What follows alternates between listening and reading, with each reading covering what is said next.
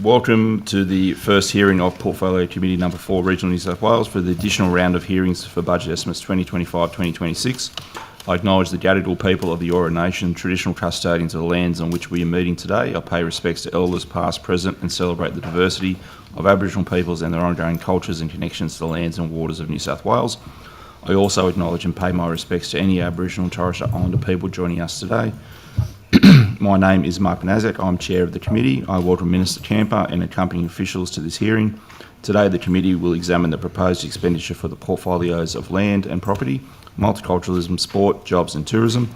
I ask everyone in the room to please turn their mobile phones to silent. Parliamentary privilege applies to witnesses in relation to the evidence they give today. However, it does not apply to what witnesses say outside of the hearing, so I urge witnesses to be careful about making comments to the media or to others after completing their evidence. In addition, the Legislative Council has adopted rules to provide procedural fairness for inquiry participants, and I encourage committee members and witnesses to be mindful of these procedures.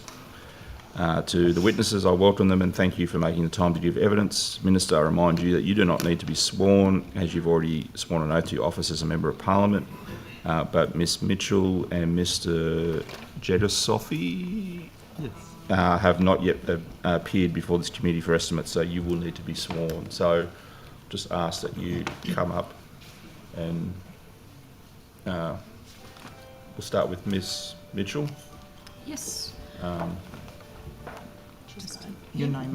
Yeah, Anita Mitchell. I'm the Acting Deputy Secretary of Crown Lands and Public Spaces, and I solemnly, sincerely and truly declare and affirm that the evidence now about to be given by me shall be the truth, the whole truth and nothing but the truth. Thank you. I'm James Gigasodi. I'm the Acting CEO of Multicultural New South Wales, and I swear the evidence now about to be given by me shall be the truth, the whole truth and nothing but the truth. So help me God. Thank you. Today's hearing will be conducted from 9:15am to 5:30pm. We are joined by the Minister for the morning session from 9:15 to 1pm, with a 15-minute break at 11am. In the afternoon, we'll hear from departmental witnesses from 2 to 5:30, with a 15-minute break at 3:30. And during these sessions, there'll be questions from the opposition crossbench members only, and then 15 minutes allocated for government questions at 10:45, 12:45 and 5:15. And we will begin with questions from the crossbench. Ms Hurst, would you like to go first? Great, thank you. Thank you, Chair. Good morning, Minister. Morning. Minister, I was really glad to see your announcement about ending the lease of Wentworth Park to the Greyhound racing industry, so congratulations for that, and thank you for listening to the community. There's been a package of $10 million to the industry as an assistance package, which is a rather unusual situation given Crown Land is Crown Land. They had a long amount of time knowing that this was surely coming. Will that be limited to 10 million, or is the government considering in any situation of increasing that? Well, thank you, Ms Hurst. It's good to see that you're pleased. You're pleased with the outcome there. It took a while, but we got there, and I'm very happy with the outcome.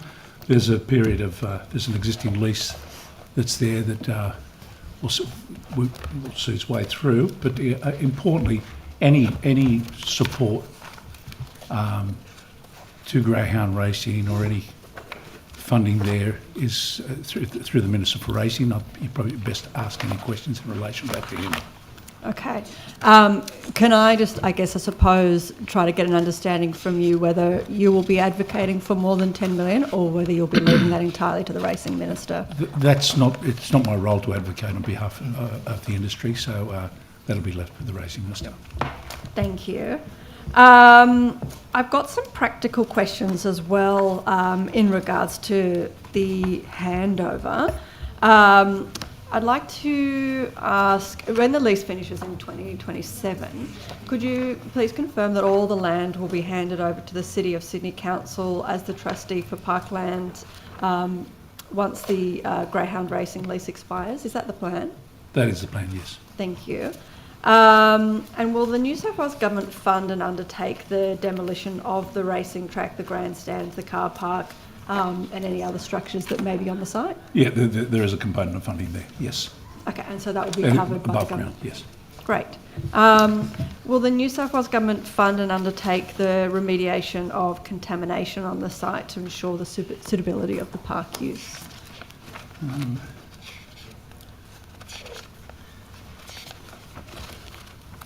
Well, the remediation of the site essentially is part of the plan.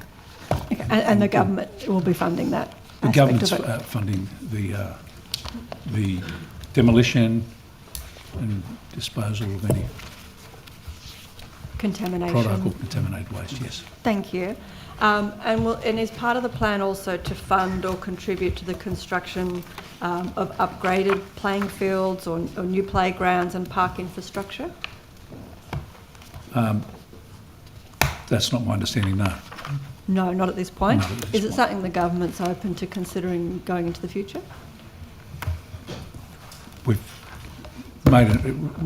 agreed to actually make good, clear the site, and from there on, it's the City of Sydney that will. We'll work with the City of Sydney to look at opportunities in Okay. the space. Thank you. Will the current and future Sydney water infrastructure upgrades on Wentworth Park be completed prior to handover? Is that the plan? I'd have to take that on notice. Sorry, Yeah, if I you don't could, have that that- timeline for that particular No, thank part you. of the project. Yep. Great, thank you. And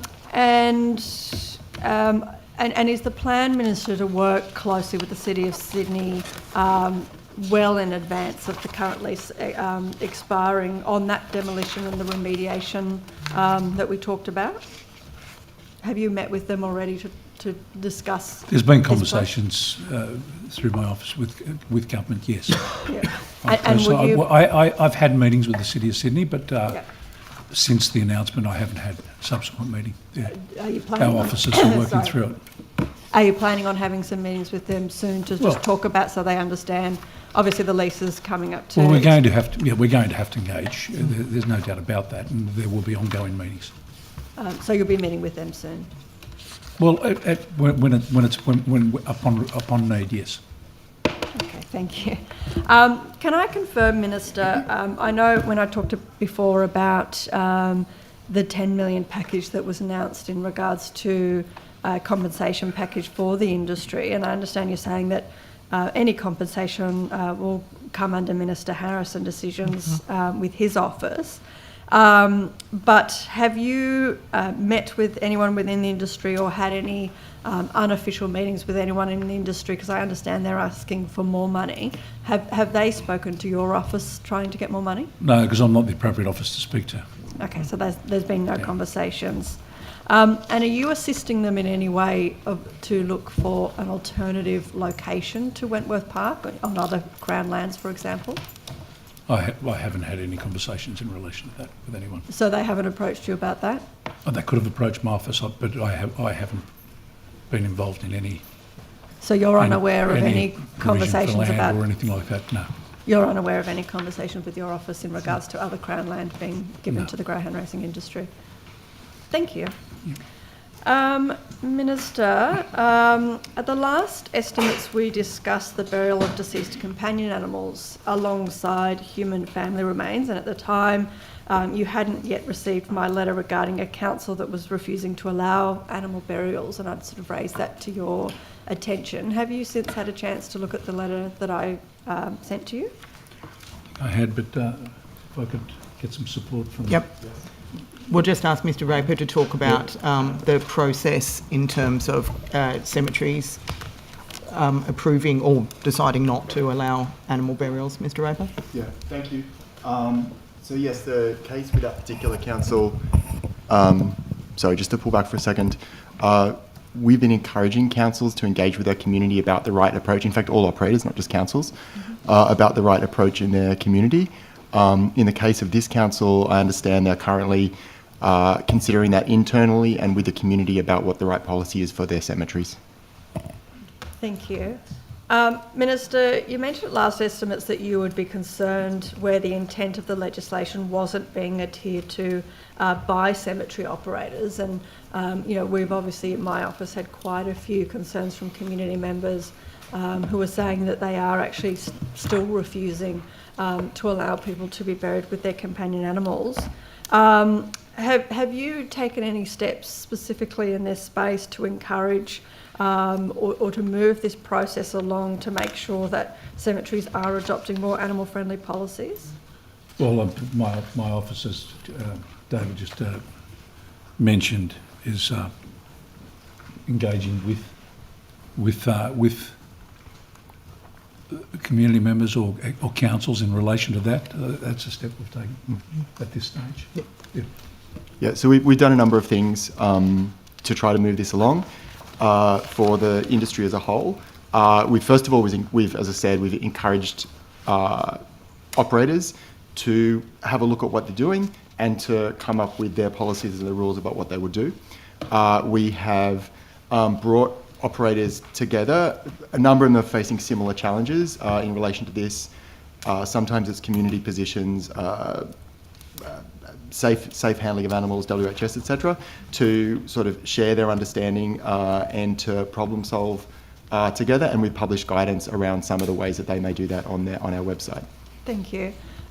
Minister, with all this in mind, and I appreciate the work that the department is doing, but at the same time, I'm still hearing some fairly heartbreaking stories.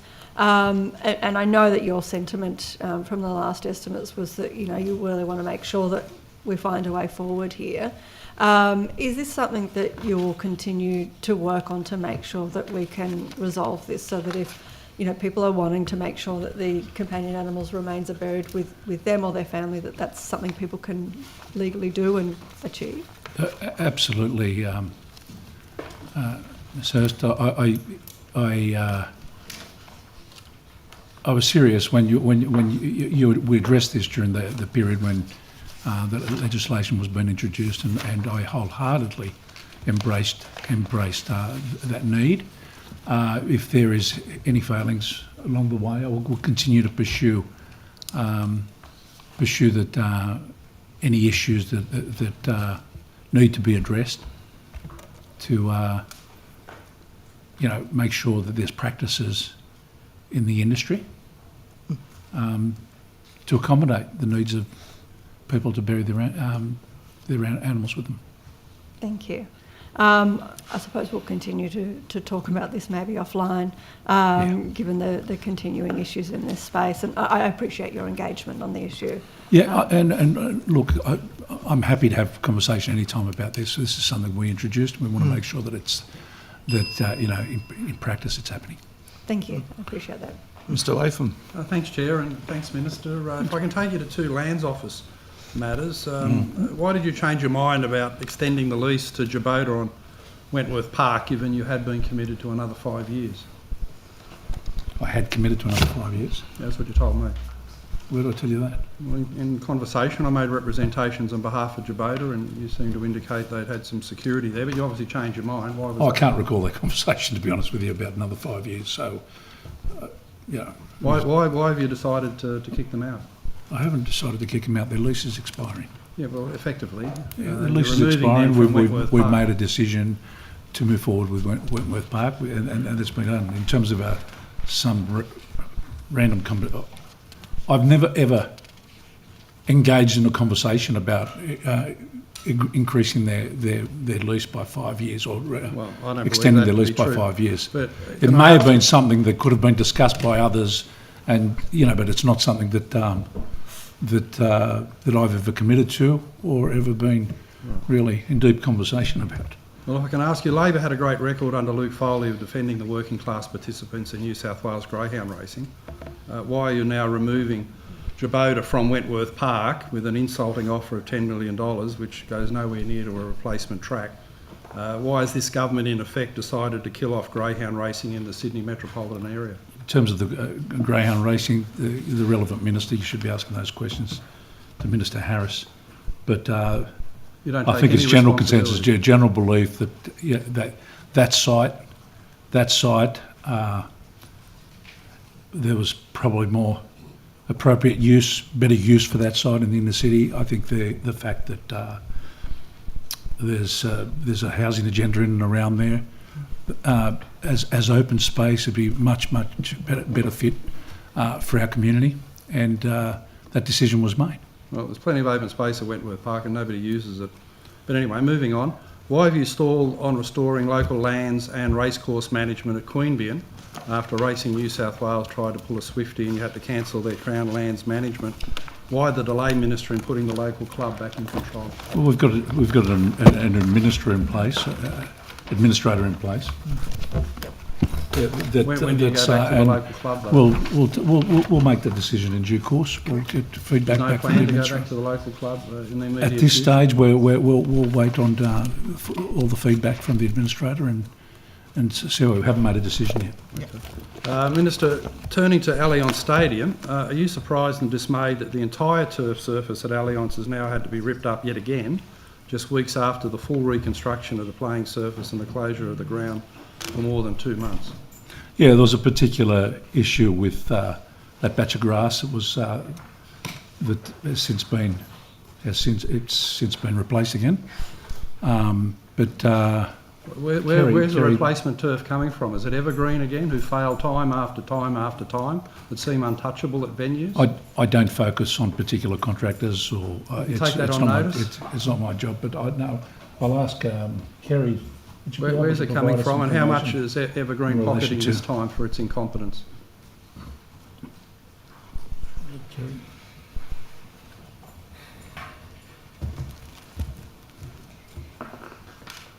Thank you.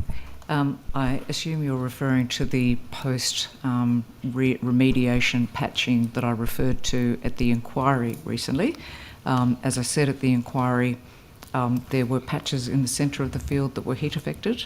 In transit, they were harvested in 40-degree heat in Victoria. We weren't happy with it and requested they replace the centre corridor for presentation consistency. Unbelievable. Your officials received it at Allianz and green-lighted to lay the turf. Isn't that true? Your curator and your advisor.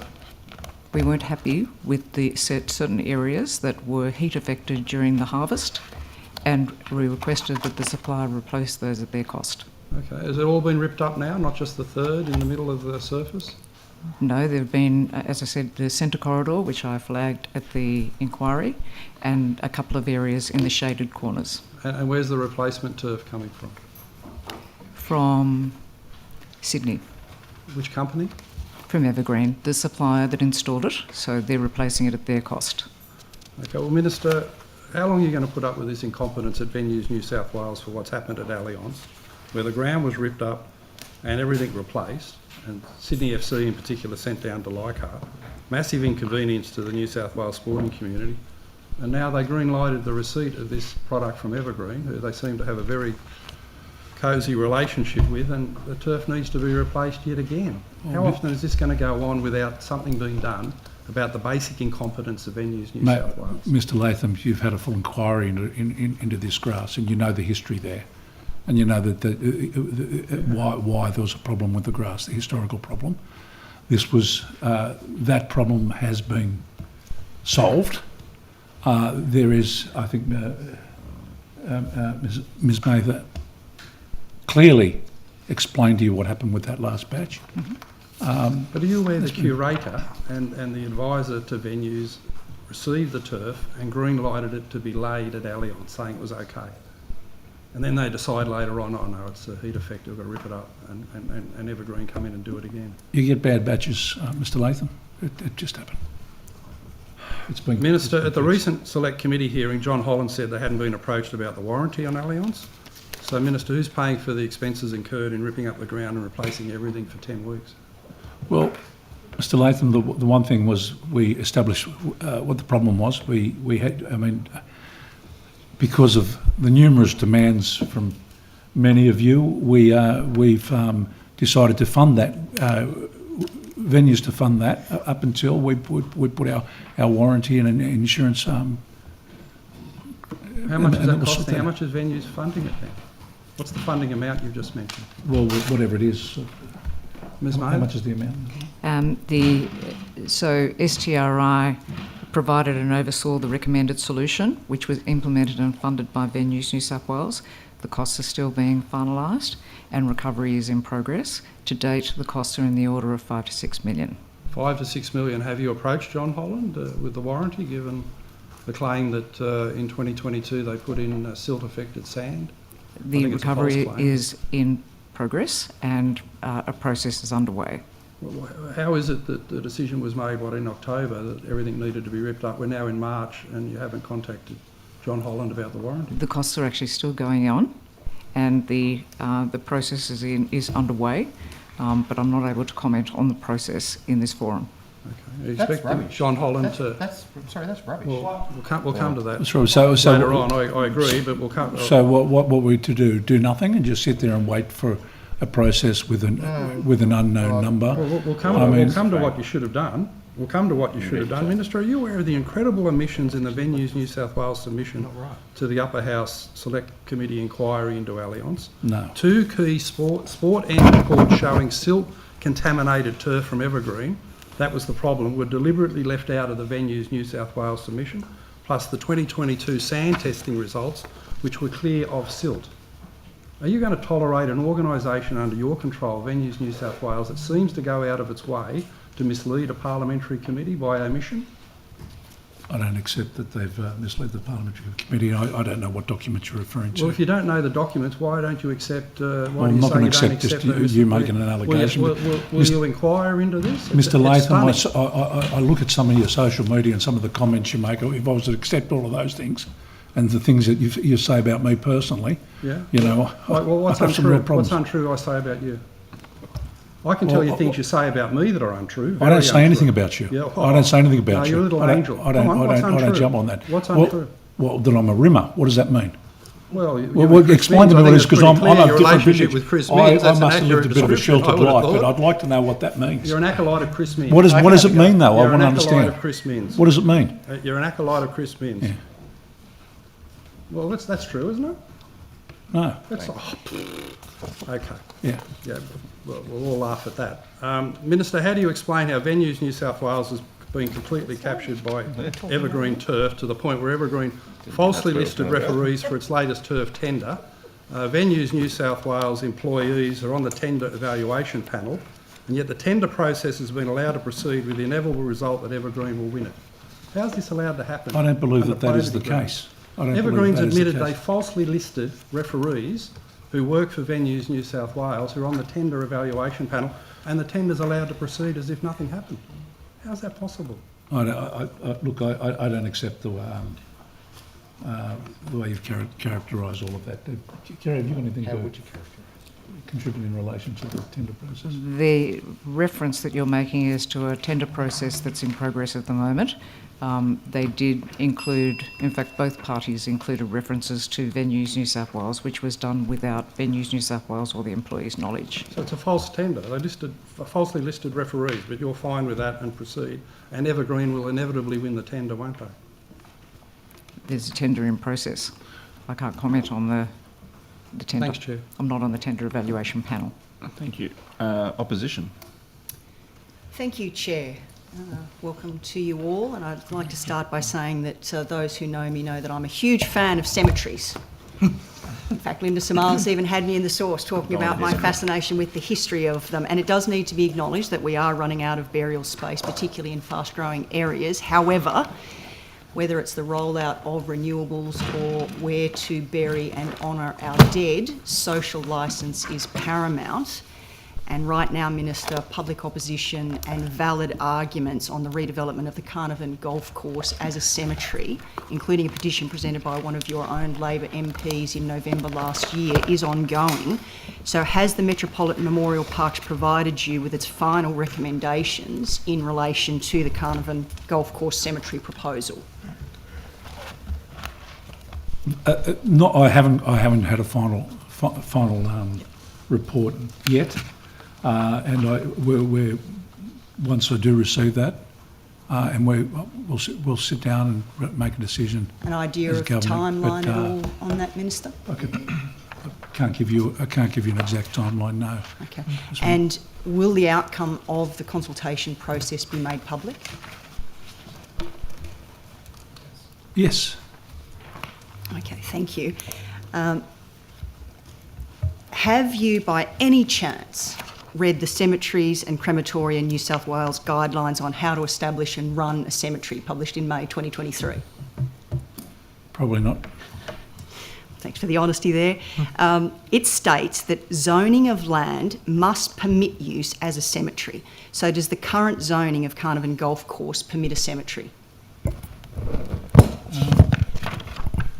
I'll take that on notice, but I think it would require a rezoning. We'll take that on notice and come back to you. So has Cumberland City Council given any indication it's prepared to change the recreational purposes, open space and sporting facilities RE1 zoning?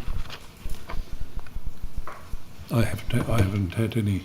So you haven't seen any of the Comment from publicity around the council suggesting that there's no way on God's good earth you just that they'll be mentioned how changing the much zoning. that you had a great appreciation for cemeteries and the need to make provision for burial space And social in our community. licence as And well. we've got cemeteries can be state significant, so we can Overrule the pursue- community pursue- sentiment? Is that what you're pursue- suggesting on pursue, that, Minister? At the end of the day, we're talking about an area, a suburb that is predominantly cemetery space. We have existing operations there. It makes sense to pursue an expansion of the cemetery's operations there. We have got a chronic problem. Don't underestimate. There's so many Don't stories disagree. of people that are burying people temporarily till they can get an allocation of space. But you also have to and so have I've got an suitable obligation as a sites minister. for that, As the Minister. minister, I've got an obligation to deliver. The problem is that over decades, respective governments haven't addressed it, and it's gotten to a stage now where there's such a chronic shortage that if we don't take action now, we'll find ourselves in a... Regardless of community sentiment in that. So Well, coming back community- to this cemetery guidelines, There's always they going to be also community state- sentiment, but Thank there's you, also Minister. positive sentiment too. Thank you, Minister. Such a site should not be, and I quote, next to residential areas or highly visible from neighbouring areas. So I don't know if you've ever had a round of golf at the golf course or even looked at a site map, but you may notice that it's largely surrounded by homes directly across the road as well. And in fact, it's only 500 metres from where one of your transport-oriented developments are to take place, delivering 9,000 new dwellings. So how can you possibly suggest that it's going to be in accordance with not next to residential areas or highly visible from neighbouring areas? Look, I don't know if you've seen some of the more recent or modern contemporary designs, but they do tend to look to work to design them in a way where there isn't in terms of visibility, it's not as the cemeteries operations aren't as dominant from the eye. Well, you might be very interested to hear that I spend quite a bit of time in cemeteries, Minister. There's also the fact that there's, at the moment now, as a golf course, there's limited access for community, and cemeteries are also parklands, open space in many ways, and you just have to look at. You just got to go to Sutherland or other areas where you've got cemetery space and look at the amount of people that use it every morning for exercise, for walking the dogs. Right, And, so there is community Parkland value. is wonderful, There but is let's community also value. talk about parkland and the opportunity of potential environmental impacts. And I know that the departmental staff have been somewhat dismissive of the flood risk of that particular area, but along with historic examples of flooding that has occurred there, significant flooding in the early 1970s, and in fact it was covered with water that took weeks to dissipate. You're aware that the area flooded as recently as February 26th this year? I'm not familiar with that. Okay, well I have some photographs of that here that I'm happy to table, come around to you to show the flooding event on that. Based on preliminary information on local flood mapping and the New South Wales Government Land IQ tool, MMP advises that Canavan Golf Course has limited overland flooding risk, which is localised to specific areas. MMP advises that this is not dissimilar to conditions at other existing Crownland sites it manages, and that good design strategies could be used to mitigate and manage residual risks. Right. Well, I'll get you to take a look at these flooding photos, Minister, as again, February 26 this year. In addition, there are examples throughout New South Wales. You want to talk about flood mitigation. There have been many cemeteries throughout New South Wales in low-lying areas that have been impacted by floods throughout the course of a couple of centuries, including Bathurst, Queanbeyan and Rookwood itself, having been impacted by waterlogging and inundation because of Haslam's Creek and the Duck River tributaries and catchment areas. So surely your government would heed the lessons from these historic situations and cite such important infrastructure in more suitable locations. Yeah, look, I think, it's not just cemeteries, it's towns flood. I mean, there's mistakes that have been made in the past. Yeah, from a planning perspective or, growth in communities. I do have confidence that MMP would have an understanding of what the risks are there and would make provisions for that within any design in the event that it was decided to move ahead. Well, Flood risk would be part of the consideration for a state significant development application. Thank you.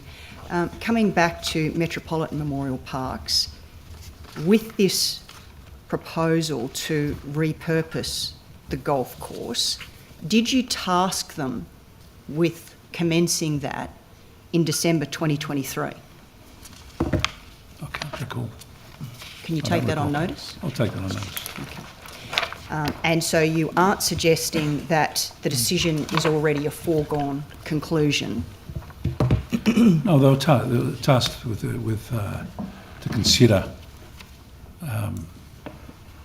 consider many sites, a range of sites. How many alternative sites have been considered? I could get to that. I could provide you with that information. Okay, and do you have a top 5? Able to let us know what the other sites that are being seriously considered? I can provide you with that information. That would be wonderful. Thanks, Minister. So with all of that and the continuing significant public opposition, will you make a commitment to remove the golf course as a proposed cemetery? I won't make a commitment based on the information, your advice. I'll make the commitment based on the advice. It's not my advice, Minister, yeah, on the community consultation, the pushback, your own Labor MPs who are pushing back about it as well. That's right. Sometimes to get the right outcomes for the broader community, you have to make some tough decisions. And I understand. I understand, but I also understand I've got a responsibility as the minister to deliver burial space for our society. And if I sometimes so overall, it includes making tough decisions. You got your name right. Okay, well, moving on to big decisions and big announcements. In October 2025, you and the Premier had a big announcement of $63.5 million for a redevelopment of the Cars Park pool. What electorate is that in?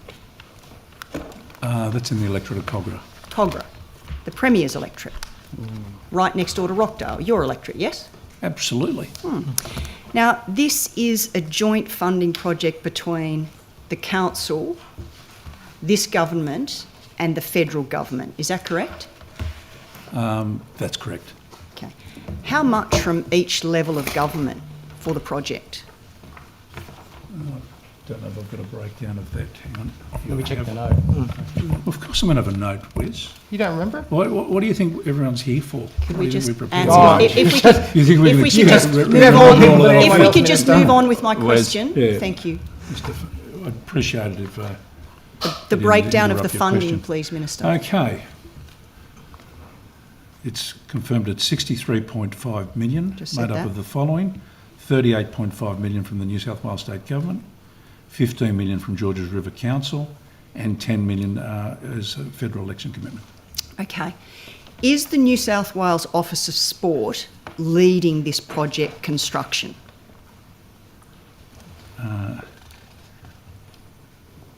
Yes. Why? Yep. I'm happy to assist the committee. The Office of Sport is managing the grant funding. In terms of delivery, the Office of Sport has engaged New South Wales Public Works as the project management organisation to assist us with the procurement process due to their experience in civil construction.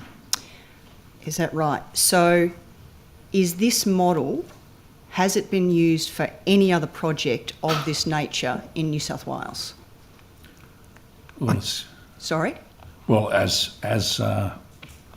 Since I've been a minister, it's the first one of its. First one. Yep. And Mr Berry, has it ever been used? Well, the Office of Sport, we do use New South Wales Public Works from time to time to assist us with larger... Has the Office of Sport ever led a project of this nature on behalf of a council and the government in such a way? I'd have to take it on the notice of Was historically. it a grant program? It's not a grant program, it's an election commitment. So it's not a grant program at all. It's a commitment, election commitment. So So was a business case done for this Yes, project? And that's completed? yes. And that's available? I don't believe so. I believe it's a cabinet document. Okay. Was the election commitment was $40 million promised at the election? I don't have the detail of the election commitment in front of me at the moment. I have to take that on notice. You've confirmed that it is an election commitment, but you don't know how much the election commitment was. I'm You can't very confirm it was familiar $40 million or not.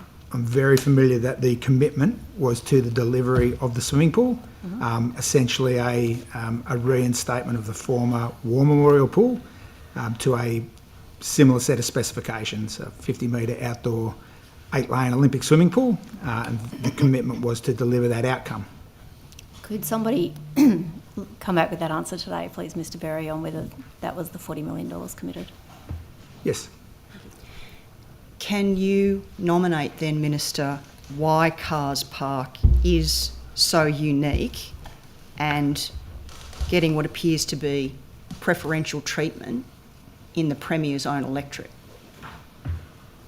Well, that's interesting because there was a commitment for the same by the coalition prior to the election as well. So it's obviously if both were making. Can you qualify the details the of election. the previous commitment? If both were making that same commitment, that will. Minister, can I ask you this? Yeah. Can you take on notice, please, the formal notification from the Cabinet Office or the Premier's Office that it was an election commitment and provide that to the committee or Mr Berry? I can take that on notice. Take it on notice, yeah. Thank you. And can you take on notice the proof that the Office of Sport have that it was an election commitment? Yes. Mm-hmm. Thank you. And the business case was completed for the funding when?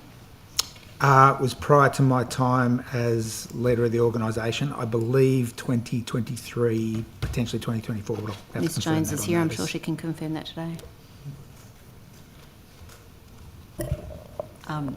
I don't actually have access to Office of Sport records anymore, given my role is now the Chief Executive of Destination New South Wales. Sure, I'm sure somebody can dig it up in the course of the next 6 hours today. Is that possible? Yes. Thank you, Mr Berry. Okay, I think with that, the Honourable Wes Fang has some questions for you as well, I Minister. do, thank you. The first one, well, I'm always nice. Minister, the Premier was asked in the other room if he had a preferred candidate to replace him now that he's foreshadowed his retirement. Aren't you sort of disappointed that having been doing the numbers behind the scenes that he didn't nominate you as his preferred candidate? That's hilarious. The Premier doesn't take the New South Wales electorate for granted. And, when he's asked a question about a future year, one thing that the last thing he would do is assume that the people of New South Wales are going to re-elect him without. He's very, very careful that he doesn't. But you haven't denied him doing the numbers behind the scenes to replace him. There are definitely no numbers being done behind the scenes, Mr. Fang. Definitely no numbers being done. Just in relation to Allianz Stadium, Ms Mather, you might want to just come up for a second if you could please. I've got some questions. When I asked John Holland in the select committee as to why the work that was being done in Allianz Stadium was not done by John Holland, they indicated that the contract was quite clear that, you know, where the contractor is to be engaged. Is it the case that the contractor should have been engaged prior to any work occurring, Ms. Mather? So, John Holland were called in along with Sporting in August 2024 to rectify the problem. Yes. And when the issue re-emerged in 2025, then we decided to actually call in a completely independent expert, STRI, one of the world's leading sports field experts, and somebody that was independent both of Venues New South Wales and also independent of anyone that had actually worked on the stadium previously. Correct. And so we had they an were opportunity then to diagnose the problem, and they diagnosed the problem to be unrelated to the turf that had actually been removed through the first rectification. Yes, but you didn't give them all the documents, diagnosed did the you? problem to you didn't give them all the documents, underneath did you, Ms. the Mather? turf You that didn't had been give them all the removed. documents, and I asked them in the inquiry. Point of order. I'll hear the point of order from Mr. Donnelly. I think the member who's quite experienced at budget estimates knows how this rolls, and that is a question followed by an opportunity for the witness to provide an answer, not some kind of rolling set of questions which simply are designed to sort of make it difficult for that to be done. So I'd ask you please, Chair, to draw to the attention of the way in which these proceedings are conducted. Yeah, I will uphold that point of order, Mr. Hay. Ms. Mather, you're misleading the committee now because you didn't give STRI all the documents, did you? You didn't give them the original briefing that indicated that the turf was silt laden. You didn't give them the management plan for that silt grass. You only gave them the documents post the top 100 mil layer being removed. And when I put the question to them, would that have changed their assessment? They said, that's an interesting question. We don't know. We haven't seen the documents. Have you misled this committee and this parliament in relation to the evidence that you've given in relation to what's occurred at Allianz Stadium? I think you're referring to the Sporting report. Yes. So that was actually the first time I saw that Sporting report was when Mr. Latham provided it to me at the inquiry. It's a surface handover report, which means that it only covers the turf and not the sand, and it only measures infiltration, not drainage rates. So infiltration rates measure the passage of water through the turf, and drainage rates measure the passage through the entire drainage system. And the purpose was to, as you mentioned, they mentioned that it had been under flood prior to harvest, but its purpose was to inform and sit alongside their maintenance plan. It was actually a positive report. It in fact said the turf health meets the required criteria.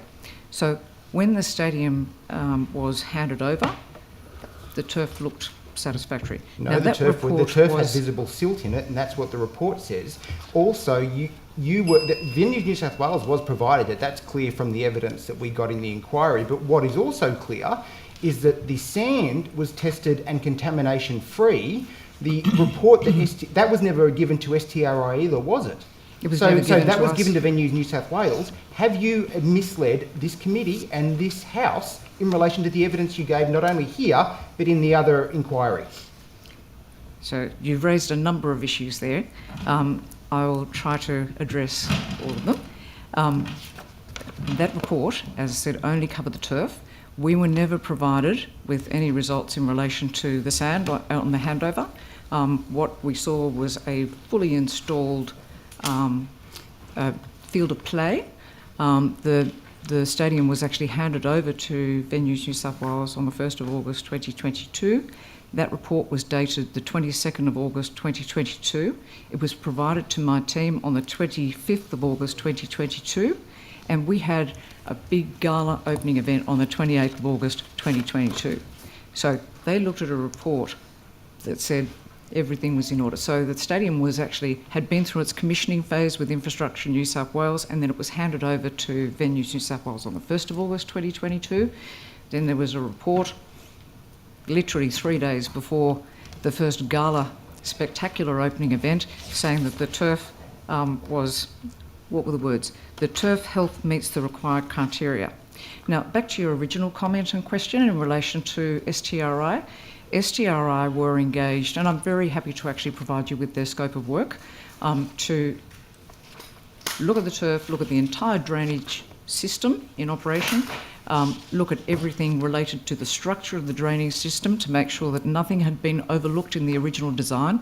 So they were provided with all the documentation relating to the design and construct of everything from down to the pipes.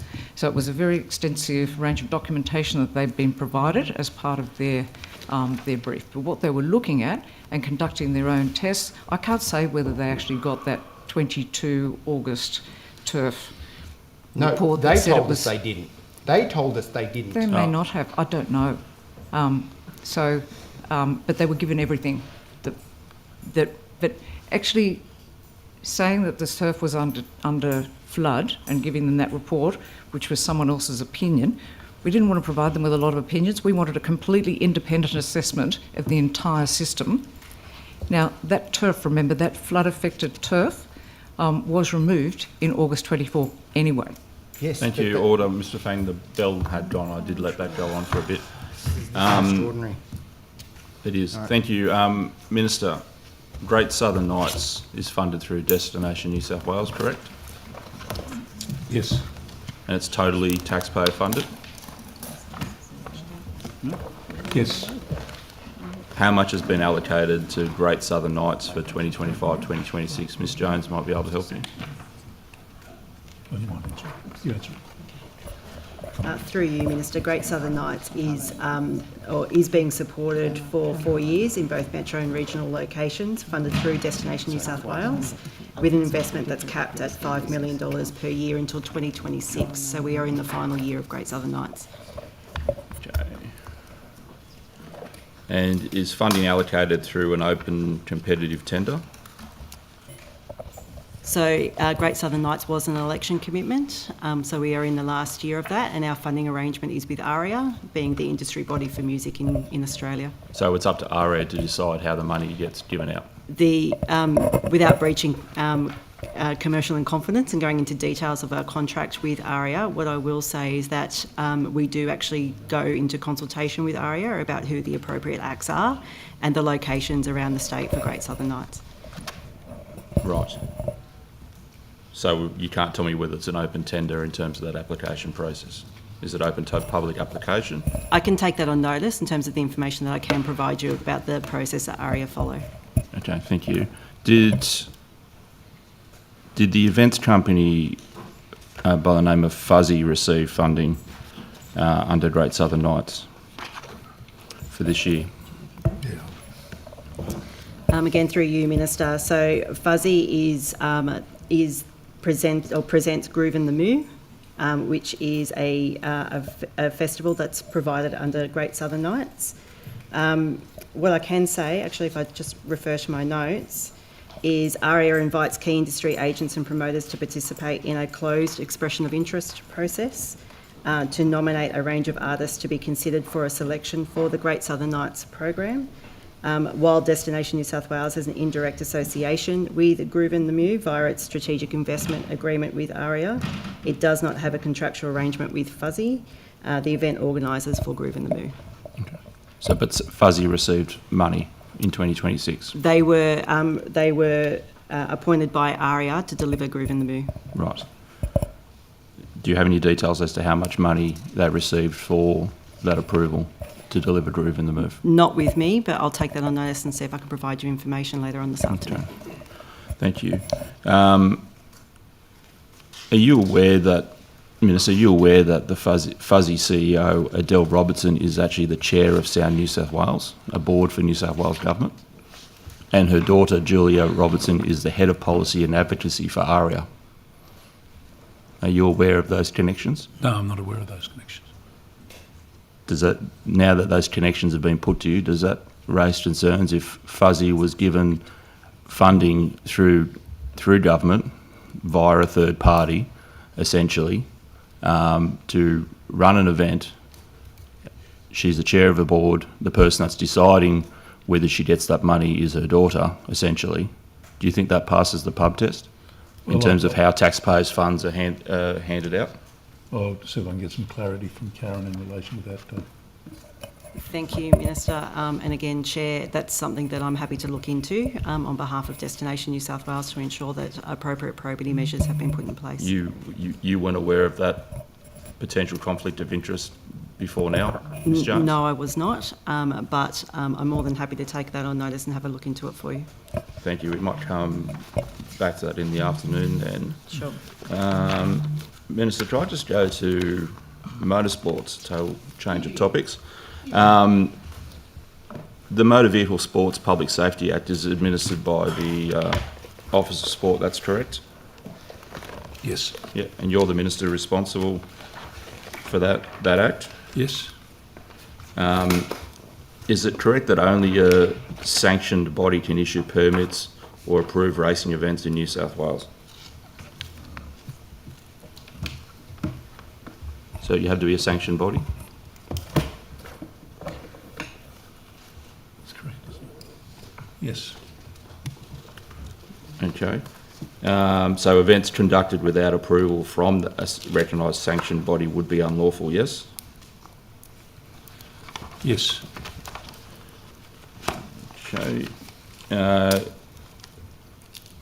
believe, I know, because I have a letter here, there is a entity by the name of AMCA who is not a recognised sanctioned body, and you signed a letter confirming that, going back to the local member for Bathurst.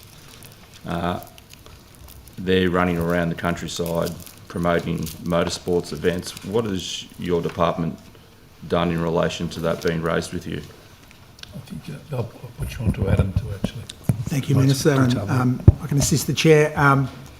The office has corresponded with AMCA Yeah. and has met with AMCA. We certainly made clear to them they needed to be more circumspect in their language about what they do. They are a promoter, but they are not currently a sanctioning body. They are a promoter of motorsport events.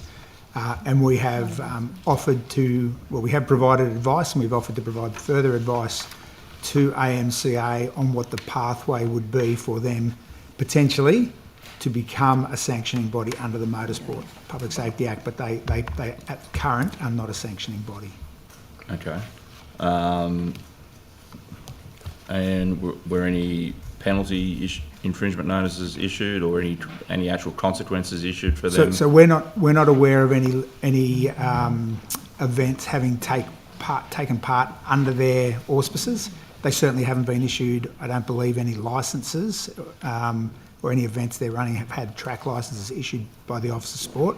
But I would take the details on notice of if they're. We're not aware of them having actually sanctioned events. We are aware of there being, I would say, again, some loose language used by them in terms of what they are and are not. Okay. Is it the Office of Sport that would issue, I guess, infringement notices if they continued to do that, or is it a matter that you would pass on to police? No, it's a matter for us. We've actually issued to them a notice telling them to stop using language that might lead people to conclude they were a sanctioning body. Okay. And have they responded to that request? As far as we're aware, yes, but I would take on notice if there were any instances of them continuing to do that. But I would just say, like, very, very much a live issue. I literally met with representatives from AMCA, not last week, the week before. Okay. Okay. And this is given it's a live issue, this is something that you're continuing to, I guess, follow along and keep an eye on to make sure that they steer clear of that That's poor correct. choice of language? That's correct. Thank you. I've got 2 minutes. Minister, could I just go to Wynn Stadium? Can you confirm the current status of funding for Wynn Stadium? in terms of its redevelopment beyond that 17 million planning stage? Well, there isn't a beyond at this stage. We're going through that planning phase. There's the $17 million. It wasn't just for, anyway, it was planning and other costs associated with. So you don't. But there hasn't been a further commitment at this stage. It's 17 million is to unlock the next stage of planning. The plans include a new wind arena with a capacity of 9,500, nearly double its existing capacity of around 5,300, and a revamped wind stadium. That's where we are. So we're just planning in and around that. What's the average attendance for a wind stadium event currently? Can't tell you what the average. They get pretty pat when the Dragons are playing. Is anyone able to take it on notice what the average attendance would be? Would it be you, Ms. Mather, that would have those figures? 11,000, 12,000. He's a Dragon supporter. Long while since we've been winning. I'd rather take my advice from the public servants rather than you, Mr. Latham. Just no offence. With the greatest respect. See how we go. Yes. To be fair, he has a pretty good strike rate. Do we have an average attendance for Wind Stadium? Wow. You can Google it, can't you? You might have. Apologies, it's hard to hear from back there. Could you just repeat the question for me? So I'm questioning what is the average, or well, give me the average and also the peak attendance of Wind Stadium over the last 12 months.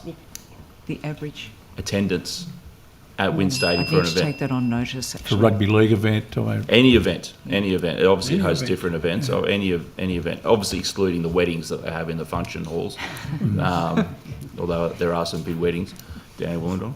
The entertainment centre, which is actually integrated with the stadium, is actually very busy, a very busy centre. So it's a major civic centre for the region. Yes, I'm very much aware. I live there. That's why I'm asking. Ms. Hurst. Thank you, Chair. Minister, since about 2012, there's been ongoing reports of unsafe river swimming conditions in the Lower Darling, including algae events, fish kills, reported serious skin conditions. Have you received advice from the Office of Sport in regards to the Learn to Swim that's happening for children in that Lower Darling area, and the safety and reliability of those swimming events? I may have. I'll have Adam. Ms. Hurst, I'm not aware of us having had any safety concerns brought to our attention about any of the. Assume the question relates to the Learn to Swim providers that we're funding through our $6 million program. Yeah, not aware of any safety issues having been brought to our concerns, but obviously if there are any concerns that anyone had about the manner in which the program's being delivered, we'd very much like to hear of that. I'll take on notice whether or not parts of the organisation may have heard, but I certainly have not been briefed. And just to clarify, Minister, it's not so much sort of safety issues with the program itself, but in regards to the river conditions and whether children should actually be in there. Is that something that I can trust that you'll look further into? Absolutely. Thank you. Is there anything within the Office of Sport that kind of looks at the remoteness, the lack of safe local water, in regards to funding prioritisation for programs like this to make sure that there's accessible programs for children to learn how to swim in those areas? Well, I would think that there would be safeguards within the funding arrangements that there would be that they would be held in safe environments for children. But Adam, are you? It's not. Sorry, Minister. It's not so much safeguards. It's more about whether that is when you consider whether it's a requirement. Access to safe water. When you consider the remoteness of some of these communities, does that provide for some prioritisation in funding so that we can make sure that there is safe areas for children to swim in these communities and learn to swim? Is that something that's given prioritisation in regards to actually giving that funding out? If I might ask, Minister, the entire program was designed around trying to give access to Learn to Swim to people least able to get access to learn to swim opportunities. And that is primarily, the program was designed around regional opportunities and people from culturally, linguistically diverse backgrounds and other groups who may otherwise not normally swim. I take, in the question it's almost implied, do we have a holistic state view of where the recreational swimming facilities are? We don't maintain that ourselves, but we do have a good view through our relationship with Royal Lifesaving about where there isn't access to safe places to swim across the state. Thank you. And I'm sure Minister will have some follow-up questions at some point in regards to ensuring that particular area in the Lower Darling is safe for these swimming programs to be running. So we'll continue those conversations. I wanted to ask you about Valuation New South Wales issues. I know we've spoken about this previously. Minister, have you followed the recent announcement that the federal government has asked ASIC to remove directors' addresses from public access to the ASIC company registry due to the privacy concerns and potential misuse of the information? You still might get Stuart to answer that for me. Sorry, Ms. Hurst, I didn't. So the question is probably more directed to the Minister, but I appreciate that you've come up because probably the follow-ups will be more relevant. Minister, I was asking you if you have heard about the announcement that the federal government has made in regards to ASIC to remove directors' addresses from the public access from the ASIC company register due to privacy concerns and potential misuse of the information. Minister, have you heard of this? I guess is the question. No, I haven't, no. No, you haven't. So the federal government has indicated that they're looking to move towards a new model and in regards to those privacy concerns that we've discussed previously in regards to Valuation New South Wales. The situation is not too dissimilar to the concerns that I've raised in the past. With this federal reform, are you open to reconsidering the same changes for Valuation New South Wales to make sure that the information is private in regards to the database? I'll take that on board, but I'd have to really consider the consequences and the impact on our system. But Thanks, Minister. Stuart might want to. Ms. Hurst, as we outlined, I think, in the last estimates, there is a 3-year contractual commitment with the provision of data on behalf of the Valuer General. That 3-year commitment is coming to a conclusion at the end of this year, and as outlined in last estimates, we are about to commence a review of those licences and the protections in place, whether they remain appropriate or whether there can be other things or data provision changes. Will be part of that review, and as part of the review we will be consulting with the Minister obviously, but also the Privacy Commissioner for New South Wales. Thank you. Do you have a rough timeline on when that will start and potentially finish in regards to the review? I do. So the review will commence in the next few months, and it will certainly be concluded before the end of the licence period term, which is, from memory, end of this year. Thank you. And just while I've got you up as well, I think it was mentioned at the last estimates that there was going to be an annual audit of the new licence agreements. Has that occurred, or is that part of then this review program? No, so we've concluded the second annual audit. The third audit is about to commence as well, so we undertake one obviously annually. The second audit again concluded that there was no significant breaches of the licence conditions, with minor improvements that need to be made, particularly around new products that may have been developed between the last audit and the new audit. So what action will be taken as a result of the audit? What things will change? I can get a specific list probably on notice, but broadly it's around categorisation of the data provision to those data resellers and adequately disclosing where the data has come from, and that's to try and drive, obviously, if people have concerns that they can contact the author of the data, being the Valuer General or Value New South Wales, on their behalf, and that was probably the main piece that needed to be improved. Great, thank you very much. Minister, we've discussed before that obviously most jurisdictions in Australia do not provide personal information as part of the bulk land ownership database, and clearly actually prohibit reverse owner searches. This is currently allowed here still in New South Wales. Given what we've heard in regards to this review coming up, is that something that you are going to commit to looking at and making sure that people are protected in New South Wales the same way as they are in other states? Absolutely. Thank you. I just wanted to lastly ask you about Crown Land and Greyhound Rescue, and thank you for your time not long ago meeting with Greyhound Rescue. As you know, they're looking for a permanent home. They do a large part of the work actually rehoming greyhounds from the greyhound racing industry here in New South Wales. And while you were very positive in your meeting, in the follow-up emails we've been told that Crown Land won't be made available. Can I ask, what's happened here and whether this is really a dead end in regards to your involvement in this, Minister? It was a site-specific request, wasn't it, I think, at the time? I'm not sure. I'll have to take that on notice, Ms Hurst. I'm happy to come back to you with further information. Thank you. So there was two aspects to it, Minister. There was one aspect where there was a site-specific request, and that was in regards to Sugarloaf. I understand that, I was part of a negotiation with the previous government around providing Sugarloaf as Crown Land previously to Greyhound Rescue, but we've now been told by your office that this isn't actually Crown Land and it's owned by the Minister administering the EP&A Act and Water New South Wales. And we've been trying to find out who the right minister is, but we haven't heard back from your office. Could we get... Ms Hurst, that sounds like Office of Strategic Lands, which is Minister Scully. I'll take it on notice and come back to you, but if it's the Minister administering the EP&A Act, that will most likely be the Planning Minister. Okay, thank you. It was very complicated to try and sort of find that out from Thank you. the other I can end. try and unpick that for you because it will sit in my portfolio in some shape. Thank you so much. Yep.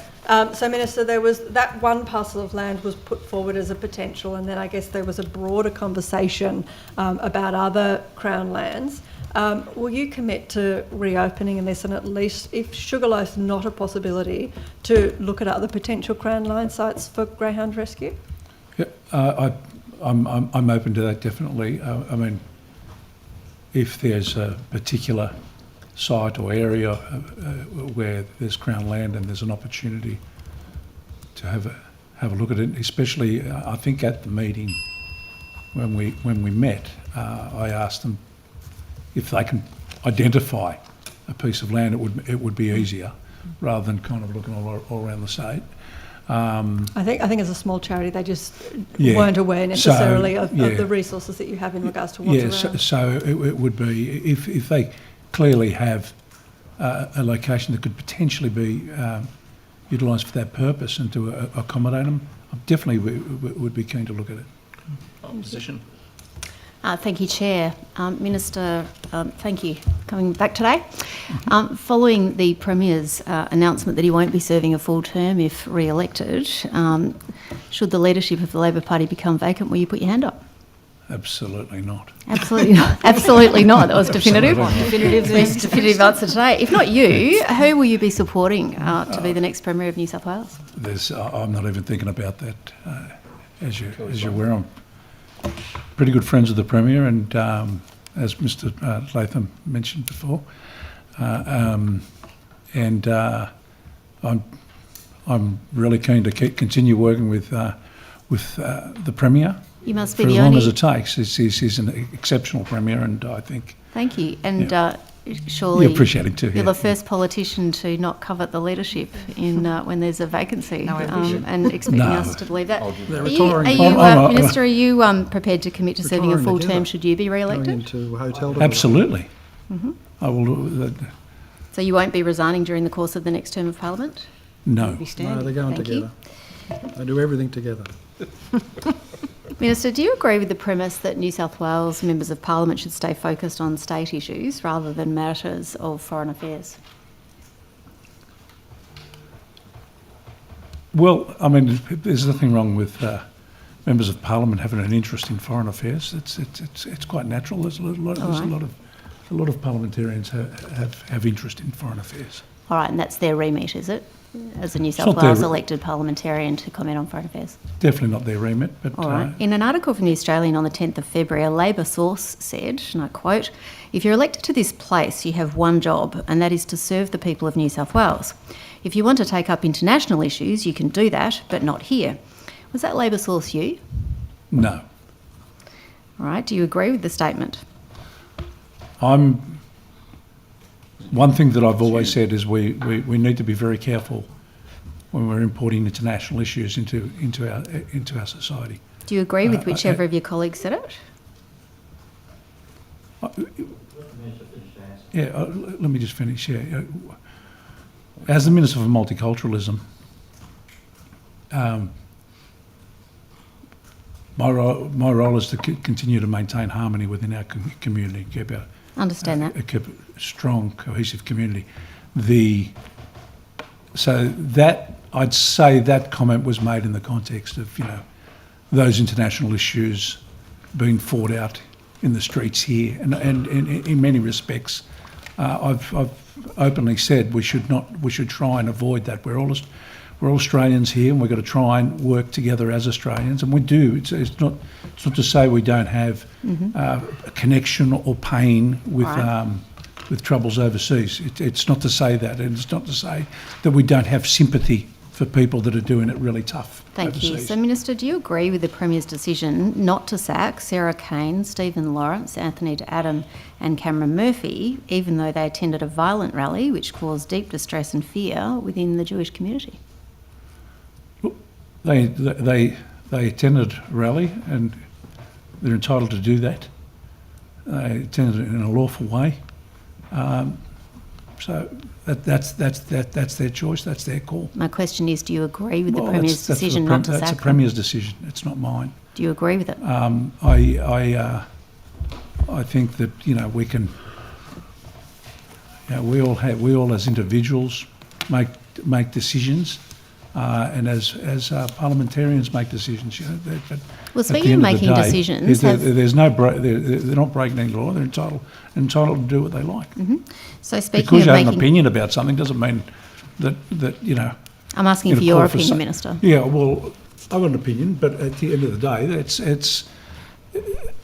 I'm not going to make a call on someone's career in relation to because they have an opinion on a matter overseas and they want to express themselves in a certain way. That's their business. Have members of the Jewish community raised with you their concerns about your colleagues' attendance at this rally?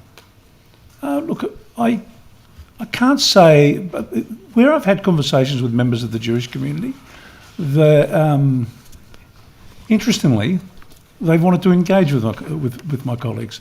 And they wanted to create greater connection with my colleagues. So in doing so, with that connection, have they raised concerns about them attending this rally? This particular rally, no, I haven't had anyone. You've had no one raise any concerns with Labor MPs attending a violent rally? The relationship with the Jewish community is quite strong. I've worked very, very close. And no one has... You need to appreciate, after the 14th of December and after that... I appreciate it, Minister, that's why I'm asking. Traumatic situation where we lost 15 people. Thank you, Minister. I am aware of what happened. The relationship with the Jewish community through that has been quite close. Right, and so your evidence to this committee... What we focus on is doing what we can to help all the traumatised community. Yes, I understand that, Minister, and we can explore that so in that's press where conferences. that's where the My question predominant to you is conversation this. Your evidence to this committee today is that no one in the Jewish community has raised with you a concern at any time regarding Labor MPs attending this violent rally. Is that correct? You don't need to run cover. He's a big boy, Greg. He's a big boy. I'll hear the point. I'm doing him the courtesy of getting him to clarify his evidence. Sorry. My point of order is, I think, what is it, a deliberate attempt to confuse the Minister about the meaning of the term Jewish community. Does that mean any Jew who lives in the state of New South Wales? Or are you talking about a subset of particular Jewish Jews? community, Greg, that's a weak point of order, seriously. No. You're just wasting my time. No, I'm not wasting your time. I mean, Yes, the you Minister are. could answer questions. I'll move and on. will. Yeah. But what do you mean by Jewish community? I'll move on. People who Jewish community, it's not confusing, it's pretty straightforward. I won't uphold the point of order. I can't say that I haven't had any commentary. I don't know when, whether it was post the rally when... No one picked up the phone to you to say, what are your guys doing attending a rally? You're seriously expecting us to believe that? No one picked up the phone to call me and say and complain about that. But within conversations, there may have been some commentary. But I was speaking with Jewish. I speak to the Jewish community regularly every day. I just don't know where you're trying to get to with this issue. Well, I'm trying to understand your evidence to this committee. That's where I'm going with it. You're both personally close with the Premier and his principal advisor on. You are his principal advisor on social cohesion. Did the Premier seek your personal or professional advice before he decided not to punish those MPs who attended this rally in defiance of his calls to turn the temperature down? No. Didn't seek your advice? Why would he seek my advice? Because you're his principal advisor on social cohesion. I am a fellow minister. Mm-hmm. The Minister for Multiculturalism? Yes. Okay. But Didn't it's seek not your in advice. relation to their position. I mean, Thank you. I'm going to move on.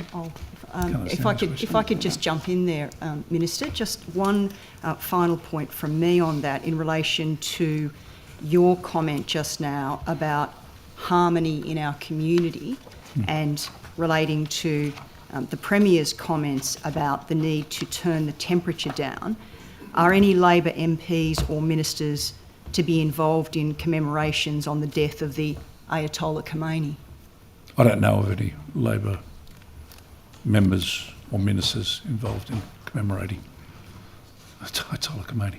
There's a mayor involved who's related. There's a mayor, there's a Liberal Party mayor. Thank you. Minister, if I may draw you back, I think everybody else is asking questions. It's actually my time. Renting out community facilities. Order. Minister, according to the Premier, he was made aware that 1/3 of the ISIS brides and their children would be returning to New South Wales late last year. Were you made aware that these individuals would return to reside in New South Wales? I wasn't. I was aware that potentially, and the possibility of Australian citizens seeking to return from camps in Syria has been well known, but it has been well known since. With cohorts returning back in 2019 and 2022, New South Wales government agencies have been working with the Commonwealth. Minister, my question is to you, not the agencies. I have them all afternoon. Were you made aware? I was aware of some talk of it at the time, but not any particular details. All right. Has the Federal Minister for Home Affairs contacted you to advise of their return? No. Not at all? All right. And when was Mr Laposta or Mr Jegasofi advised of the return of the ISIS brides? I'll ask them to answer that. Is Joe here? Yep.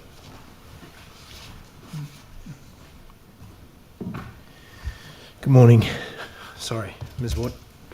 What was When the were question? you or Mr Jegasathi advised of the return of the ISIS brides? Which and who tranche? advised you? When were you or Mr Jegasathi advised? Sorry, Ms Ward, which tranche? You can advise on any tranche you like. Well, there was answer the question. Ms Ward, there was a tranche of ISIS brides that either was returned under your or I'm not asking about my time. I'm asking about your time as you sit here today. No. and the ISIS So I've brides are known since returning. 2022 is my point, Ms Ward, because they've come back in different tranches. Yes, under this government, in your role, or Mr Jegasathi's, when were you advised? Most recently. The most recent tranche of women returning, that's been discussed Yes, for probably when? about the last 12 months.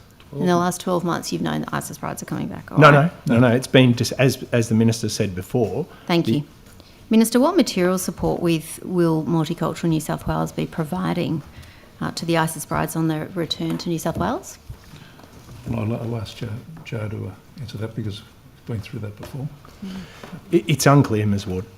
To be honest, it's completely unclear. How is We that haven't so? had direction from the federal government in terms of their return date. We haven't had any clarity about the matter. We, in New South Wales, are doing the best we can with the limited information that we have and trying to role model supports Right, akin to what happened in 2022. Thank you. Will Multicultural New South Wales staff or any non-government community organisation staff funded by Multicultural New South Wales be involved or have any contact in the return of these individuals? I'd take that really seriously and I'm happy to take that on notice. Can you get that answer today? I can try. Thank you. Will Multicultural New South Wales be part of any monitoring activities of these individuals on their That's return not the to role New of South Wales? Multicultural New South Wales. So none will be involved? It's a matter best directed for the police minister and the New South Wales Police. Sure, but I'm asking you about multicultural. There'll be none involved from We Multicultural work closely New with the South New Wales. South I'm getting a Wales nod. Police, but we don't police them. All right, and what will the financial cost of any support provided by Multicultural New South Wales? You can take that on notice if you need to as well. Thank you. Minister, according to a reporting in the Armidale Express, the Armidale Yazidi community has written to Minister Burke expressing their deep concern and distress regarding the plans to repatriate these ISIS brides. Has the Yazidi community expressed similar concerns to you? Has which community? Sorry, I didn't hear. Yazidi? Sorry? Yazidi. Y-A-Z-I-D-I. No, I haven't. Not to you? Haven't come across that. Yeah. Okay, and Concerns. Multicultural New South Wales? There's many communities, of course, who've been impacted by ISIS, especially over in Iraq and Syria, and certainly they've raised concerns over a number of years due to, of course, the impact on them. I'm asking coming as refugees. specifically about the Armidale Yazidi community. Have they contacted Multicultural New South Wales to raise their concerns about the return of this tranche of ISIS brides? I don't believe so. All right. Those Yazidi community members fled horrific violence, Minister, kidnappings and mass killings at the hands of ISIS, and now their generational trauma is being reopened at the news of these resettlements. What do you say to the Yazidi community who are worried about what this means for them? Well, I mean, this is a federal government decision that is made. If that's to occur, what we like to try and do best is try and help communities who are traumatised through that process, and where we can manage incoming Australian citizens that are coming back from those war zones, where we can assist in the settlement and Sure. Yeah. Minister, I suppose we do what we can, but at the end of the day, you're talking about a decision that's made by the federal government. all right, let's we talk can't control that. Controlled by your government. Let's talk about those then. So according to a media release issued by you on the 12th of December 2025, the government has announced, and I quote, the third and final round of the Safe Places for Faith Communities grant program. Yes. Considering the unstable and volatile nature of our social cohesion here in New South Wales, why has the government not immediately moved to reassure faith communities by announcing the continuation of the program? Well, the program is continuing. We're currently in the stage of... No, you've assessing- opened a round for it. You haven't said it's continuing. Sorry, Mr. Joksalthi. Oh, I'm saying we're currently assessing a number of applications at this stage, and we'll have outcomes by next month. All right. And so will that grant program be continued beyond the $15 million announced in 2023? Most likely, but we'll work through that in due course. At this stage, we're going to get this round of funding out. You can Last understand stage, this is given you've called it the third and final round, the uncertainty in the community that while you may well be assessing it, this is the end of the road. Of that commitment, but that'll be a budget decision moving forward. But you've openly said it's the end of it. Of this commitment, of that, Which is why I asked, will that grant program be continued? Well, we're working through that. It'll be a budget decision. All right. I've got to work through that. How many applicants You know how it missed works, out? How many applicants missed out on funding? Can you provide a list of those, Mr. Joksalthi, to the committee? Yeah. A list will need to take on notice. All right. Mr. Minister, when can we expect your announcement regarding the future of the program? I can't give it. It'll be around. It'll be a budget bid. Yeah. Don't you think that this situation demands action sooner than just the budget down the road? These communities are hurting and they're asking for support. You've said it's the final round. Don't you think you should be acting faster than the next budget? It's the final round, and we're processing those now, and we'll make an announcement in due course. If I can add to that, at the moment there is additional funding being provided by the federal government. I think altogether maybe something around $140 million. All right, you and I might take that up this afternoon in all the time that we have, in the 3 minutes that I have left. I might go on to the multicultural liaison officers. Minister, do you know how many multicultural liaison officers currently operate across New South Wales? I couldn't take that number out of the air, but do you have that number, James? This is about police, but it's about 33 currently, and we've announced Another 30. another 30 have been announced. Will be announced, has been announced? Have been announced. Have been announced, another 30. So how many vacancies are there presently? That would matter for police. That would be matter for the police, Minister. Multicultural liaison officers for the police are actually police employees. Will you endeavour to find that out and take it on notice and bring that back to this committee as a can. courtesy? Thank you, we'd appreciate it. Minister, do you believe there are enough multicultural liaison officers to meet community demand? I think so. I think with the additional announcement of the additional 30. Look, we've had some troubled times of recent, but it's not to say that we talk about the community in general. I think an additional 30 will be satisfactory in terms of giving us maybe the greater engagement we need, considering. Speaking of that engagement, do you engage with police on those multicultural liaison officers program? We do have engagement with police, and we run Just jump in there. a number of programs where we're dealing with the police on a regular basis, and especially during times when there's. Well, Minister, according to answers published on October 2025 from the Public Accounts Committee, examination of the Auditor General's performance audit reports, it states New South Wales Police does consult with external stakeholders such as Multicultural New South Wales and Home Affairs. I would have thought that would be a priority for you, wouldn't it? Given the current state, the vexatious and difficult state, volatile state in New South Wales. As a minister, I engage with the police. Yeah, of course I do. But you're asking me in relation to the Office of Multicultural New South Wales. I mean, James, you might want to certainly we work very closely with the police and including those multicultural liaison officers. Of course, we have a complementary role to them, and we certainly support them in their engagement and capacity. We include them in our networks. They're again an important part of our Thank you. We might take that up this afternoon. Minister, regarding the Royal Commission on Anti-Semitism and Social Cohesion, will you be providing a personal submission to that?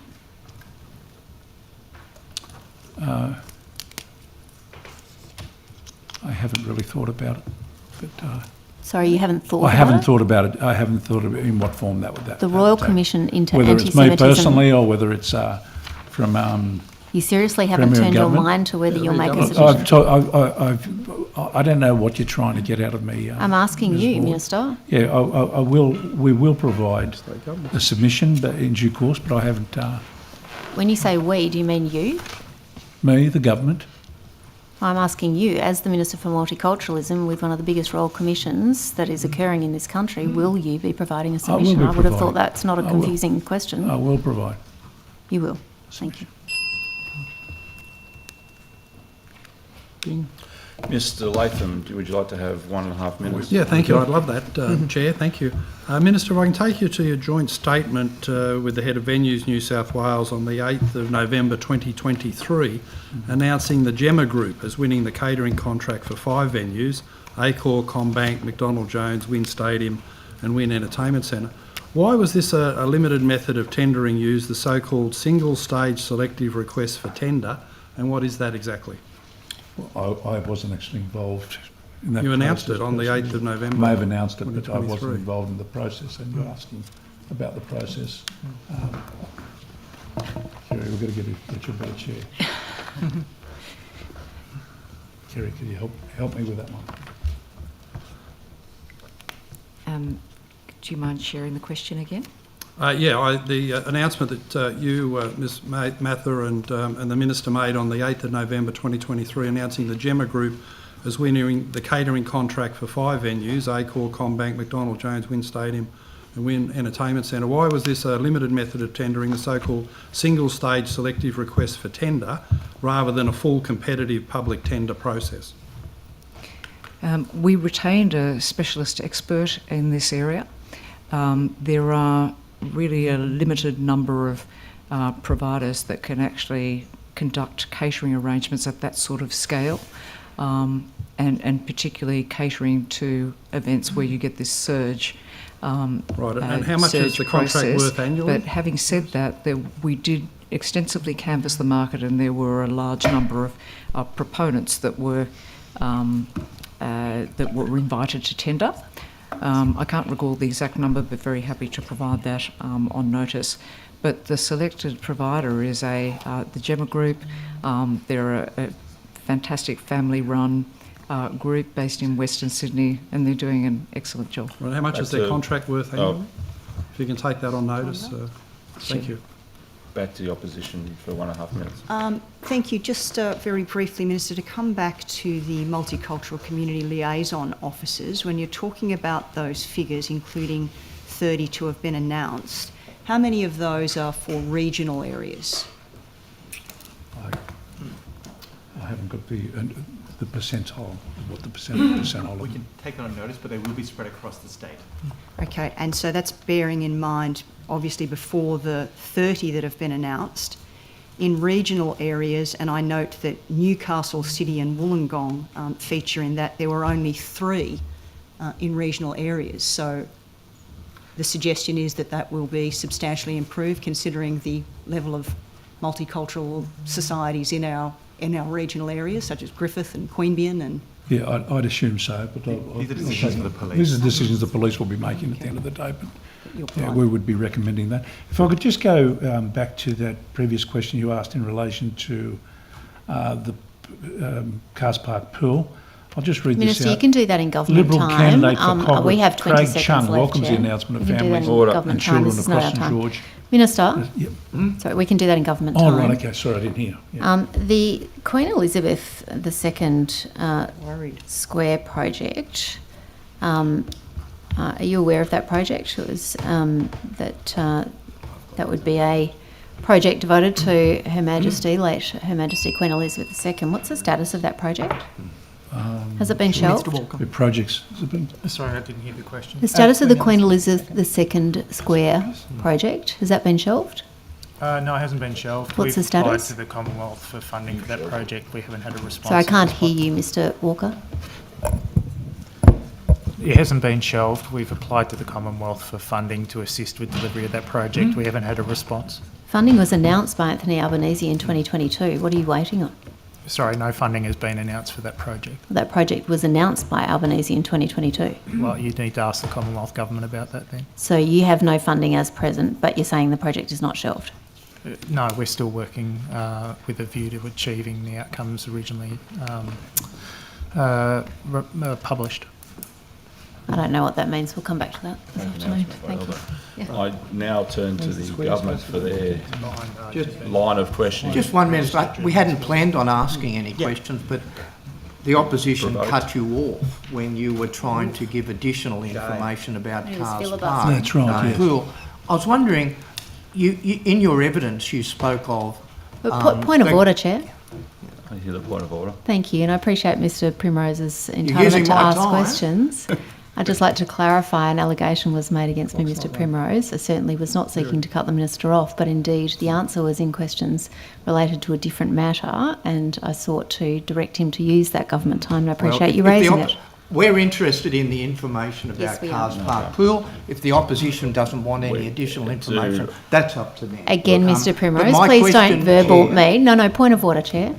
Mr Primrose should refrain minutes, from Natalie. treating members and verballing them. That is not what I'm seeking to do. We also welcome the answer on Cars Park Pool. Stop bullying Natalie. Stop bullying But Natalie, I appreciate Peter. the opportunity to not be verballed by the honourable member. Yeah, Thank don't you. bully, I'll just don't bully Natalie. remind people to be careful of their space, language in case they get accused of verballing people or it gets perceived as verballing. Yeah, no bullying. We'll leave that to those watching this hearing. But Minister, we're interested in what you had to say on the Cars Park. Read, Pool. mate, Were he's there reading any it. He's not saying alternative it, he's policies reading it. proposed at the Well, last there meeting? were. I've got a sheet here. It's got New South Wales Liberal and Nationals government set to make a splash at Cars Park. Liberal candidate for Cogra, Craig splash. Chung, welcomes the announcement that families and children across St George are a step closer to making a splash at Cars Park Pool thanks to a $40 million commitment from the New South Wales Liberal government. Thank you, This Minister, is a and you'll be wonderful giving win your commitment to this for the committee. locals of Cogra, Mr Chung said. Excellent. And I'm proud to be part of the Perrottet Liberal team that cares about all about local communities, investing in upgrading facilities like Cars Park. They should have voted for Craig Chung. He's not checking out. Like the don't Premier. believe The that Premier's that's the a- Premier's people checked checked out. The him Premier's out. checked Order. out, mate. He's on the way out the door. He couldn't care Order. less. No He got mention of a checked out. unique Order, joint Mr. project Is he even running led by in Office of 2027? Sport. What's he This doing? is government time unless you're Very helpful defecting information. to the government, Mr. Fang. I'll Very throw the Give me call. about 12 months. 12 months. Thank you. Any other questions? Well, that's up to the pre-selectors. Are there any other that. additional, any additional information you'd like to, or any other comments on any other matter, Minister? Any No, I mention think- of I a think- joint agreement led by Office of Sport? No, it's all Olympians, No? world record No. holders and locals have been using this And some bloke named iconic Kamper. facility for generations, and I know how much restoring it to its former glory will mean for Are you everyone. a swimmer? Mr. Kure said that. Mr. Kure said that. So, you know, Any we mention seem like of the I thought sport? we had the No? support. We had the support from. Are we just Led interested in the by the process, opposition. Minister? You've got a We're couple very of- keen to They understand were the in government process, then which when seems they unique. were. It's a very unique process. And you know you're getting somewhere where they're all running cover. You know you're getting somewhere where they're all jumping up and running cover. I think those opposite need a break. and That's so enough. I won't ask any That's enough fun out of all of you. We'll now break till Got him. 11:15. Got him.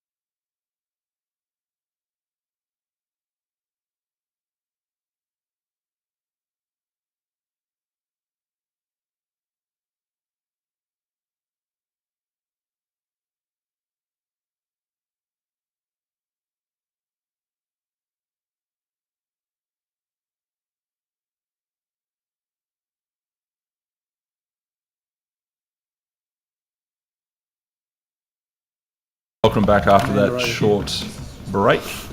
We'll now throw to questions from the crossbench again. Ms. Con. Thanks, Chair. Good morning, Minister. Morning. I also have some questions about the Wynn Entertainment Precinct in Wollongong. Your government's proposing to legislate to allow residential and tourist accommodation development on land owned by Venues New South Wales. The announcements that you've made for the land around Wynn Stadium don't include accommodation at all, and the Minister for Planning last week confirmed on the record that there's no plans for hotels as part of that precinct. Why are you legislating to enable residential and visitor accommodation on that public land? Well, we're legislating across the board for residential and hotel accommodation on all sites. We haven't. It's not on all venues properties.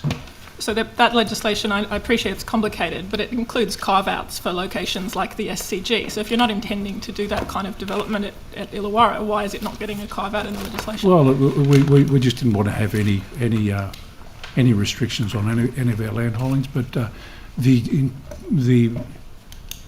vision there at Illawarra doesn't include hotels. Not to say that private property around it may not be motivated to build hotel development around it. I'm not interested in what happens on private land nearby. I'm interested in what's happening on Venues New South Wales land. Would you consider giving the community confidence in your proposal by having a carve-out in the legislation similar to the SCG? Well, there's no intention to put a hotel there. So, I mean, you could see within the proposal we don't have that within the vision there, and it's not going to happen. So there's a similar concern. I think the more carve-outs we have, the more restrictions we put on venues land.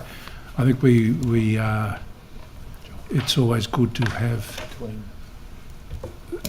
the ability to revisit something or in the future, but at this stage, and this proposal definitely doesn't include hotel development. So there's no proposal for a hotel, but you'd like the ability to revisit that in the future? That's your evidence? No, but I'm just saying I don't like having restrictions on any venues holdings.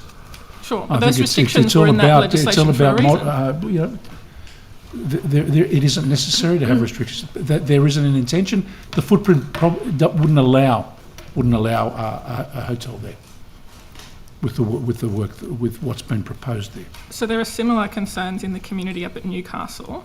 I understand there's a Broadmeadow Place strategy that does propose a hotel where the current car park is at the McDonald Jones Stadium, and that council strategy has gone through a detailed community consultation. Yep. But the legislation you've put forward would allow development not only in that car park but also at the showground and on the land that's currently the hockey fields and the Knight Centre of Excellence. So same question, is that what you're proposing? And if not, why are you legislating to enable yourself to do that? We haven't gone to a final proposal there. I'm not sure whether Kerry's here to talk in more detail about Newcastle, but in relation to, again, it's just not having restrictions on the land holdings, so we get best outcome on that land moving forward into the future. Yeah, you don't want to be restricted from having private accommodation development on that land that's currently the hockey fields and the Knight Centre of Excellence in Newcastle. I'm not totally familiar with what's been proposed there moving forward. I don't think we've landed on a final position The Broadmeadow Place strategy is Minister Scully's responsibility. Sure, but the legislation I'm talking about, this bill's been introduced by Minister Kamper. That's right. So do you not see the concerns from the community? You're saying you don't want to be restricted. The current place strategy that's got community support is only limited to one site. You're proposing to give yourself the ability to have private accommodation development on the land that's currently the hockey fields and the Knight Centre of Excellence. The legislation that's been proposed, it's gone through the lower house, isn't it? Yes. As it is across all venues' assets. It's a blanket approach. I'm doing my job as a member of the upper house and reviewing this, and there's a real inconsistency between what the government is saying they're going to do at these sites and what the legislation is permitting, what you're wanting legislation to permit you to do at those sites. No, well, it's got optional it creates optional settings on all land, so it's not specifically for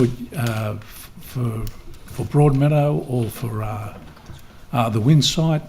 It captures all of the sites. I'm not really keen on making carve-outs left, right and centre. I think it's about the venue's assets and the ability to work those assets moving forward into the future.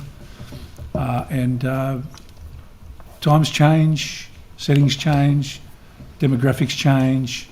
Why have restrictions on that asset base?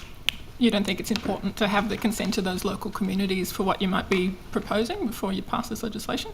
Well, the local communities will consent with what's been proposed. Well, you just said they're comfortable with it in Broadmeadow. Well, you've just said that you want the ability to revisit it and you want to have these optional settings on all the land. We're talking about the asset base not being restricted moving forward. I'm not going to be the minister in charge of venues forever. There's going to be other ministers, other governments that will preside over that Absolutely. asset base. And you're giving those ministers the ability to have private development on that land against what the community's consented to. I don't know. I don't believe we should have restrictions on those land holdings, where there could be potentially really positive outcomes in the future. We don't want what we've had with the carve-out that was introduced previously. We've had to reverse the situation. I mean, the position we've gone to is pretty much where it was before, and I think Ms. Ward has mentioned that in the past and said, we've probably criticised us for being in opposition, having brought about those restrictions, and we've just taken it back to what it was. In opposition, you said public land should be kept in public hands because once it's gone, you can't get it back. Sorry, a Labor MP said that, not you. Yeah.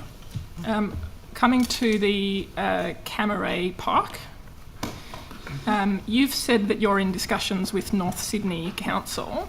On what basis? I understand that the Mayor has written to you on 8 occasions requesting a meeting and you haven't met with them, but you've met with Golf New South Wales 5 times. Yeah, I don't know about the 8 occasions. I can't. Not enough. I can't confirm that statement. From what I understand, the New South Wales. Well, we have been liaising with North Sydney Council, Transport for New South Wales, Golf New South Wales, and Kamper Golf Club in relation to the future management of the Kamper Golf Course. Okay, well, the Mayor of North Sydney has put out a mayoral minute that says, and I'm quoting, "I have written to the Minister on no fewer than 8 occasions since late 2022 outlining Council's position on Kamper Park and requesting a meeting. Not once has Council been granted that opportunity." Yeah, I'm not sure about that. I'll take your word for it. Sure. So you've told the Council that you'll be giving the management of the Crown land, which is the golf course, over to Golf New South Wales. You've only given them 14 days notice of that plan. What local community consultation have you done to determine that golf should be the singular use of that land? Well, golf's been there for 120 years. Oh, so that's... It's been there for 120 years. And the golf course is, a celebrated golf course and golf club, and it's been part of the fabric of that local community. At that time, I'm often criticised, why you're taking a golf course for cemeteries purpose. Well, it's not because I want to take golf courses. It's because there's another need. There's a certain need here. But in this instance here, there's no good reason. There's no good reason to remove the golfing activity there. Minister, there is no proposal to remove the golfing activity. Council actually extended the lease for the golf course until the 30th September 2029 because of the meaningful community and stakeholder engagement they're doing about all of their recreational lands. Why did you think that change was necessary to take the park out of council management? Well, the golfing community there and the operator there are probably a little bit insecure in relation to the council wanting to remove them off the golf, remove them from that site. And I don't believe that it's, we look at these things on a case-by-case basis, and we want to support the golf remaining there on that site. My time's up. Thank you. Mr Latham. Yeah, thank you, Chair. Maybe Ms Mather could come up, because I wanted to talk further about the Gemma Group winning that contract for the catering at the 5 venues that was announced on the 8th of November 2023. In the statement, it seems that Gemma Group is a consortium of suppliers and food outlets ranging from El Jannah, which was very popular, and the Minister highlighted in the statement, to things like Sushi Hub. In the Gemma tender, what proportion of produce was to be supplied by Morco Fresh, the Moratis family company?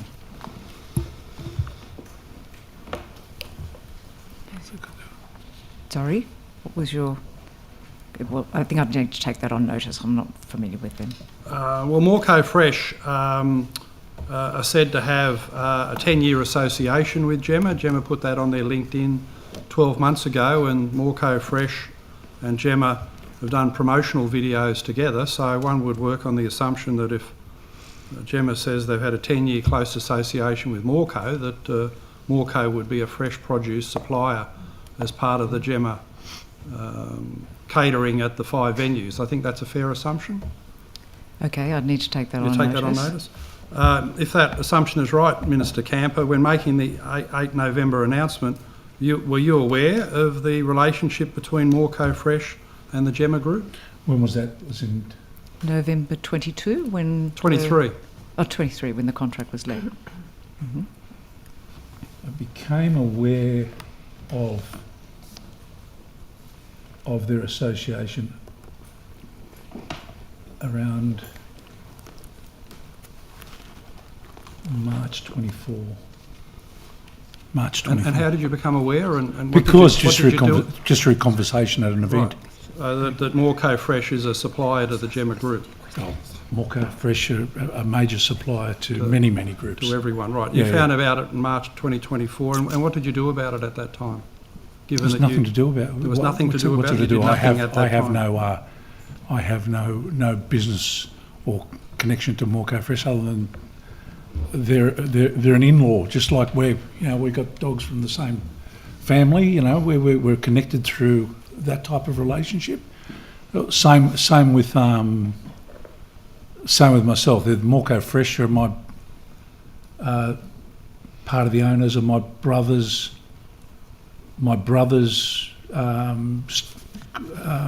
son-in-law.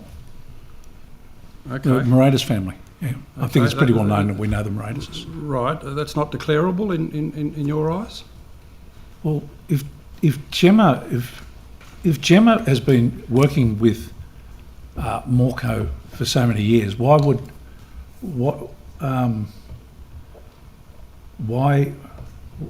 is it declarable? It's an ongoing relationship. It's a trade relationship. No, I'm interested in... They sell lettuce. What do they sell? Lettuce and cucumbers. Yeah, a lot of it. Yeah, or whatever. They sell lettuce and cucumbers. And I've got no involvement with Morco. I hardly know much about the operation. How did you find out in March 2024? Who was the conversation with?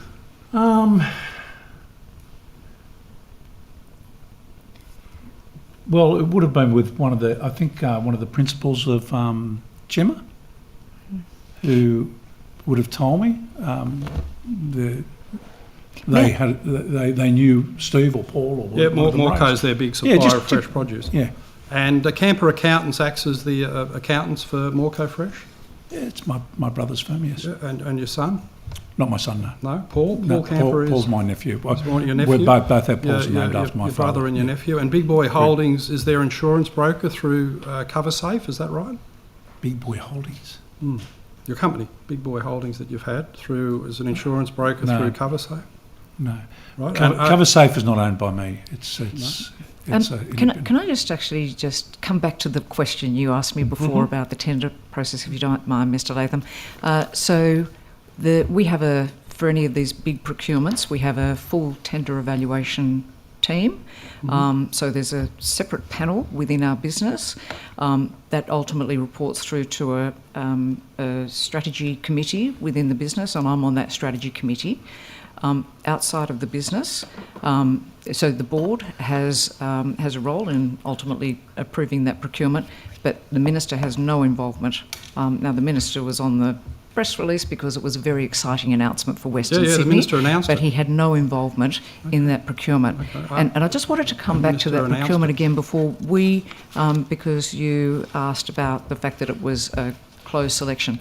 We scoured the world actually for the best providers in stadiums or large but that's not relevant to the matter I'm pursuing. And Minister, I have no involvement in any of that process. I have no involvement in any of those businesses. Well, you announced it, but well, of course, what's your ownership stake now in Kamper Chartered Accountants? I have no ownership stake. You divested, Absolutely. you Absolutely.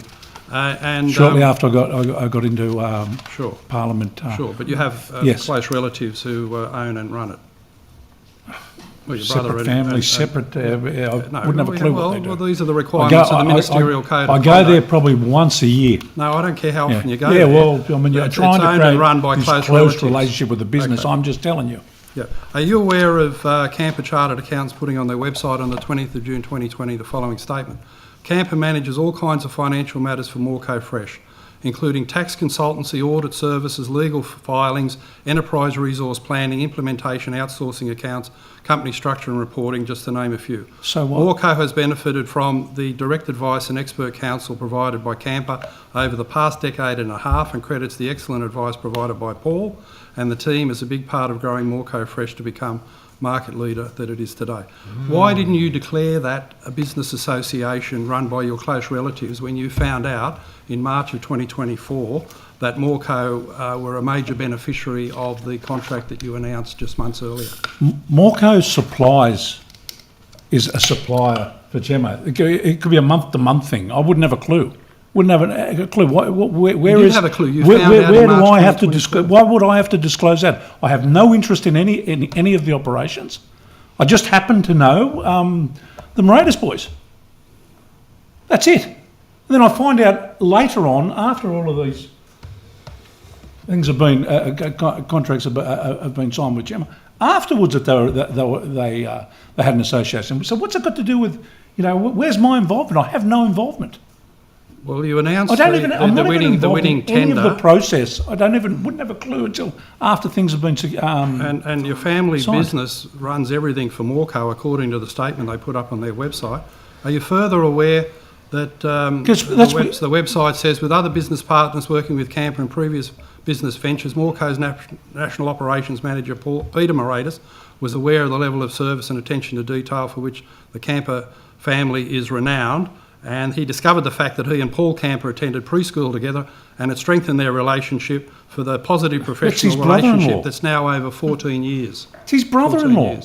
You didn't think any of this was declarable to the Premier under the I had ministerial code? no, because Morco did not secure a contract through us. It was a separate entity. And Morco, it's like saying, like the supplier of McDonald's, and if we make an arrangement with McDonald's, someone's supplying them lettuce or cheese, we're supposed to declare an interest or an involvement.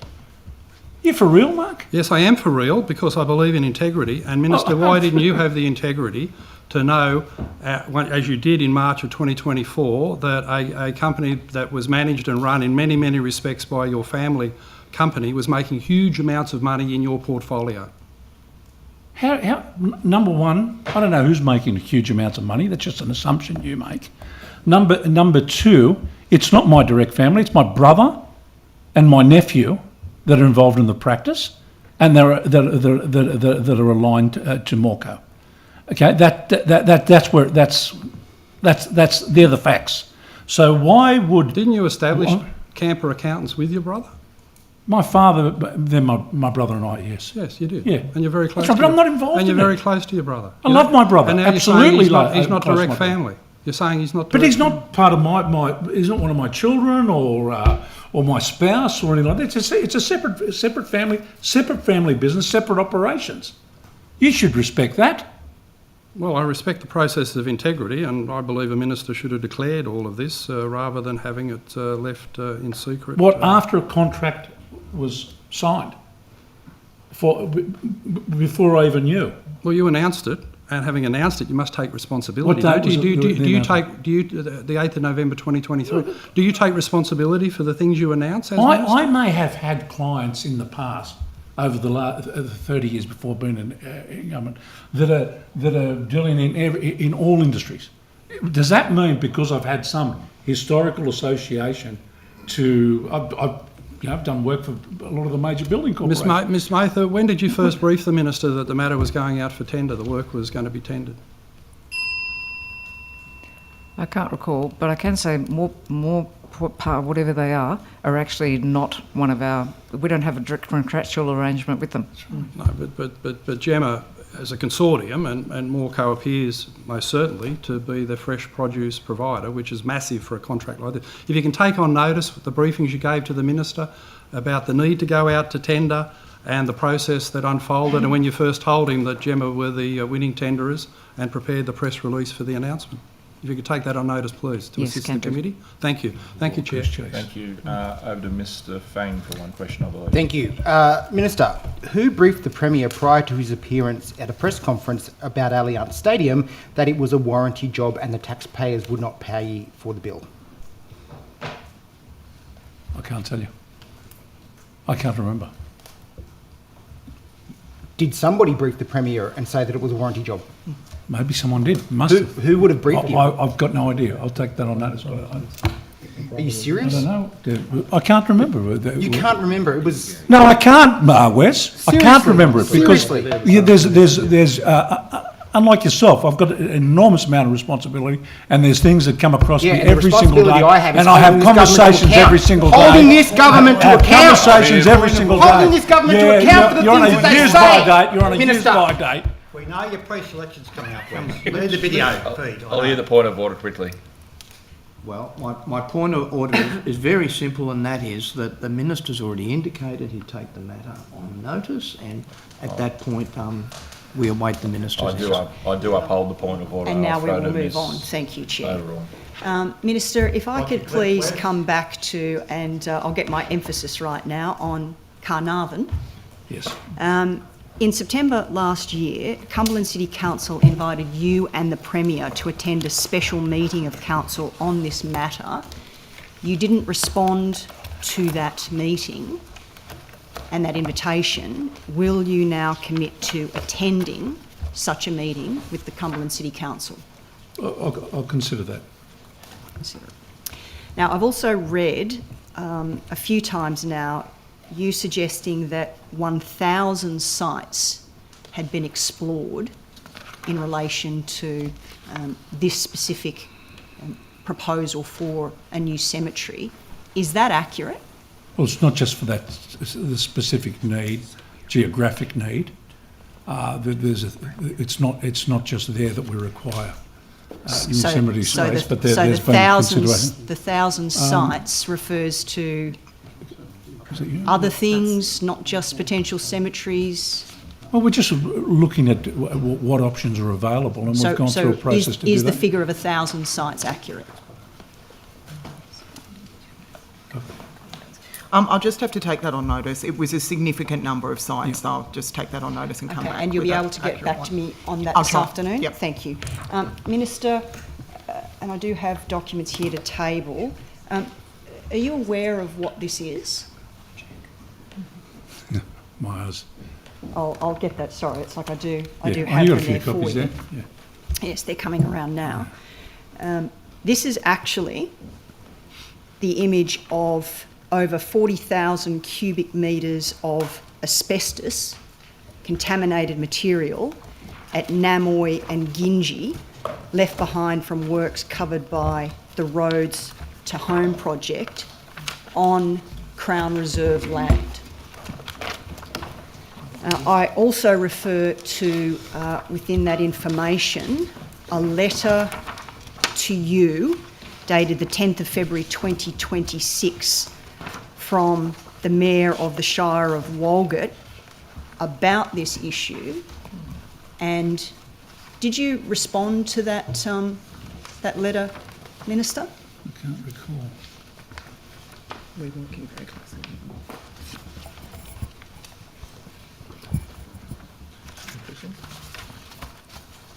Well, we are working closely with the local government. That's right. The department continues to work very actively with Walgett Shire Council. Do you? In Actively? relation to remediation. Actively. Yes. So, Minister, this has been ongoing since at least May 2023, when Council undertook landfill upgrades and began escalating the matter. So if you're actively dealing with Council, why is it 3 years later and it hasn't yet been resolved when that asbestos is actually within metres of homes, kids go and play on it, 3 years and it hasn't been attended to? There has been significant work that has been undertaken, but I agree with your characterisation that it is a significant problem. The department has provided resourcing to the council to assist with that and has undertaken testing work and fencing to fence off areas where asbestos contamination has been found. Council has been advised that approximately $5 million remains available for the remediation component, that it probably won't be enough to deal with it in entirety. But can you confirm that that's the case? I'll just have to take the exact figure on notice. I can come back to you. I'm also more than happy to have further discussions with Council and to hear their particular concerns. That's great, but I believe that they've requested the Minister in order to do that. I'm also informed that Walgett Landfill is licensed and equipped to lawfully receive asbestos waste. So is there any reason why it can't be transported and be dealt with now as opposed to this continuing delay? I don't have the details about the landfill, so I'll just have to take that on notice. We'll take that on notice and get back to you on that. And can you then also, Minister, because again, in the letter, they formally requested a face-to-face meeting in Sydney with you within 2 weeks. Obviously, the letter is now more than 3 weeks old. Will you commit to meeting with them? I'm more than happy to meet with them, yes. That would be great. Okay, thank you for that. I'll move quickly now to another matter of both Crown Lands and Sport. You're ready for that as well, Nat.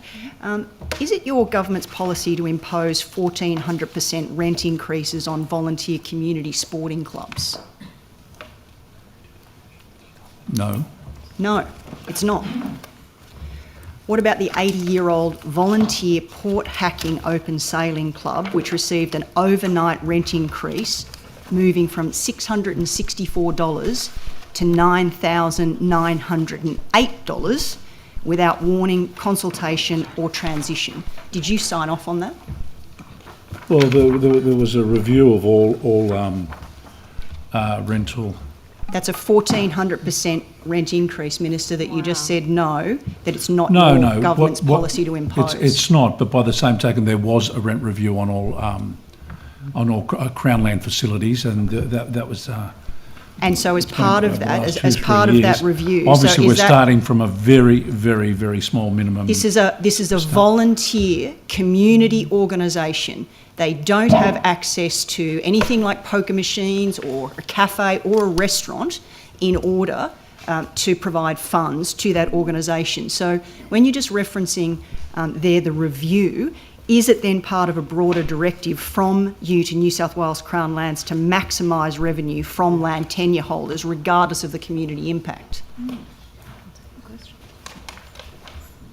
So this has received, would you say it was 9,000, but received the 50% discount after the community organisation has come forward to say that that is completely and utterly untenable. Crown Lands then, in their wonderful opportunity of reviewing, suggested that it could be reduced by 50%. Now, if you could reduce it by 50%, Minister, will you admit that not only is the original figure unbelievably inflated, but even at 50%, I think that's nearly a 680% rental increase. From a very, very low base. That's irrelevant, we Minister. have This is a concessions and volunteer community organisation. It's currently under review.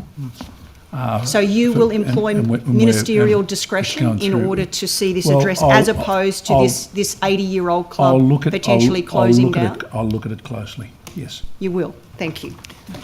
Ms Overall, can I just confirm in relation to that question as how many sites were looked at? It was a little over 1,000 different sites. Are you working able with to Property and table Development, New South Wales. Are you able to table that? I'll just have to take that on notice. It may be Cabinet in confidence. All of it? All of it would be Cabinet in confidence? I'm saying I'll have to take that on notice and seek some advice. So you can let us know then those that wouldn't be in Cabinet in confidence, and if they are Cabinet in confidence, the numbers of, at least, that would potentially be so? I'm just going to take those questions on notice because I don't want to breach So you're Cabinet. suggesting it is 1,000.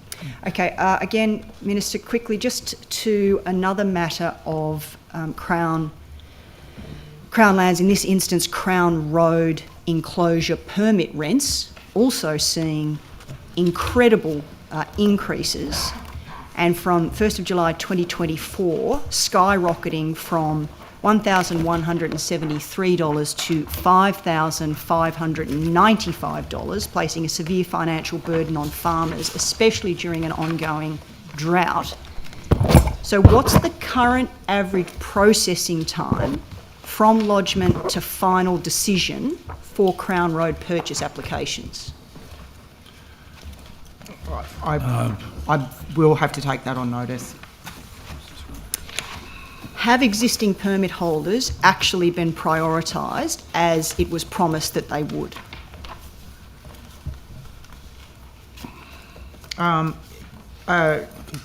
Yes, the answer is yes. I've also got in relation to Crown Road purchase applications, the department's currently processing applications within 8 months of the commencement of the assessment phase. Processing times can be impacted by several variables: interested parties with conflicting requirements, multiple roads per application, neighbour disputes, or reliance on third parties for advice or action. And we are continuing to implement improvements in that area, Ms Overall. Okay, I'll be interested to hear those, but we might turn to those later on this afternoon about those improvements. So if we hold that one over, please. Now, Minister, again, talking about farmers, many of them have incorporated agritourism into their businesses in line with New South Wales Government initiatives to support regional tourism, yet they're now losing their primary production land tax exemption because agritourism is treated as a competing activity. So why is your government penalising farmers for following the policy initiatives that you've implemented? Yeah. You're talking about now the land tax issue. There hasn't been a real change in any government policy. It's the way I think the Office of State Revenue and Land Tax has been interpreting moving forward, and that's something. Definitely. That's something that I'm concerned about, and it's got varying impact depending on the land holdings and the activity, and so that's something that I'm looking to address. I've started addressing with the Minister for Finance, but at this stage in industry, I've spoken to industry, and I have I'm encouraging agris. Agro, I was thinking of Wes. Yeah, I was thinking of Wes. I bet you do that quite often, don't you, Minister? I bet you do that quite often. Yeah, so look, it's something that's concerned me. I mean, in my previous life, I looked after a lot of clients with land tax issues and all the primary production exemptions. You realise the impact. I was a little bit, I think one thing that's really important to tourism is in terms of the percentage of spend in rural communities in terms of visitor expenditure, within the regions, it represents, it's somewhere around the 50-odd percentile, which is enormous. And I think it's really important that we continue to support operations that will continue to promote more visitation into the regions. Yes, and but not at a so financial impact it's those who are engaging in it to such a degree that it's a disincentive for and them to do so.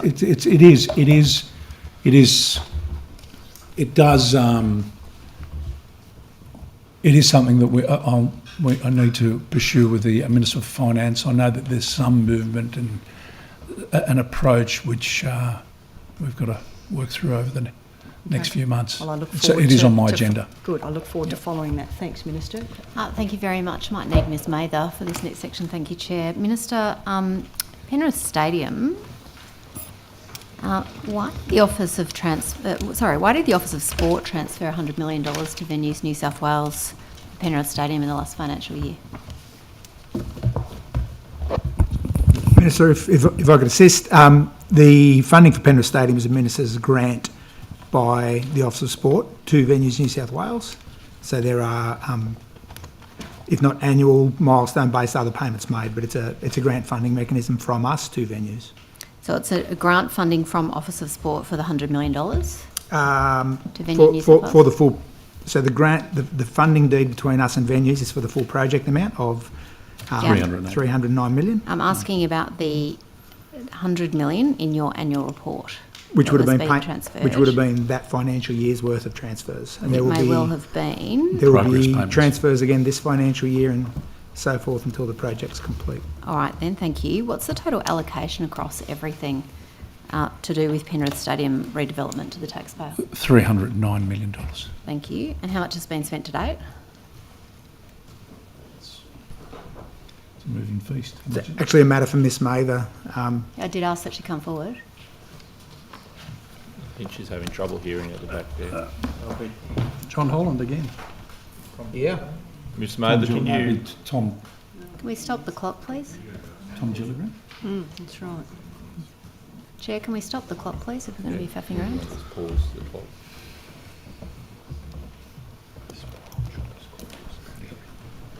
Just getting the latest figure from Tom Gellibrand, because Infrastructure New South Wales are doing the development.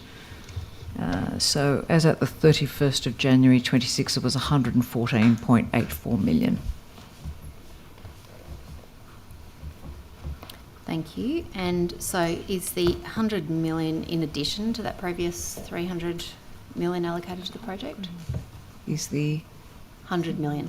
Yeah, is it The transfer of 100 million, is that on top of the 300? No. It's going to be 309 million. 309, thank you. All right. Stadium Australia and Allianz Stadium, what's the status of the business case for the roof over Allianz Stadium? for the roof on Accor Stadium, do you mean? Accor, you mean? Mm-hmm. The status of the business case? The status of the business case is that it has been completed. It's been through the Infrastructure New South Wales gateway review process, and now it's with government for consideration for funding at the appropriate time. Yes. What was the BCR for the project?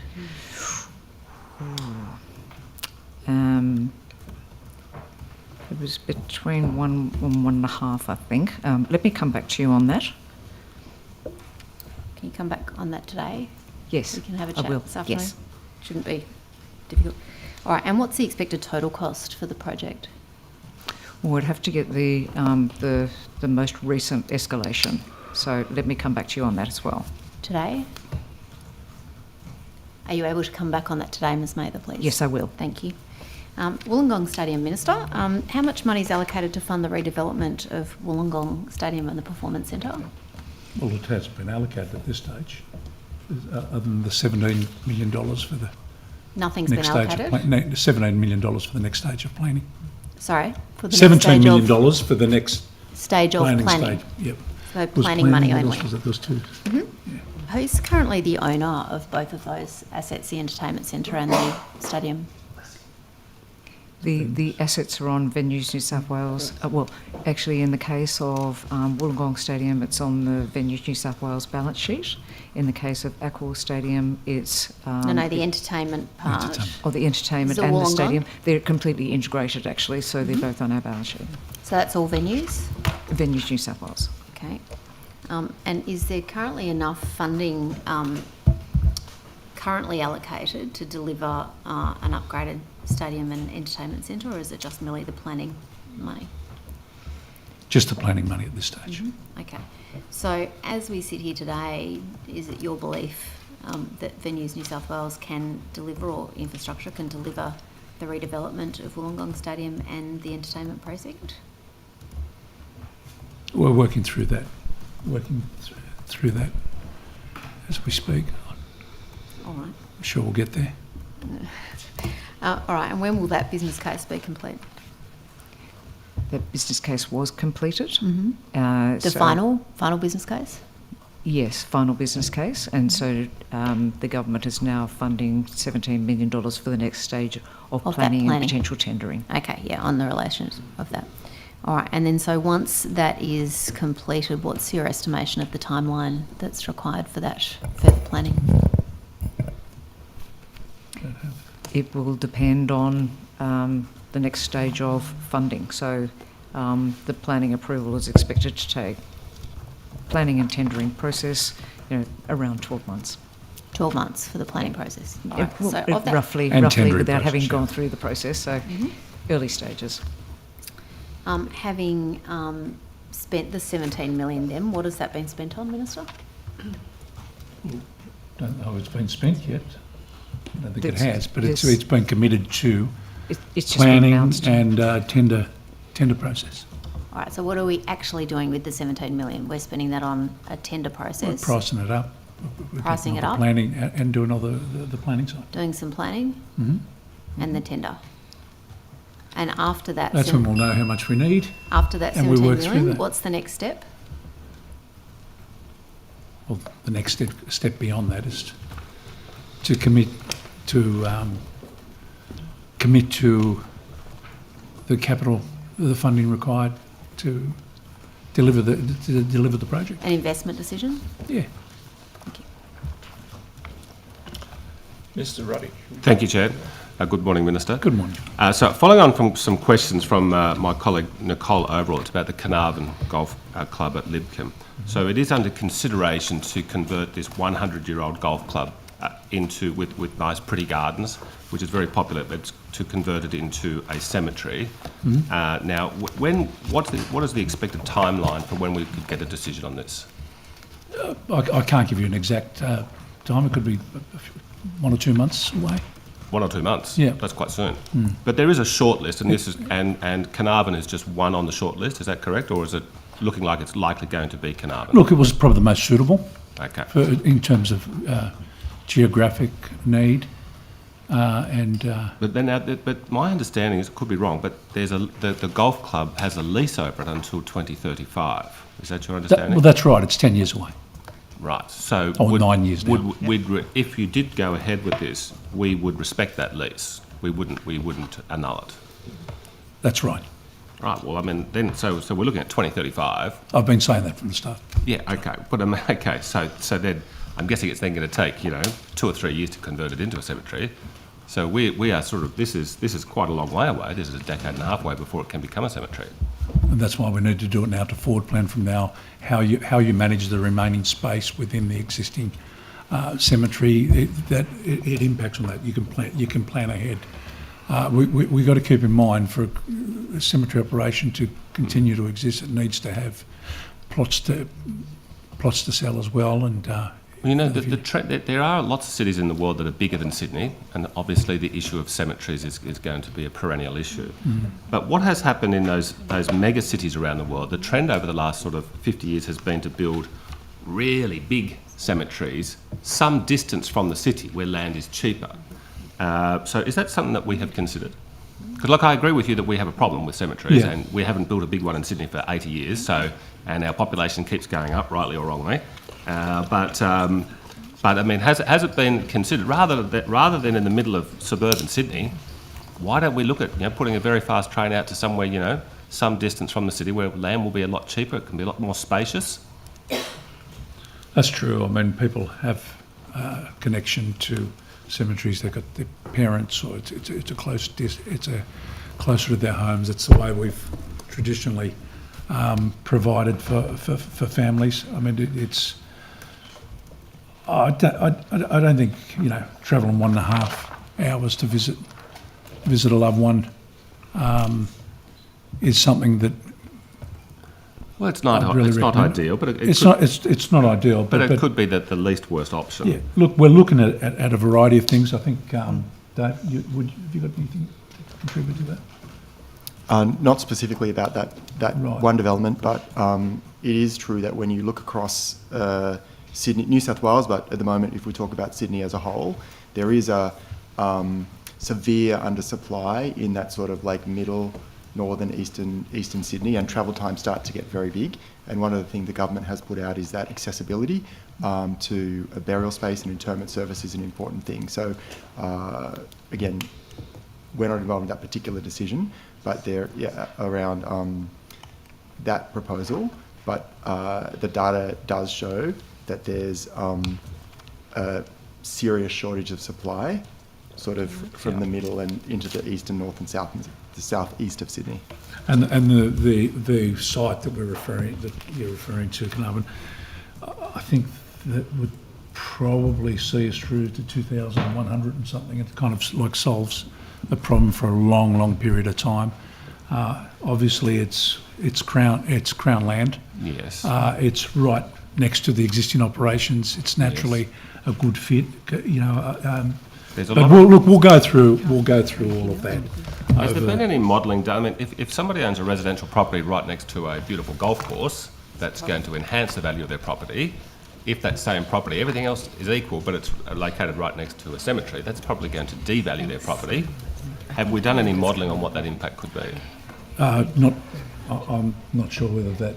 I don't think so. I'm not sure. Well, this is why I think the locals are very upset. We have looked at what would least impact the local residents, and the design of the cemetery would accommodate that. Where visually, if you're looking across, you wouldn't necessarily be seeing the old-fashioned type headstone. Okay, one last question, Chair.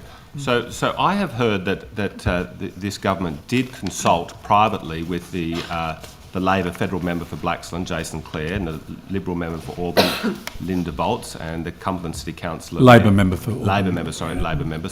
Let's make that clear.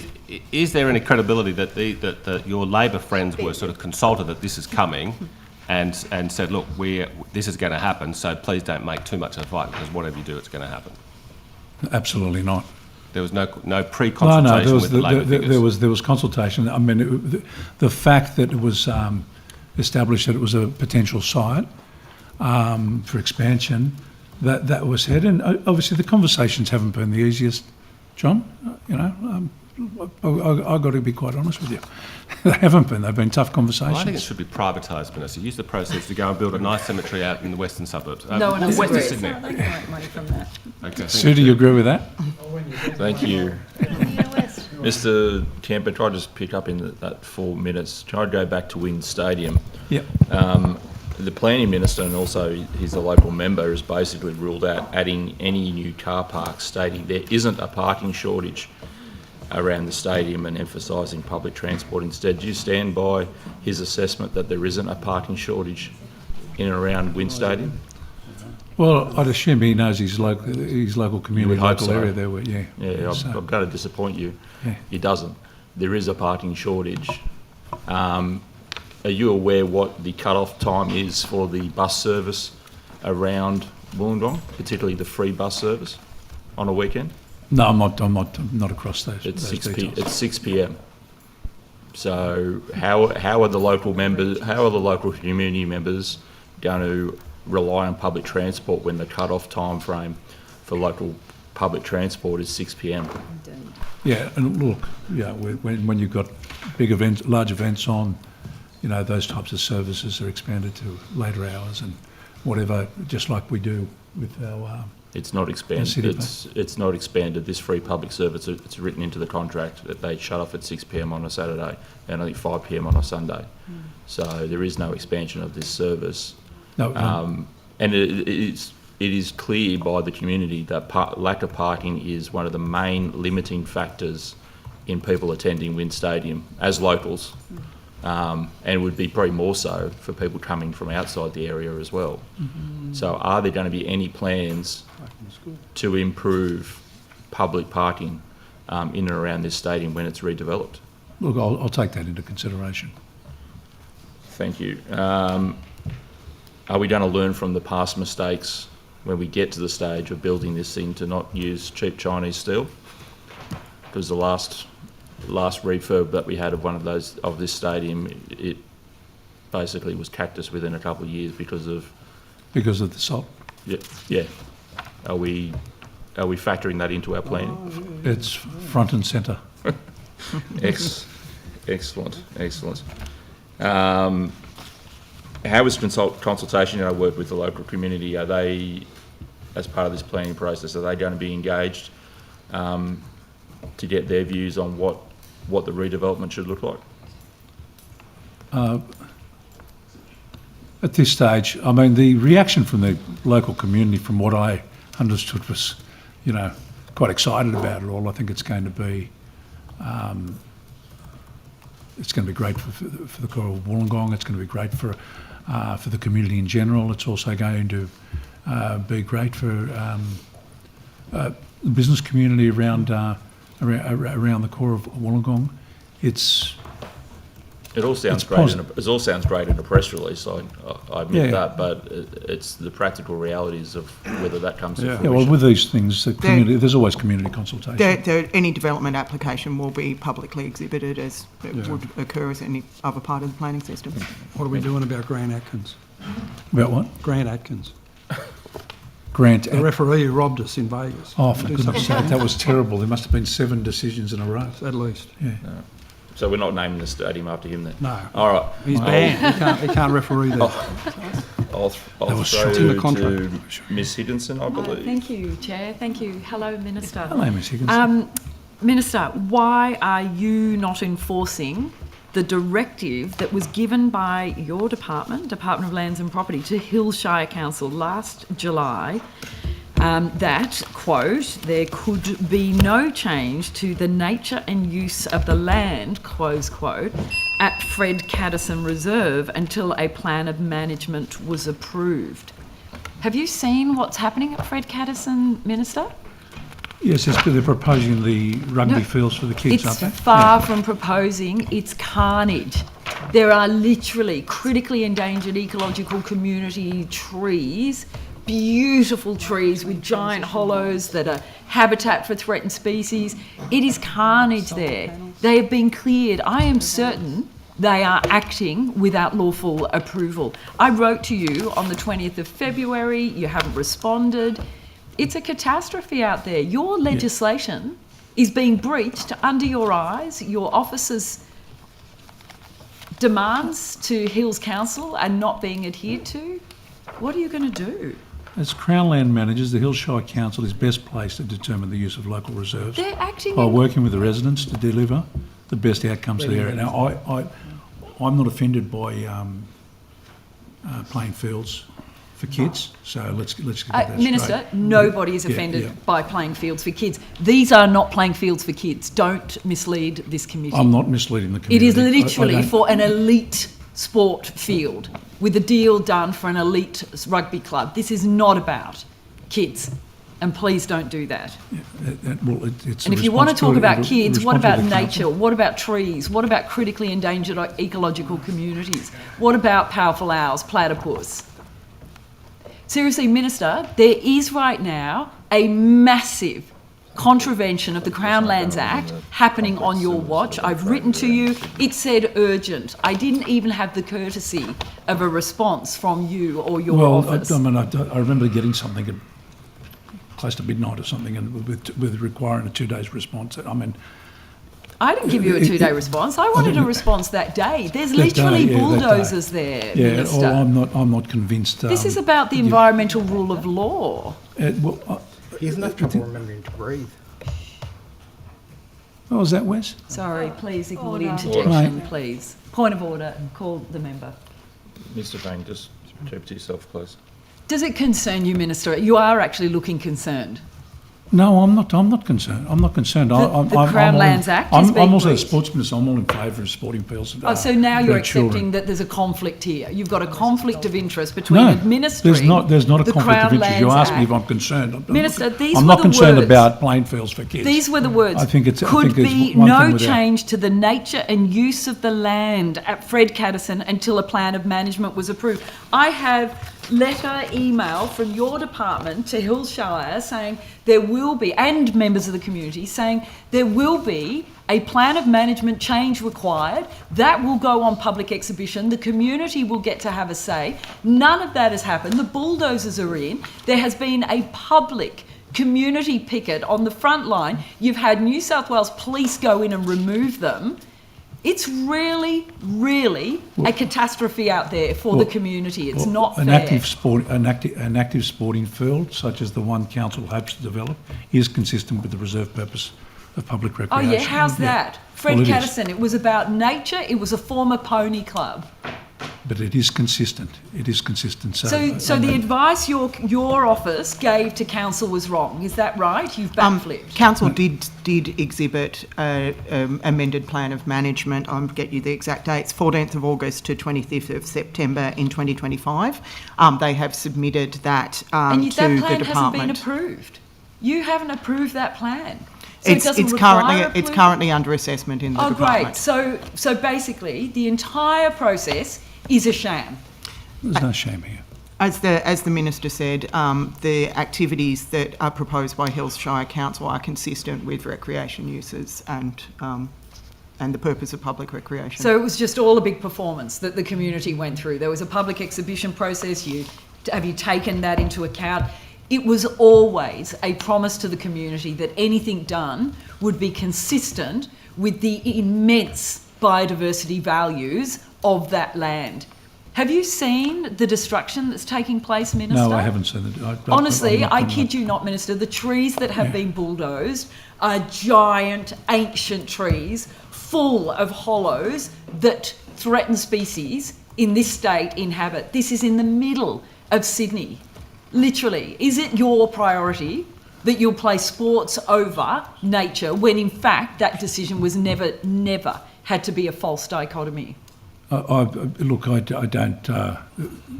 Unfortunately, trees come down for lots of things. You know, whether it's we're constructing homes or well, I fields. contend to you that it's happening unlawfully. Yeah. Well, I won't accept. I don't accept that. But apparently, is there a land environment? It is currently in the Land and Environment Court. And all the community has asked you for, all of that will be tested. all the community has asked you for is for you to undertake your statutory responsibilities and tell Hills to hold your dozers, wait till the court proceedings, wait till the determination, wait till the plan of management is approved, but none of that seems to matter. They've run roughshod over your laws, the laws you are meant to be administering. This is the local community, and it's their local council that's actually making that decision, that are working, Minister, and have decided to move forward with that plan. Minister, there were councillors, including your Labor councillors, standing on the front line trying to stop I'll hear the this. point of order. Yes. Oh, it's Mr. Donnelly. I uphold the point of order too. I agree with you. I agree with you wholeheartedly. We have an arrangement here, so normally I jump in a lot earlier, but I think we know how this... I agree with you. I agree with you. I don't know whether I do or not. For a year, I think there's an understanding about what the point of order is. Right. Okay. Seriously, Minister, does it concern you that it may well be there is a breach of the environmental rule of law happening under your watch now? Council undertook an assessment, including a review of environmental factors utilising their Part 5 powers. Which is the one that's under contest in the courts at the moment. I understand, yeah. And do you accept, Minister, that The councillors... court dismissed the injunction proceedings. That was an urgent interlocutory injunction. Yeah. They are terribly difficult proceedings for Right, communities with no money, volunteer community organisations to bring those proceedings against a department that's not acting I've against seen the community council. groups be successful in that situation in Bayside, so I hear what you're saying, but the fact that the court dismissed the injunction proceedings is somewhat Just for a point of clarification, the department isn't party to those proceedings. No. Yeah. Minister, will you undertake to actually have a look at properly what's happening? Because I can see you reading the note. I can see that you are clearly seeing there are certain things in there that are concerning. Yeah, as you could appreciate. And I do appreciate, and I did write to you. Enormous amount of... They're in there right now. You have literally councillors who have been standing from 5 a.m. in the morning trying to stop the works happening, trying to appeal to your office, trying to get a pause on some of the works. Tens of trees have been taken down. I understand that perhaps not all of them at this point. There's chemical being sprayed all over the joint. Apparently the EPA's turned up and is taking this very seriously. Can you please do something? I'll see if I can do something tomorrow. Perhaps today? Not today. I won't have time today. You'll be finished here shortly. Perhaps you could have a look at it today. Can you give me an early mark so I can go down? This is a matter that seriously... He's got to answer all my questions. If you give me an early mark, I'll do it right away. Minister, can I just take you to the Coffs Harbour development that is happening there? The proposal that is happening there.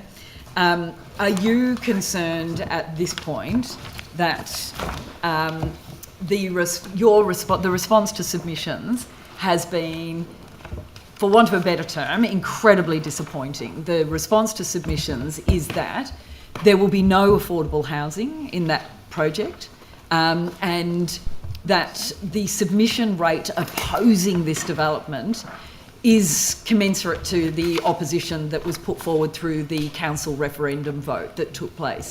Does this concern you? Look, the concern I've got there is to be able to contribute and do what we need to do in that whole precinct there. We need commercial. We need commercial returns to actually pound back into the. Are you concerned that the plan as it stands? I'm not concerned with the plan. I think it was. Are you concerned about the bit that appears that you are privatising public land? No, not concerned at all, because we're delivering housing. That's what it's all about. It's trying to deliver housing. Now, none of this is housing that's required. There's housing and there's short-term accommodation, and it's something that Coffs Harbour has a crying need for. You're aware that Coffs Harbour Council has offered various sites, numerous sites, I've but been across not those, that site. and that none of those really stood up for much. And I think you'll find that throughout that whole process, even during the poll that they did during the council election, how flawed the representation throughout the whole thing, throughout the whole process. We've got. What we're talking about is a piece of dirt just on a train line. On a train line, then there's a road in between, and then you've got the foreshore. That's not what some people in the community have other interests in it, and this doesn't suit Over them. 61%. This doesn't suit them. But what you've got 61%. is you've got Coffs Harbour was the only coastal town that had a reduction in visitor spend. Economy. In visitor economy, because what it's in crying need of short-term accommodation. Whatever's available there, just they've been gouged by visitors. So you're going to sell public land for short-term accommodation in Coffs Harbour? That's so there's short-term accommodation, and there's also that's woeful. Homes. We've got to deliver some homes. So we've got to deliver homes. Deliver them thank you. We've got to deliver. The people want them there. You can have your debate outside at 1 o'clock. Thank you. Opposition. Thank you, Chair, and definitely no early mark from me. I'm sorry, Minister. No, that's okay. So let's turn to the visitor economy and some questions on tourism. Yep. Have you seen the tourism social media ad from Destination New South Wales promoting Lismore? I don't think so. I think so. It opens with Lismore Beach. Do you know Lismore Beach? Not really well, no. No, it seems your department doesn't either, and nor do locals, because Lismore doesn't have a beach. I didn't think it had a beach. I thought it was a trick. I knew it was a trick question. I only went in club. You should have opened yourself up in that case. Surf's terrible. So, Nearest beach is about Yeah. 40 Only when it kilometres floods. away. Yeah. So in seeing all right. pre-glaring errors like that in regional tourism promotion, can you confirm why this government, well, confirm firstly that it has and why you've done it, why have you gutted Destination New South Wales advertising budget by 2/3 or from 51 million to only 17 million? Yeah, well, I haven't gutted it. I'm not sure if that's Just on scene. a correct evaluation. Well, according to reporting that is correct, Karen, that I you do put it have up there. here, available if needed. Can I just ask you to repeat the question, if that's all right? Thanks. Have we gutted? Can you confirm that the budget for Destination New South Wales has been gutted from 51 million to only 17 million? That's gutted. Yeah, I'll take that on notice. I'll come back to you. I'll just Okay, read great. through on Otherwise, that. I've got the report here that suggests you can take a look at that if you'd like. So, Minister, you would admit then that if you can't confirm the figures, that the budget has been dramatically reduced. You'd admit that? Yes. Well, not dramatically, but there was some reductions. So why would New South Wales tourism and marketing around that be cut at a time when other states are increasing and not only that, taking events away from us as well? There was overall budget. There's a reduction. It wasn't that dramatic, was it? Again, Minister, I think it's best if I actually go through those figures that you're presenting and then come back and clarify with certainty this afternoon. Mm-hmm. And in particular, if I could just clarify, you know, there could be an overall reduction, but there might not be necessarily a reduction in a particular spend.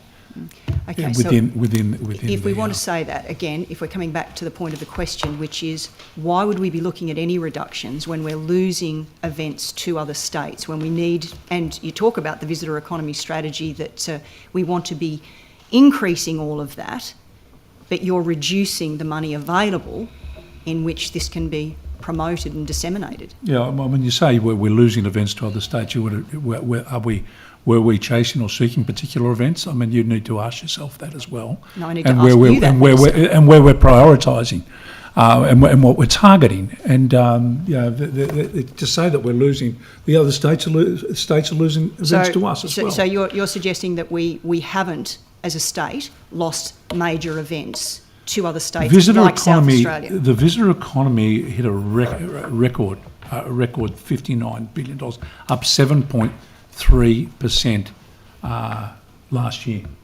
I'm talking about so when you're talking New about South Wales. well, Destination New South Wales Specifically drives a lot of Destination that. New You know, South I mean, we need to promote some of the outcomes too. So when you source those figures, Ms Jones, are you also able to present modelling that was done to justify the reduction in that budget? So what I can say is the answer is yes. I'll see what I can source for you this afternoon. But the figures that the Minister is referring to is the overall growth that we've experienced in the visitor economy and particularly visitor expenditure over the course of the last 12 months, year-end September 2025. We've actually seen 7.3% and an increase of 7.3% in visitor expenditure in that time. And in fact, the visitor economy at the moment, in terms of visitor expenditure, is to the value of $59 billion. Thanks, Ms Jones. I might break that down with you a little bit further this afternoon. Sure. I do have other questions for you in that regard. It was essentially to the Minister on those figures. Minister, what about the Regional Tourism Activation Fund? Has it been cut?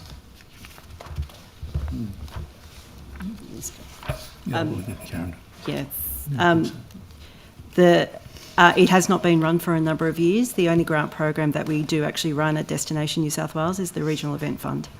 Right, so there is no longer a Regional Tourism Activation Fund? It has not been for a number of years. Okay. So what, Minister, are you doing to improve facilities and attractions in regional New South Wales specifically? Well, in terms of, I think we spoke earlier about the support of the regional festivals and events.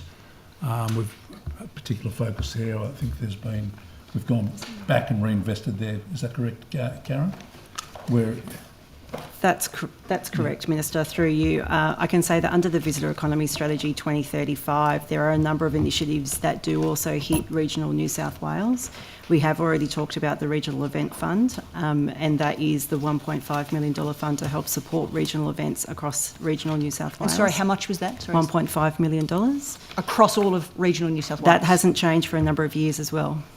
Right, so clearly, Minister, do you think that it needs to change? 1.5 million across all of regional New South Wales isn't very substantial. You'll have a look at that? Can I say that in the last year there were 63 events that were actually funded under that one, using that $1.5 million? Are you able to provide a list of those and where they They are actually published, yes. Right, those I haven't have been seen them, so if you're able to provide them, that'd be great. Thank you. Those that as I have said, been... we'll break that down a little bit more this afternoon, so I won't take up the Minister's time with that. But, Minister, while we are talking about the visitor economy strategy, part of it is apparently growing aviation capacity by 8.5 million seats. But just in the last little while, there's been reports of more than 25 regional flight routes that have been axed, and exorbitant costs, quite frankly, when you fly from and through the regions. So how is that working as part of this strategy of the 8.5 million seats, and is your real priority, vote hunting in Western Sydney as it's got its own international takeoff fund? What are you doing to support regional aviation? I'm sorry, it's not about vote hunting. We're looking to attract visitors to this state and visitor spend to this state. So if there's greater offerings through, Western Sydney airport, obviously we need to support its. But we need to support regional aviation and the you've ability for people to get out. You've got to get them here. You've got to get them here first to get them into the regions too. Away. So let's try and attract them here, and then the objective is for them to visit more of New South Wales and regional New South Wales. And we've got to help them stay do here that. longer.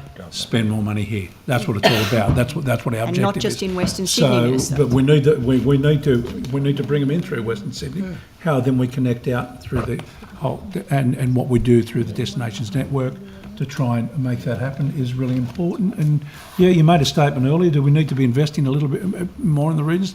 Probably. It'd be nice to invest more. I think sometimes you've got tougher settings that we're working through. We're trying to do the best we can with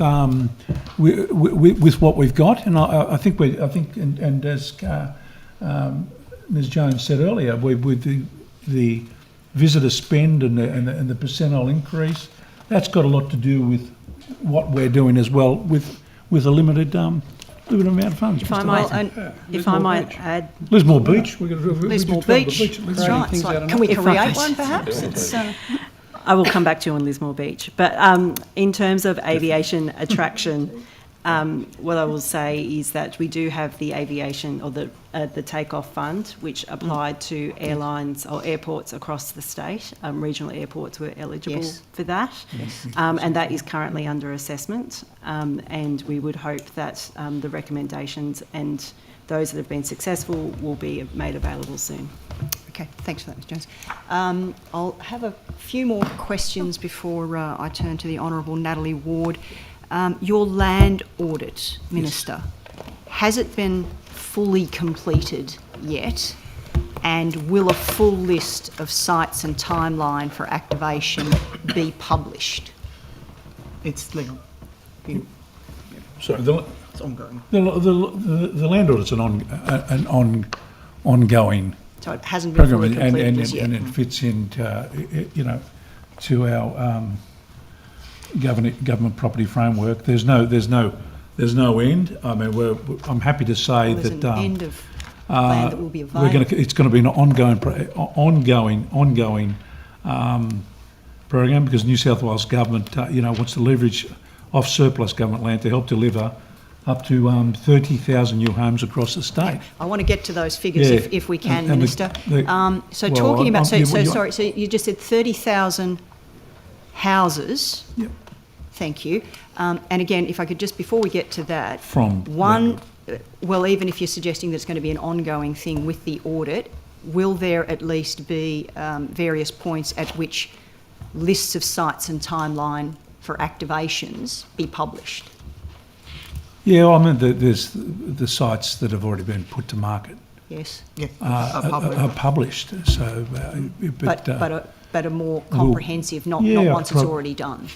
At the moment, we've identified and the put sales through already occurred. put through the process sites that will deliver up to 11,000 residential dwellings, and that's a conservative estimate too. Yeah. Okay. So on that basis, just coming back to some of the figures that you're referencing there, including the 30,000 dwellings, in nominating that figure, do you have a number of actual sites that have been identified to potentially address that 30,000 figure? What are the number of the sites that you've...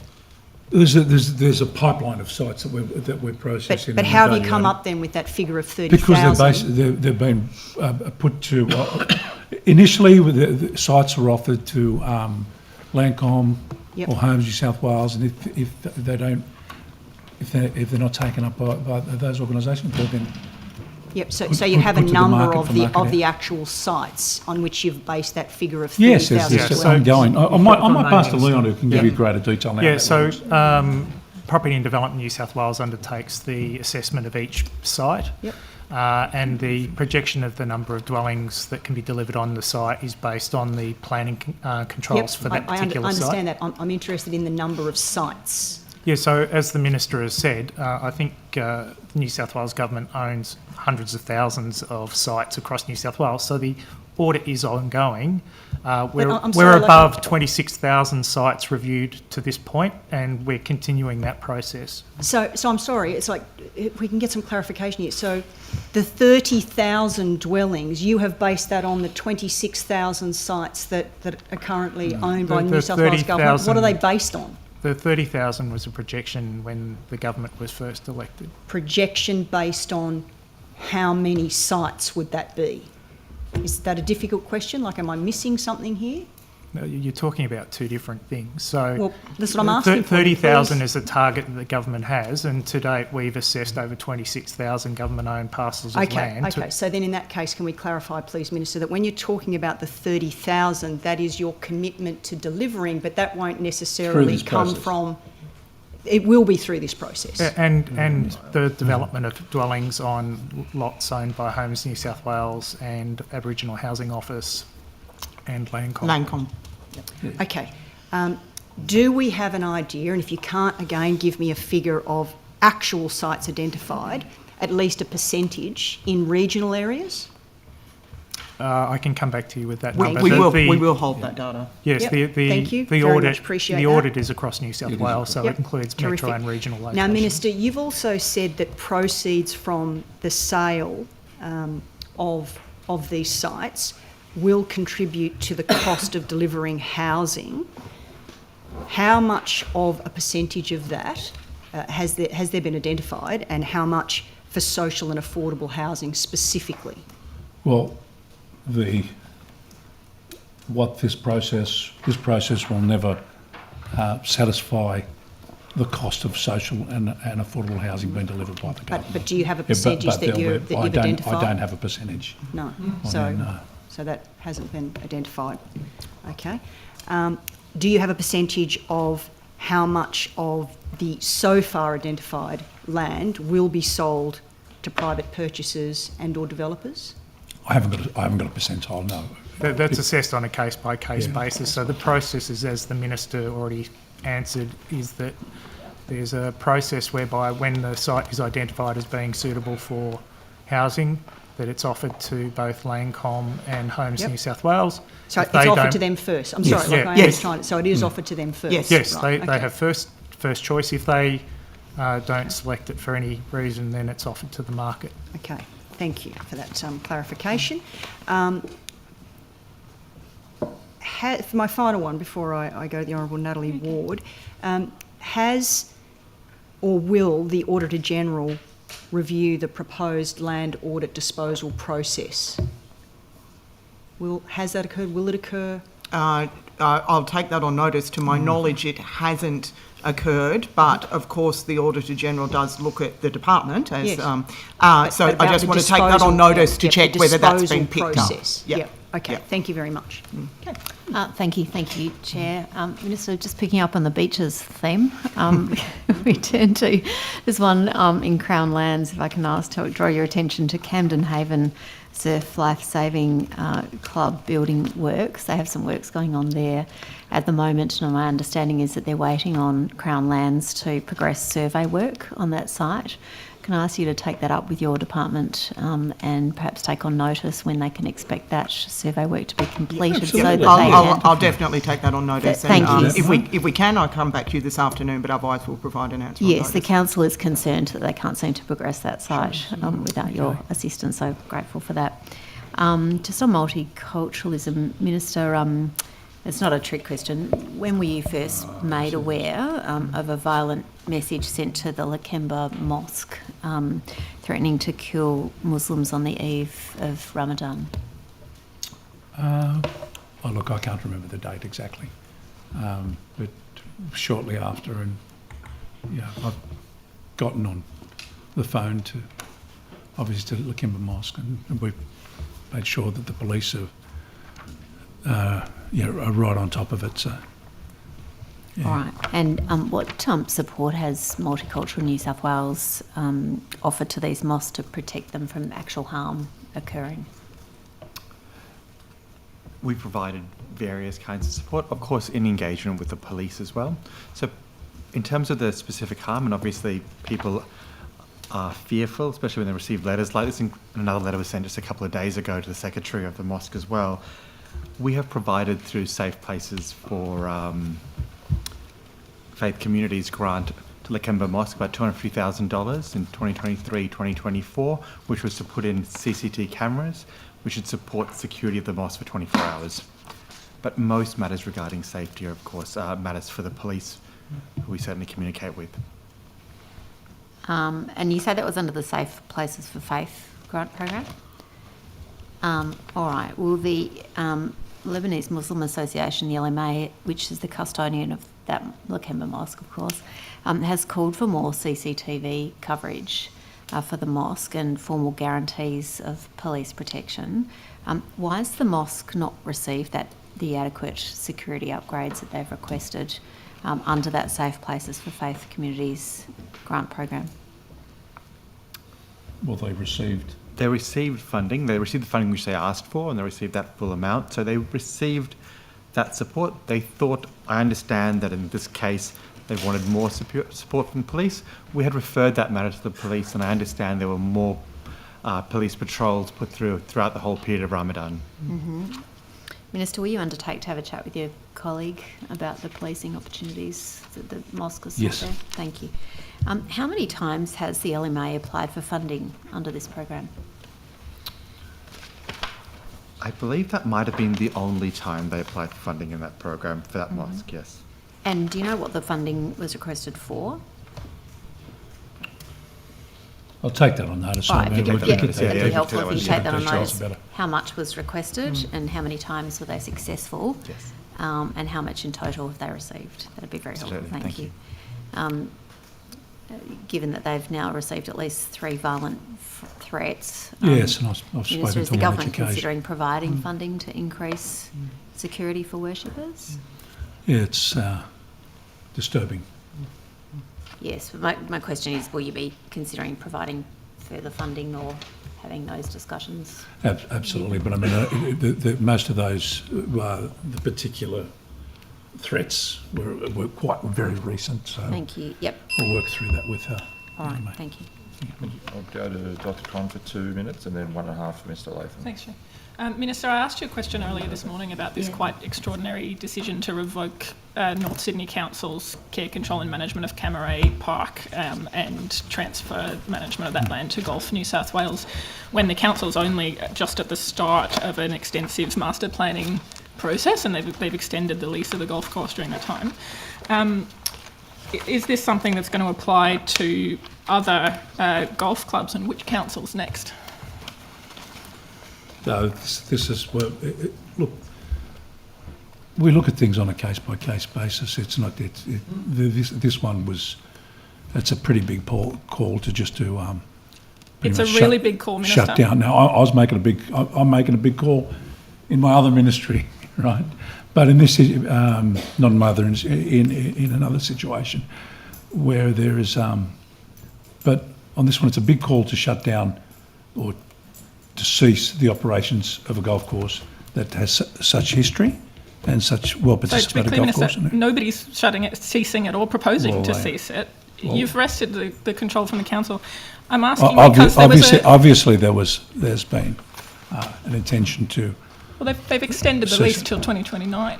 To 29, that's right. But so Minister, an operation like that needs. Yeah, there was an order for papers done by the Legislative Council on meetings with lobbyists and their clients, and that's uncovered that you were lobbied by not only Camaray Golf Club but Golf New South Wales to hand Golf to New South Wales the management of all Crown land with golf clubs and take them off council. Is that really why you're doing this, or is it actually about North Sydney law? That's definitely not the case. I mean, whether I was lobbied for that, there's no intention to have an exclusive arrangement with Golf New South Wales over every golf course in New South Wales. Then why won't you let North Sydney Council actually go through its master planning process with the community? It's in relation to that the activity, the golfing activity on that site, the importance of it to remain, and it's about protecting the golfing activity and the golf club, and giving them longevity, security tenure, so they can continue to operate. I'm out of time. Thanks, Chair. Minister, how long have you known Paul Valenti, the head of the Gemma Group?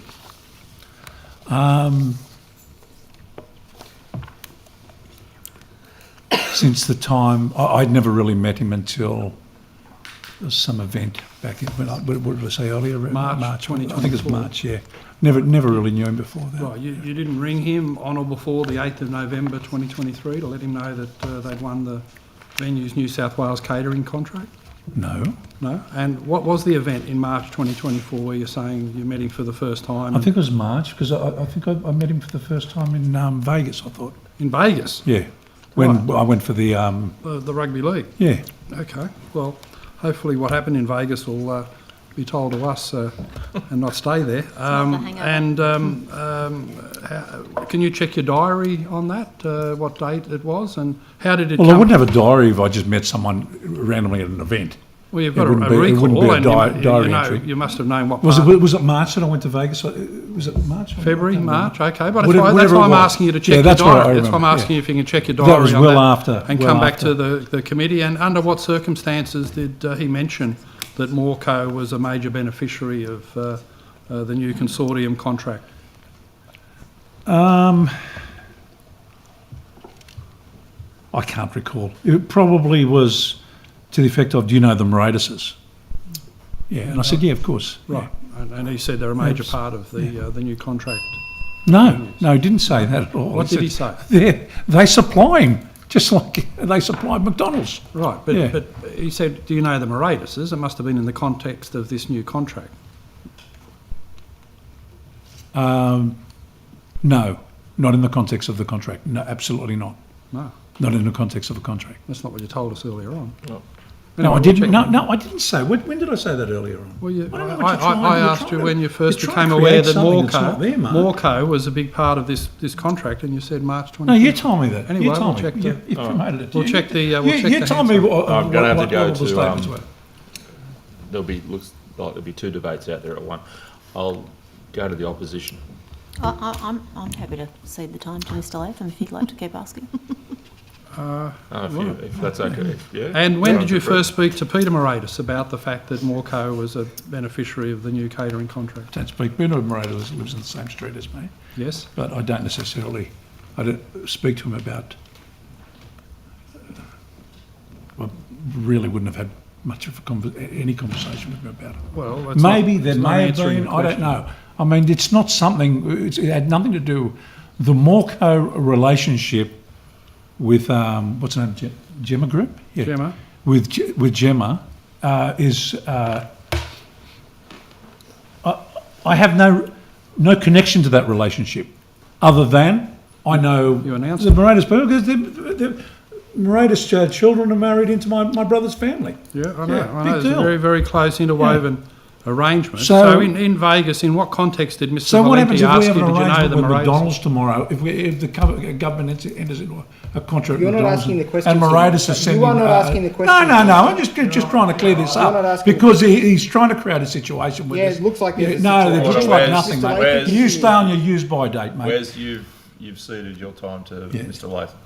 So what would happen if the government had formed some type of catering arrangement with McDonald's? I've got some form of conflict because the Moratises sell lettuce to Gemma, who provided the McDonald's. Like, where are you going with it? Yeah. I don't even understand why. In what context did Mr. Valenti raise with you, did you know the Moratises? Why would he have asked that? Yeah, well, number two, I wouldn't have remembered Paul's. I just know him as Paul. I don't know him as okay. Valenti, yeah. Like Madonna, he's only got one name, Paul. Why did he raise this with you? In what context? I know Stephen Paul Moratis in that context. Okay. Yeah, and I said we're a family. Yeah, get excited about But it. at that point, he must have told you the long-term relationship between Morco and Gemma, that they've been working together for over a decade. Their relationship's a week-by-week relationship. One minute they if they're not happy with with Morco, they buy their lettuce from somewhere else. Okay. For goodness sake, Mark. Yeah, no, well, Minister, what's your understanding of why this catering contract was put out in the first place, ending the 25-year association with Venue Live, who'd been supplying and catering these venues, one understands, with pretty good efficiency since the Sydney Olympics 25 years earlier? Why was this put out? Why was the need for change? I was from what I understood, and I think Kerry will be able to clear up. It goes back to when we first I first took the ministry. You were told about it when you that first was a got the historical ministry. arrangement that was quite expensive and was costing the state. I don't know if I can talk about it. But that was known for 25 years. Why was it? Venue's live contract needed started to in change? 2016 and it expired. The contract just ran out with the contract Venue expired. Live. Yep. And at that point, what briefing did you give to the minister?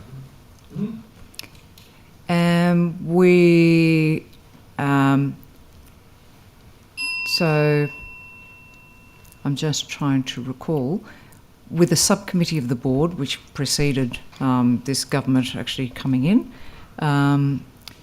we looked at all aspects of the contract that were actually expiring. And so there was a board subcommittee that were involved in overseeing this. And they looked at opportunities to create the synergies across the business, given Venues New South Wales had come into being between 2016 when that contract started and 2020 when Venues New South Wales was formed. And one of the key tenets of the prior government in bringing together all the stadiums was to look for synergies and economies of scale. And so this was an opportunity to look at that. And when you broke down the elements of the business that Venues New South Wales were funding, because it was a pass-through contract, That's right. it included the food and beverage operations, it included event operations, it included accounting, IT, HR, and so on. So when you took away duplicated functions across the business, then you looked at the food and beverage, and so that food and beverage contract was expiring.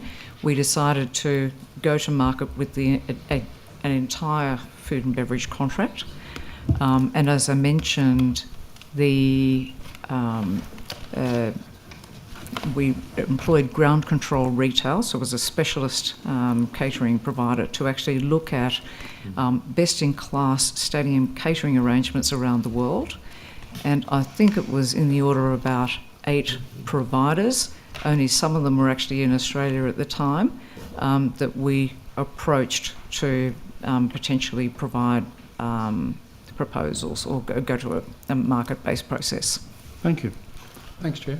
Thank you. I'll now throw to the government for any questions. Just two, if I can, Minister. One is, can you tell us what you've done to reduce the reliance, the public services reliance on contractors? Yeah, well, that's a great question, good member. The Men's Labour government has delivered. Oh, yeah. He's a great member. He should have been president. Great member, yeah. The Men's Labour government has delivered on its election commitment to reduce spending on contractors, with more than $450 million in savings on external consultants and individual contractors already realised in the first full year in government. But it's not just about reducing spend. It's also about increasing the capability of the public sector and ensuring core public work is being principally done by the public service. Put a bit of passion in there. I wonder if they underline the words he's got to emphasise. Is that it? Oh, you're done. That was a short paragraph. Order. Mr. Primrose. Thank you. Very concise, Minister. Thank you very much. Now, generally, I've got a number of questions here, but given the time, I'm just wondering if you could just elucidate on the role of You'll have to explain what that word means to him. in New South Wales and its activities. Explain what that word means to him. I can give you an example in the portfolio of how we're not just job cutting, but striving to better the balance of core public service work being done by public servants. Look me in the eye. There is no greater example of this than in Value New South Wales, who value all land in New South Wales for the VG, which underpins almost 10% of annual state revenue. Since late 2023, Value New South Wales has been on a journey to transform its service delivery. And I'm immensely proud of this work, and I'll ask Mr. McLaughlin to provide greater detail in a moment.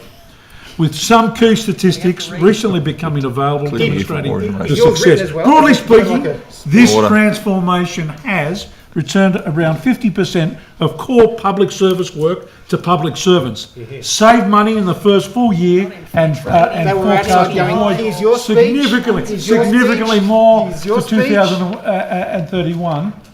Now, seen valuations delivered faster and to a higher quality, Mr. Fang. Really? Higher quality? Oh, okay, good. I was wondering if you mentioned Mr. McLaughlin, I was wondering if he could elucidate on some of the specifics about how much money has been spent. You don't really want lunch, do you? Yeah, if you could just read the thing that he gave you. Lunchtime, give them some mercy, they're hungry. This is like watching Hamlet. Yeah. Come in, Mr. McLaughlin. Through the Minister. I want to hear from Lord Poster, though. It would be valuable, actually, to hear that. Thank you. Absolutely. Would it? No, Yes. Sure. Through the Minister, we have completed in the first full year and into the second year 1.5 million valuations internally, and we've delivered more than $2 million in savings. And whilst we expect savings to fluctuate year on year overall, the forecasting shows that the model into the future will continue to save money, and a further 28 million in gross savings to 30 June 2031. That would otherwise be required to be expended in an external delivered model. Yeah, now tell me why my land tax has gone Order. up. Is that it, Mr. McLaughlin? Why's my land tax gone up? I think it's just important to say So, that Mr. Fang. The value of your land's increased. Mr. Fang. Mr. Wang. Mr. McLaughlin, Thank you, Chair. Through the Minister, whilst this is a forecast only, and the numbers may fluctuate, this forecast is based on 4,500 tender points. So we think it's a highly probable and highly functional internal capability model. Thank you. More good news. Is that it? Tell me you didn't let the Minister anywhere near it. That's tomorrow's front page. Minister, I'm very satisfied. Maybe we'll come back and ask Mr. McLaughlin some more questions this afternoon. But is there any final matters? Look, just as a wrap up, I think the message here is it's a bloody good news story. Together with the Valuer General and the Department, Mr. McLaughlin and the almost 300 Value New South Wales staff have met the brief. Good member, they've met the brief. Excellent member, I should say. Excellent member. They've got more public servants serving the public. What about the other? They've done it faster, to a higher standard, and they've saved money. What does that say about the As other? I hear a lot from Mr. McLaughlin, and it rings true with what we've just outlined. They're truly, How many times they're do you need truly to tell you before you actually value understand adders. it, though? Thank you. Thank you, Minister. Well, Thank you very much. thank you. That concludes our time with you, Oh, Minister. But to no. assist Hansard, would you like to provide them notes of your dramatic readings that you just did, or Most of it was off the top of his head. Yes, pure memory. no? Well, that concludes our time with you, Minister. Thank you. We will come back at 2:00.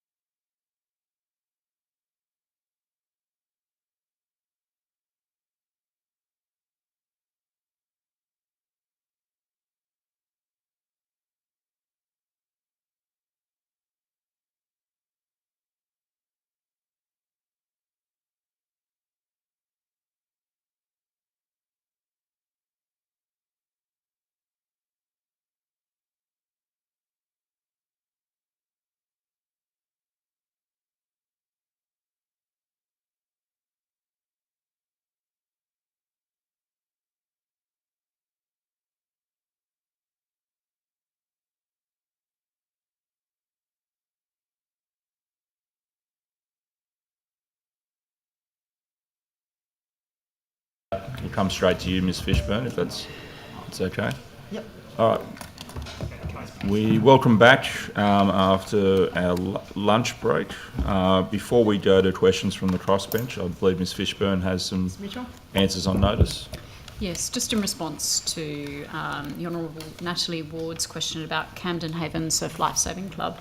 I'm informed that the request for quotation for surveys has been issued.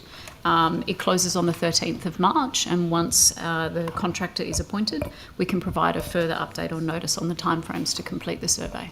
Thank you, Ms Mitchell. Could I just ask for a further, I'm sorry, just on that point, Yeah, that's Chair, fine. if I may, through you, just on that point, could you give an indication on notice of how long you anticipate that project, that timeline to take? Of course, yes. Thank you. Sure, thank you. All right, over to crossbench, which is me. I might go to Multicultural New South Wales, but particularly got some questions around the annual information statement for 2024-2025. On page 12 and 13, it talks about Complan meetings. Beyond those 8 meetings held, what other measurable outcomes do you have to demonstrate improved community harmony rather than just responding or reacting to incidents?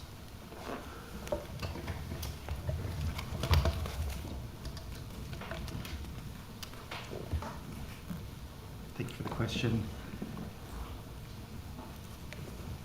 There's been a number of set meetings for Complan during this period, but of course Complan tends to also be responsive to what's happening in the community.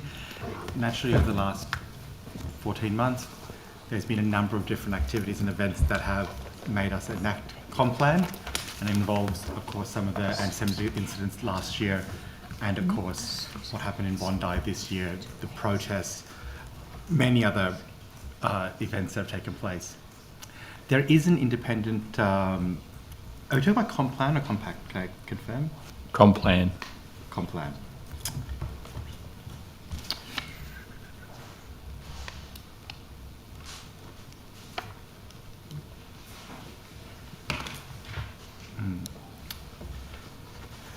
So Complan is not currently under review, but Compact is a program that has been reviewed multiple times, and the evaluation is currently on the website.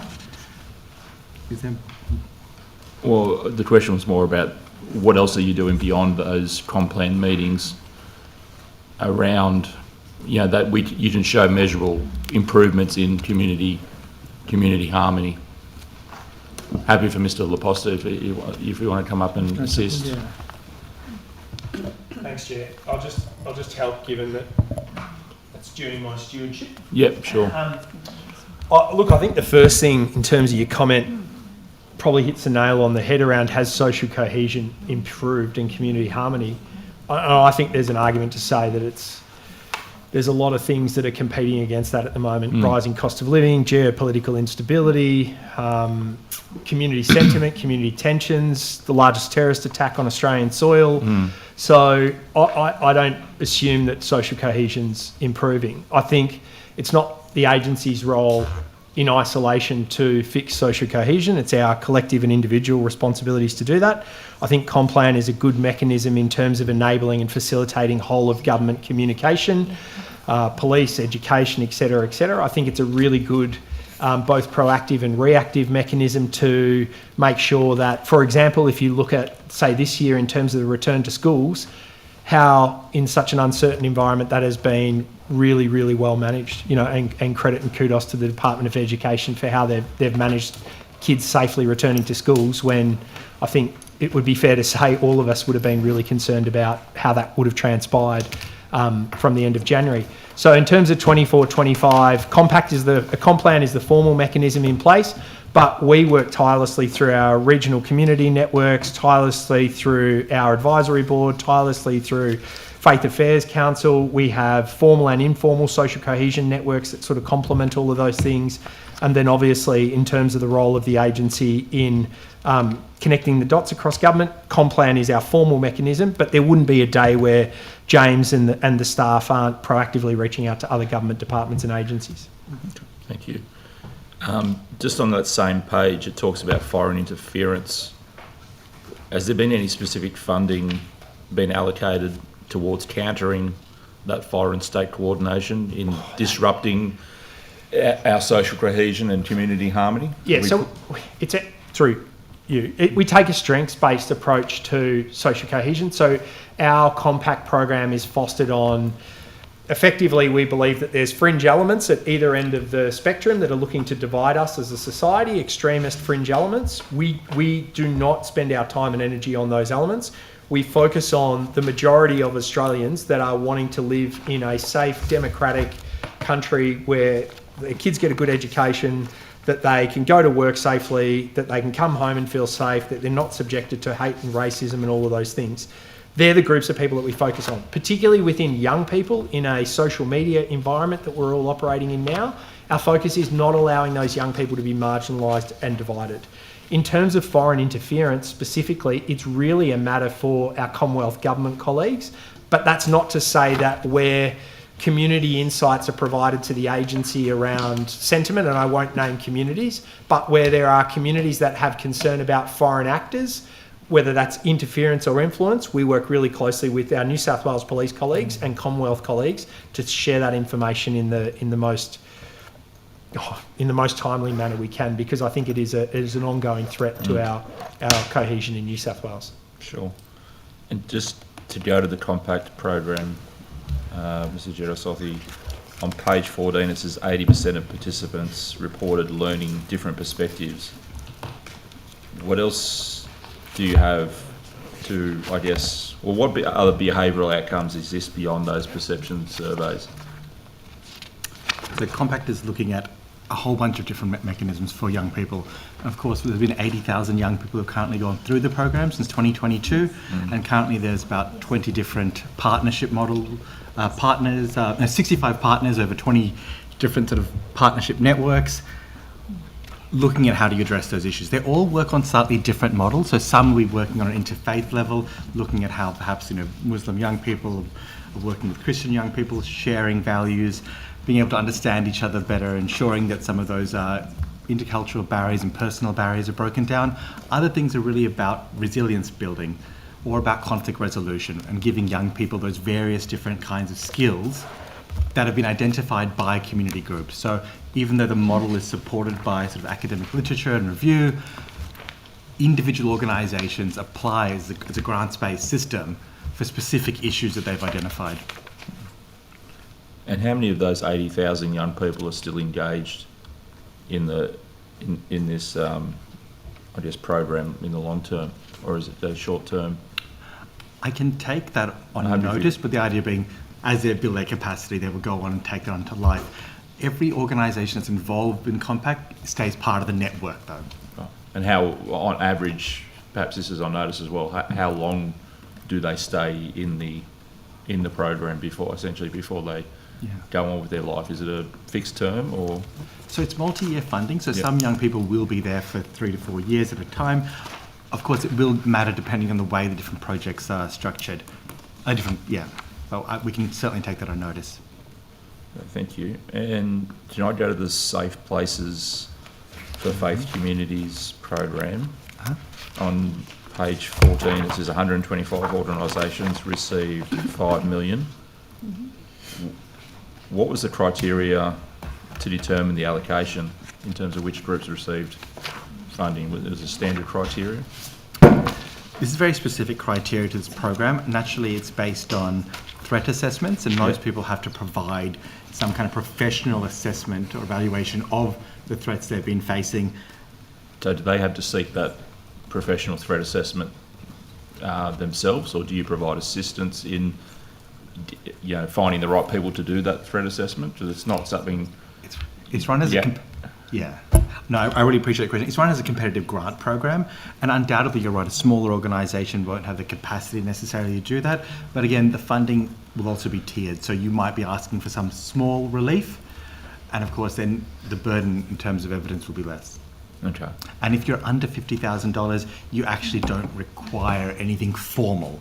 You can just provide anecdotally the issues that you're facing. So above 50,000, that triggers the need for a professionally done threat assessment? Not necessarily in terms of an expense to them. It's more an understanding, and this is why we work really closely with New South Wales Police, Public Works and others, Premier's Department, to understand what the perceived versus actual threat is. So, it comes back to Ms Ward's astute question this morning around with the Safer Places grant, how are we going, how are we tracking, how many have sort of come in or come out. The reality is for a lot of communities, the threat is based off both perceived and then the actual threat. Some of our places of worship have incredible security systems because they need to. Some of them have heat-seeking 4D technology, digital cameras. Others, regional Anglican church in, say, a place like Orange or Dubbo might be putting up their first security camera as a way to be able to see who's coming and going to keep their parishioners safe. Or Presbyterian Church in Five Dock or Abbotsford gets some graffiti and some vandalism, can we put a security camera there? In those sorts of instances, it's not about that, but it is about working with the police and also Public Works and others to understand is it good value for money for the taxpayer in New South Wales? What's the perceived versus actual threat in there? And the other thing that I would just say is, and this is what Mr Jegasothi was saying before, the Commonwealth Government is spending hundreds of millions of dollars on safety and security in places of worship. And so what we don't want to do at the New South Wales Government is duplicate that funding. We want to be able to complement that funding as much as we possibly can. And if they're funding those sorts of things, are there people that are falling through the gaps in terms of, say, National Council of Jewish Women that want to set up a safe community hub? Can we partner with them to help them in doing that in and around, say, Edgecliff or Double Bay or something like that, that maybe isn't necessarily eligible for the Commonwealth Government funding, but could be eligible for the New South Wales Government?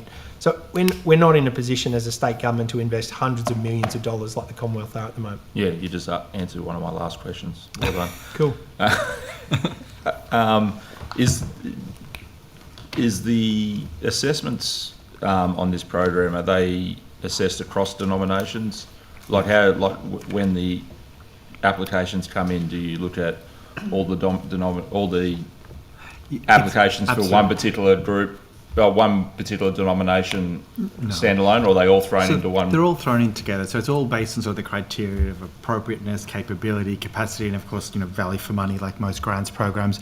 And they are, in fact, sort of competing against each other, noting that the people competing for like the 50,000 will be comparative to other people competing up at that level. And, So they're probably more grouped to size of money they're seeking. Is that what you? That's where it'll be. Yes. Yeah. Okay. Thank you. Can I just go to the settlement strategy on page 20? You've got the benefit cost ratio at 2.36. What assumptions are used in this modelling? Because the report does admit having data gaps. And I guess what are those data gaps?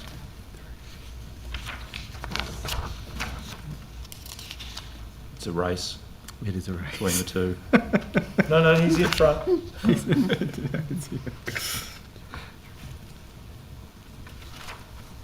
Look, this has all been outsourced to an expert to do naturally, as opposed to us within the agency and our capability. I'm happy for you to take it on. Is it okay if we take it on notice? Yeah, sure. We'll get the details to you.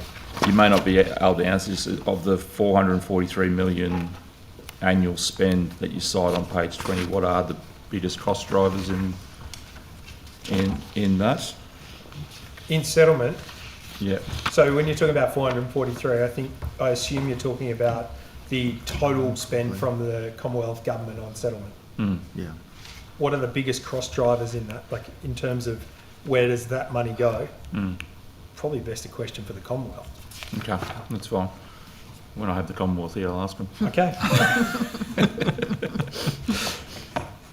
I'll give you a couple of questions to give them as well. Yeah, I'm sure you will. Going to outcome tracking on page 18, it talks about 3,635 offshore arrivals set in New South Wales. Do we have any data on employment outcomes for them over 2 to 5 years? Do you track that at all? We don't track it ourselves. We do support programs that support people to get into employment, and some of that's about regular sort of settlement and integration support for people. Yeah. So in supporting those programs, do you evaluate the success of those programs? Sorry, just to take a step back. So you said 635,000. 3,635 on page 18 of reference offshore arrivals. Specific refugees coming to Australia. Yep. Yep.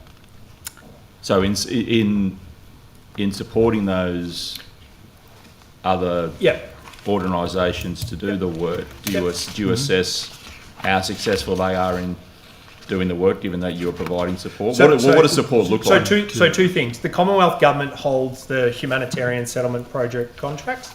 So in the centre and north of New South Wales, that's Settlement Services International. In the south of New South Wales, that's the Red Cross. So it's split across the state. They are the ones that hold the primary funding drivers to empower those two organisations to help support, clothe, house, fast-track employment outcomes. Then the Commonwealth has a significant adult migrant English program as well that's currently managed by TAFE New South Wales, which I think are doing an outstanding job in administering that program in New South Wales. That Mr. Banasiak, is all Commonwealth Government funding. Our funding is about, we don't get a say in terms of who comes to New South Wales. What we do get a say is how well we connect state, local government services and Commonwealth services. So the faster that we can help these people in understanding what TAFE pathways are there, what skills pathways are there, what employment pathways are there, the more likely they are to have success. So to your point, at the moment, the Commonwealth Government funding is a fixed term 5-year program. For some people, they hit the ground running, 18 months later, they're in employment. They probably don't need 5 years of government funding. Others that have profound language or trauma backgrounds or other challenges, that might take them a lot longer to be able to get employment in place. So James is right in terms of talking about how we're starting to map some of those things, and even the fact that we're commissioning reports to help understand the economic value of this. In terms of the specificity of skills, that's a question best directed to the Education Minister around the skill and migration programs that are in place, not just for the settlement cohorts, but all of our skilled migrants more broadly. Sure.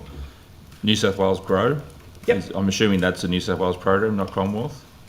That's a pilot. That's a pilot. New South Wales pilot. Okay, I don't want to keep asking Commonwealth questions. What's the retention rate for the Riverina Murray pilot areas? I can take that on notice, but the pilot was designed in such a way to show what could be done and the great benefits that could go to the local community, but also what can be done to build the capacity of people to engage in employment in regional areas and support, critical industries and skill shortages. However, that program has now ceased. The idea being the report has been provided to support Commonwealth and various levels of government in deciding what to move forward on in terms of supporting settlement in regions. Are you able to provide any advice as to whether it addressed local workforce shortages in any measurable way? And what supports would be required to ensure those things took place? Are you able to? Yeah. So 49 people, including family members, relocated. Job seekers matched to regional employment was 30, and then employers that worked within the GROW program was 63. So we had 50 families effectively relocate to regional New South Wales. Leeton, Walla Walla, Albury, Griffith, Wagga, that sort of Riverina region predominantly. Yep. Excellent. Quickly, the multicultural outcomes reporting framework on page 28, it says each public authority must observe multicultural principles. Yep. Are there any enforcement mechanisms in them observing multicultural principles? It's not about enforcement, it's about reporting back to us and the capacity that we can help those various agencies in being able to fulfill those multicultural principles. So we provide them with advice and assistance and best practice models. So it's not a compliance model or anything like that? Yeah, we assess them. Well, we assess them, Right. What, against KPIs or? Historically, and this is why we've moved from the Multicultural Policies and Services Plan to the Multicultural Outcome Reporting Framework. There's two parts. There's a data capture piece, first and foremost, which is the most important, to establish baseline data upon which to be able to say, well, how has Kerry gone against Adam and how does that compare to Mel and Gary? But the reality of the situation is, historically, the Multicultural Policies and Services Plan has effectively even given people a poor score, a satisfactory score, or a high-performing score. And particularly on departments or agencies that have scored poorly, I've then probably proactively communicated with those secretaries or agency heads to say, there's some work to do. Let's work on a consistent plan for the next 12 months. That might be they don't have a multicultural plan as a starting point. That might be that there's an absence of leadership within their organisation that can bring a lived experience and a perspective or a unique view to help them in those things.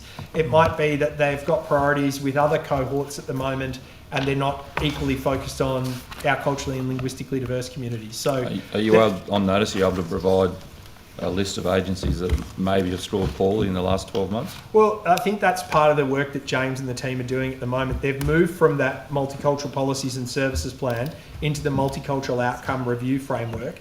And so as they've done that, their focus has been more on establishing accurate baseline data upon which to assess all of these different government departments. Where are their barriers? Where do we need to work consistently on the 4 themes? Themes such as their inclusion around their policy work. Are they including the voice or embedding the voice of those that now 1 in 2 of us has born overseas, parent born overseas, 1 in 3 of us in New South Wales born overseas, more than 1 in 4 of us speaking language other than English at home. Is the policies of this department, this department, this department reflective of that group? So you're implementing a new evaluation. Correct. It's a new model. Yeah. And essentially they've got to report every year. They have to have plans. I know the DCJ have just released their plan this week. And that is part of the model in terms of accountability. They keep a plan, it goes through all their services, and they report on each year. But this is a new model, so we don't quite have the... Yeah, sure. And we report it publicly through the Community Relations Report every year. Oh, thank you. Over to the opposition. Thank you very much, Chair. Thank you all for coming back after lunch. I just have some sport questions to start with, Ms Mather. So just coming back to, thank you, helpfully indicated this morning that you would come back on the Accor Stadium roof. Did you manage to get those numbers? Yes. On the total cost? I've established... Yes, although I've established that the document is cabinet in confidence, what I can say Which is document? there's been some public... Sorry? Which document? The business case. Mm-hmm. There's been public commentary around the cost of this, and it's sort of broadly in that range. But I can say that the business case was positive, so it was a positive BCR. Yes, I think you said 1.5 this morning. Was the BCR on the business case? The actual numbers are cabinet in confidence. Mm-hmm. And but I think that was mentioned this morning. Is that out of the range? In the range? It's definitely over 1, so it's yes, Mm-hmm. positive. All right. What is the range? Then I'd be disclosing what's cabinet in confidence. All right, so thank you. In terms of, no, I just thought I'd try. The cost, understanding the media commentary, and not asking for the business case itself, but what do you estimate, what does venues estimate the total cost of the project to be in your numbers? Public commentary that I've seen has been over 300, so it's north of that. It's not at that? It's north of that. It's north of that. So we're not going to get a roof for 300 mil. I'm not being tricky in any way in favour, but so it's going to cost more than $300 million? Sorry? It's going to cost more than $300 million? Yes, that's right. Yes, okay. How north of $3 million?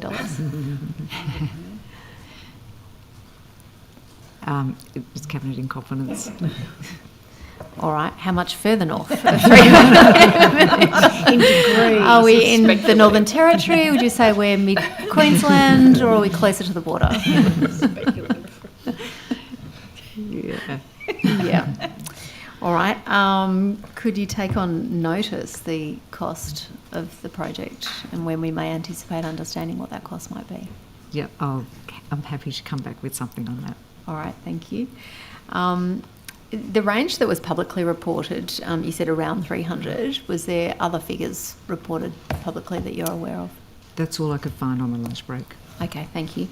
I hope I didn't distract you from having I am some happy lunch. to answer the other question the chairman raised this morning about the Illawarra attendances, if it was suitable to cover that now. Oh, happy to do that. Happy to do that. I don't want to take their time. Yeah, Happy to do that at the end. Yeah, if you don't mind, we might just stick Okay. to this one for the moment, but thank you for doing that, and we'll be interested in that. So for that, what's the anticipation in terms of the uplift and what will be achieved by having that roof and that project completed, how many more, for example, events could we see in that situation where the roof is completed?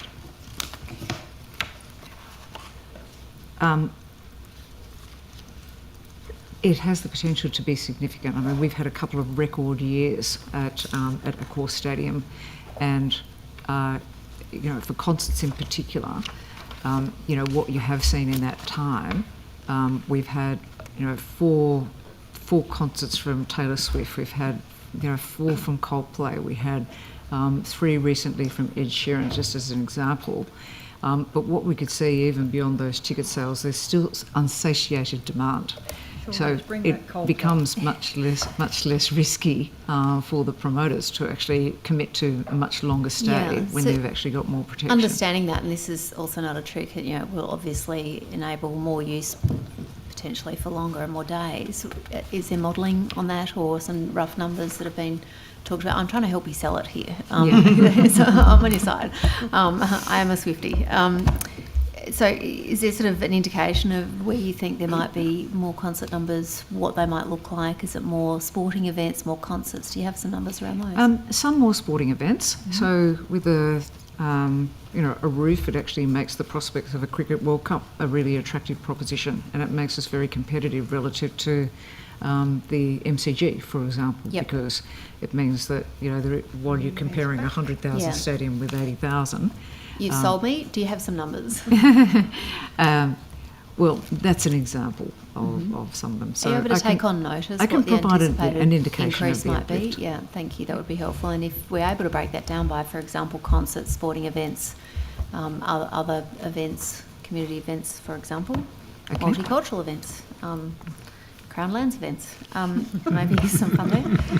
Can I move on to, I'm not sure who this will deal with this, but the Cars Park Pool. Can we just come back to that one?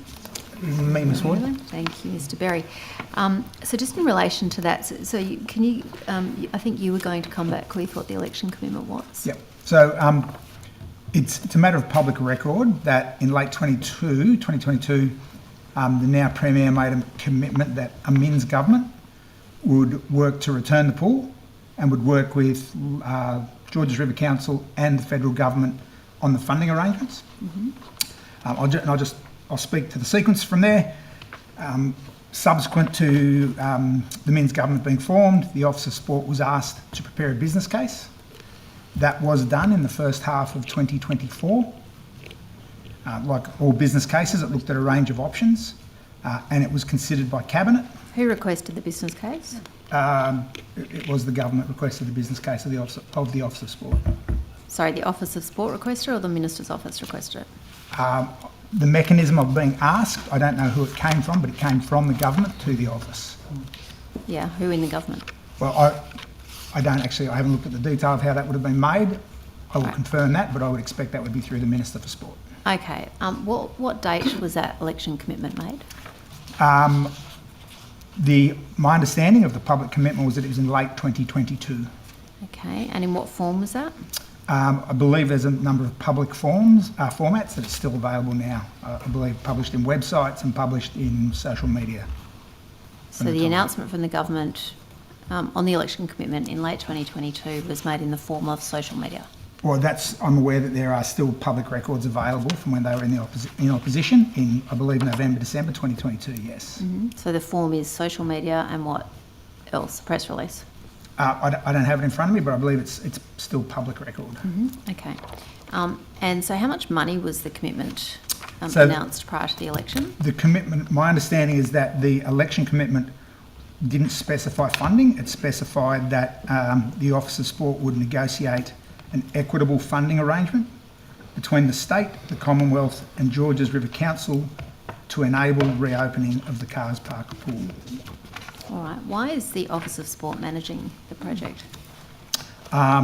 Government asked the Office of Sport to manage it. I can only assume because it was community sports infrastructure, they thought we were best placed to work with the council on that. Is that the information that was provided in the request to you, or you're guessing that? I don't have the request in front of me. As I said, I'm happy to... What was the form of the request to you? Don't know. It was prior to me being in the role, but I can check our records on notice and provide advice on that. the mechanism of how we were asked. Okay, so can you take on notice and provide to the committee, please, in terms of firstly the commitment, an actual piece of paper, a media release, a social media post that can show that commitment, please? Yeah, of course. Thank you, and you'll produce that to the committee if you don't mind taking that on notice, and then also on notice in what form you were asked to. Yeah, it's not tricky; it's just process of the commitment. Whatever the Office of Sport has in relation to that. Thank you. And then the equitable funding, did that specify an amount, or I think you indicated it did not? So that was the form of the commitment. In January, the office began engaging with Georges River Council to develop an agreement around the funding arrangements. So we do have an agreement that is commercial between ourselves and Georges River Council. Spells out a number of things, the terms of the funding, the scope of the project, and that was actually negotiated directly between council officers. Thank you. Who came up with the dollar amount? The dollar amounts in the project agreement, they're determined by the cost of the infrastructure. Mm-hmm. So the total cost in the program is as per public, $63.5 million. Mm-hmm. Georges River Council contributing $15 million of that, federal government $10 million, the balance 38.5, I believe, the state government. So a $63 million project being run by the Office of Sport. Do you have any other comparable projects that you're running in the Office of Sport? Yeah, we're developing a significant project in Motorsport on the Central Coast for a new community sport facility. Mm-hmm. At the moment, they are probably as a the two joint largest. federal council project of the order of $60 odd million? The funds there is approximately 40, but it's state money. But it's money that's held by the state. But it's not a joint project. That one is not at this stage, no. Yeah, but that project in Motorsport is already an Office of Sport project. It's Yes. our asset that's owned by the Office of Sport. No, we don't have an asset there. We have a site, Site. and we'll construct a facility there. Yeah, so it's already an Office of Sport site. It's not a council site. It's currently owned by the site's actually currently owned by another government agency. It's not owned by the Office of Sport. It's owned by the New South Wales Health. Right, but in this case, this is a pool that is owned by a council, is it not? It's quite Correct. different, yeah. That's right. Yeah. So it's not a comparable project in the sense that, and I'm not trying to be argumentative, these are just facts. There's nothing pejorative. The fact is that this asset for Cars Park Pool is a council-owned pool, not a New South Wales government-owned that's correct. piece of land or asset. Yep, and at completion of delivery, the asset will become the property of Georges River Council. They currently own the site. There is no swimming pool there now. There was previously. Yes. That was decommissioned. And at the conclusion of the construction and the commissioning, the facility will be owned and operated by Georges River Council. Outright, so the Office of Sport won't own any No. stake in that pool to be. All right, and when did that investment decision occur? The cabinet decision on the business case was in either late November or early December of 2024. Okay, when you say cabinet decision on a business case, that is to make an investment to support. That's correct. Allocating funding to that project. That's correct. Okay, and sorry, when did you say that occurred? Late November or early December 2024. I don't have the exact date of the cabinet considerations. I know that's when it was. All right, thank you. And was that investment decision a new investment or a reallocation? Was it new money allocated to it, or was it a reinvestment of an existing? My understanding is it's new investment. New investment, and where's that come from?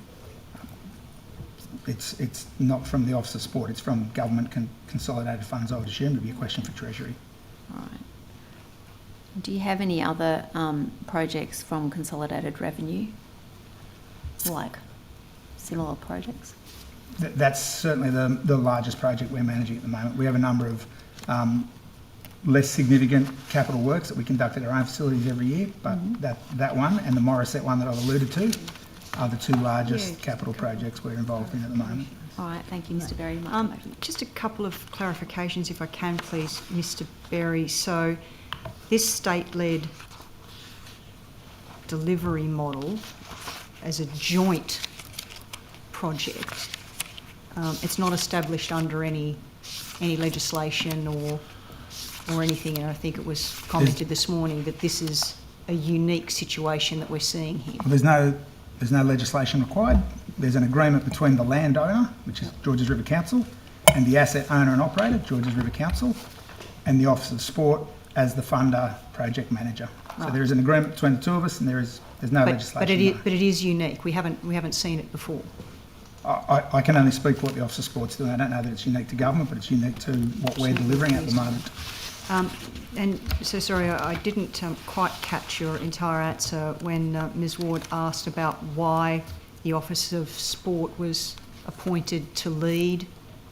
Your response to that was? We have a certain level of expertise when it comes to community sports infrastructure. We have a number of people in business units that understand community sport infrastructure, have expertise in developing community sport projects, and we are the government's lead agency for sport and active recreation. And I don't argue with any of that, but if that's the reasoning behind Office of Sport leading this project in this unique way, why aren't other projects like the North Sydney pool, for example, looked at in a similar way?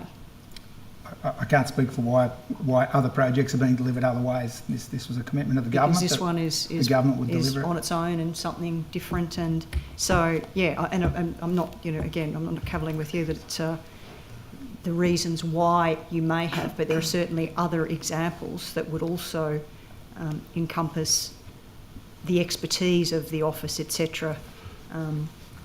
Anyway, so it's whether we have some more qualification on that, I'm not sure.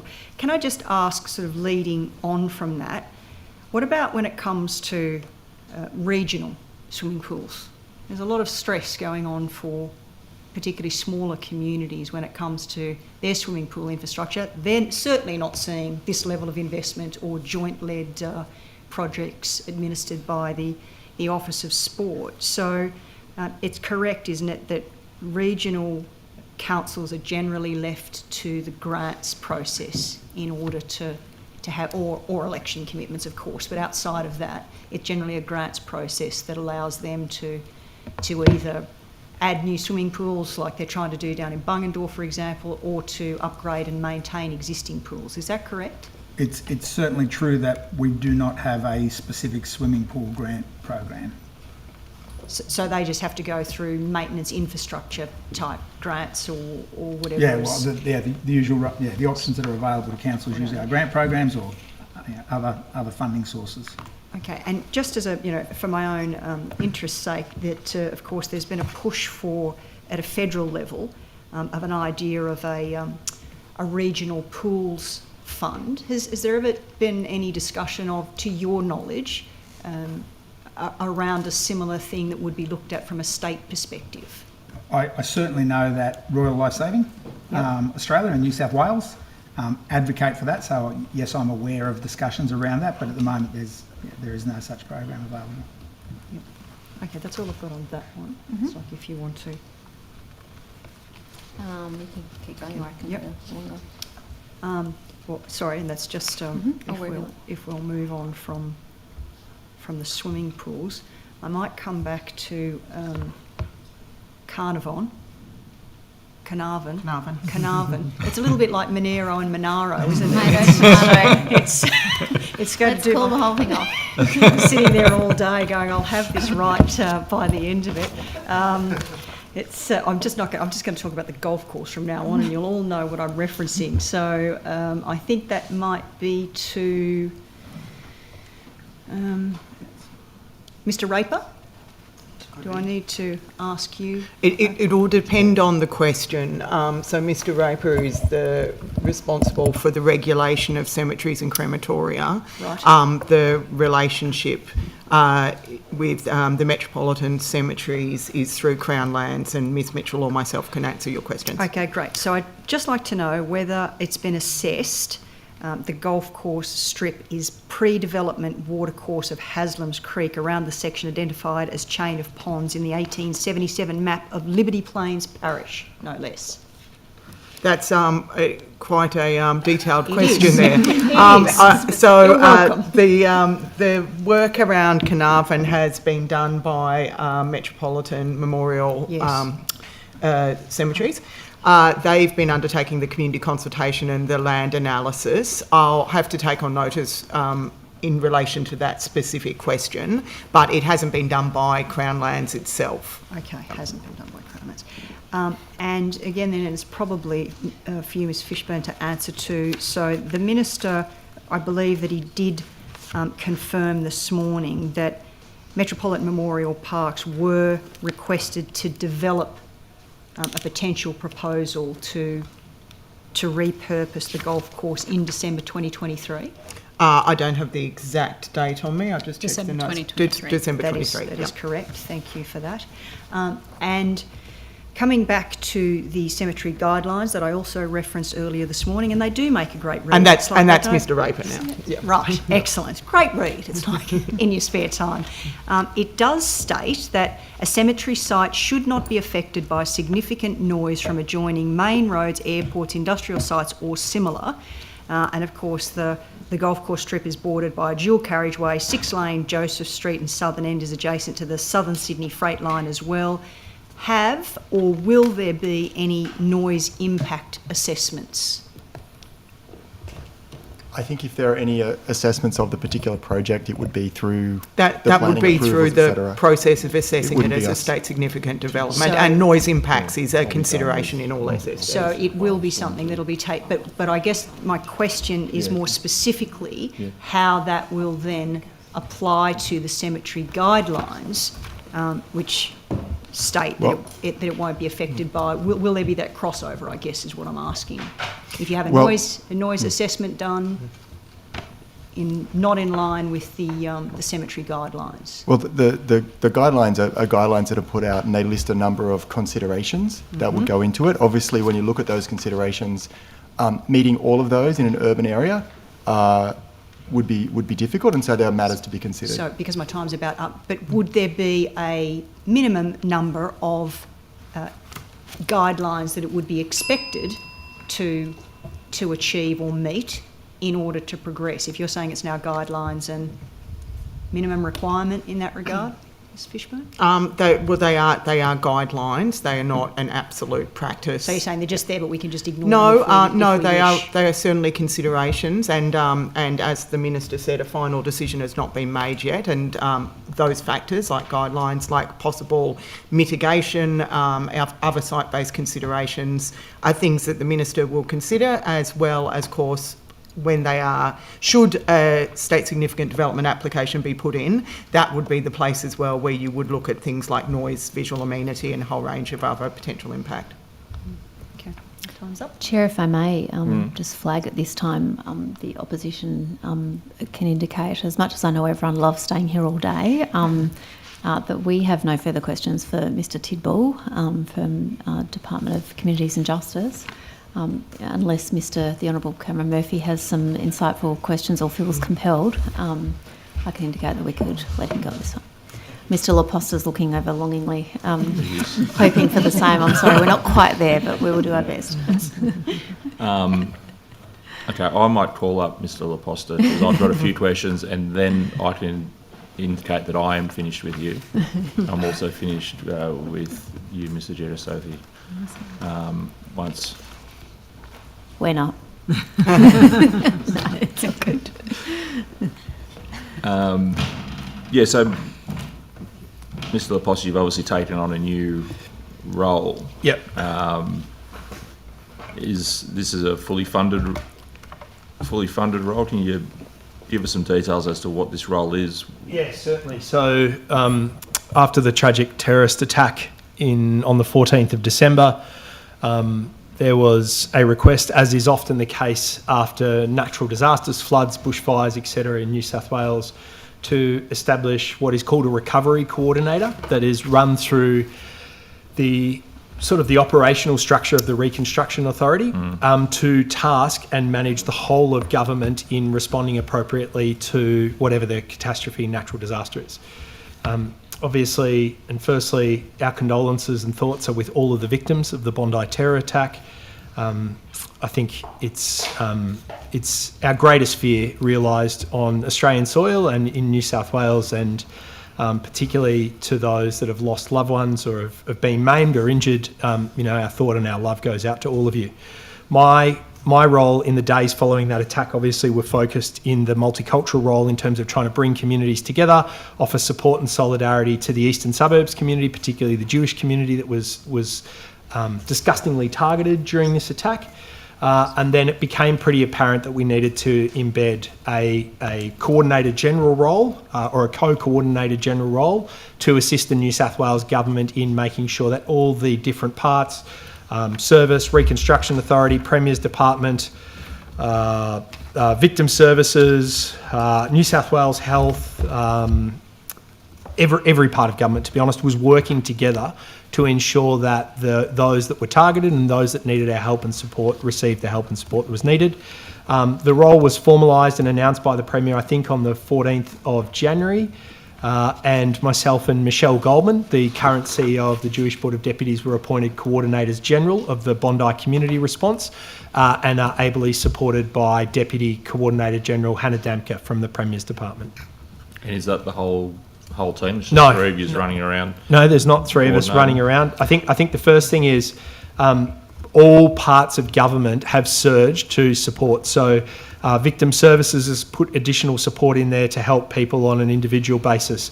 Service New South Wales, through the Service for Business team, has supported now 212 different businesses. Reconstruction Authority has seconded additional people from the Cabinet Office, from Premier's Department, to run the Bondi Community Hub, where over 1,400 people were cared for in the 2 months following the Bondi terrorist attack. Legal Aid has put additional resources in. So every part of government has surged to provide support to those impacted in the wider eastern suburbs. Within my team, I also have Mike Shaw and Katie Baird that have come across to support Hannah and I, and there are also representatives within the Premier's Department that provide continued support to Hannah. So we have a small team, but all parts of government have surged to assist. What's the total number of your small team? Within our team at the moment? Yeah. So Michelle, myself, Mike, Katie, Hannah, it's probably about six. Okay. And they're all fully funded under this new Coordinator General? Or It's a great question. Or are they being sort of... So what normally happens is it's called a disaster recovery funding arrangement, which is in partnership between the state and the Commonwealth government. So the costs are shared. So, sadly, you think about the number of flooding events or bushfire events that we've had. The Commonwealth and the state share the funding. That's all run under the auspices of the Reconstruction Authority.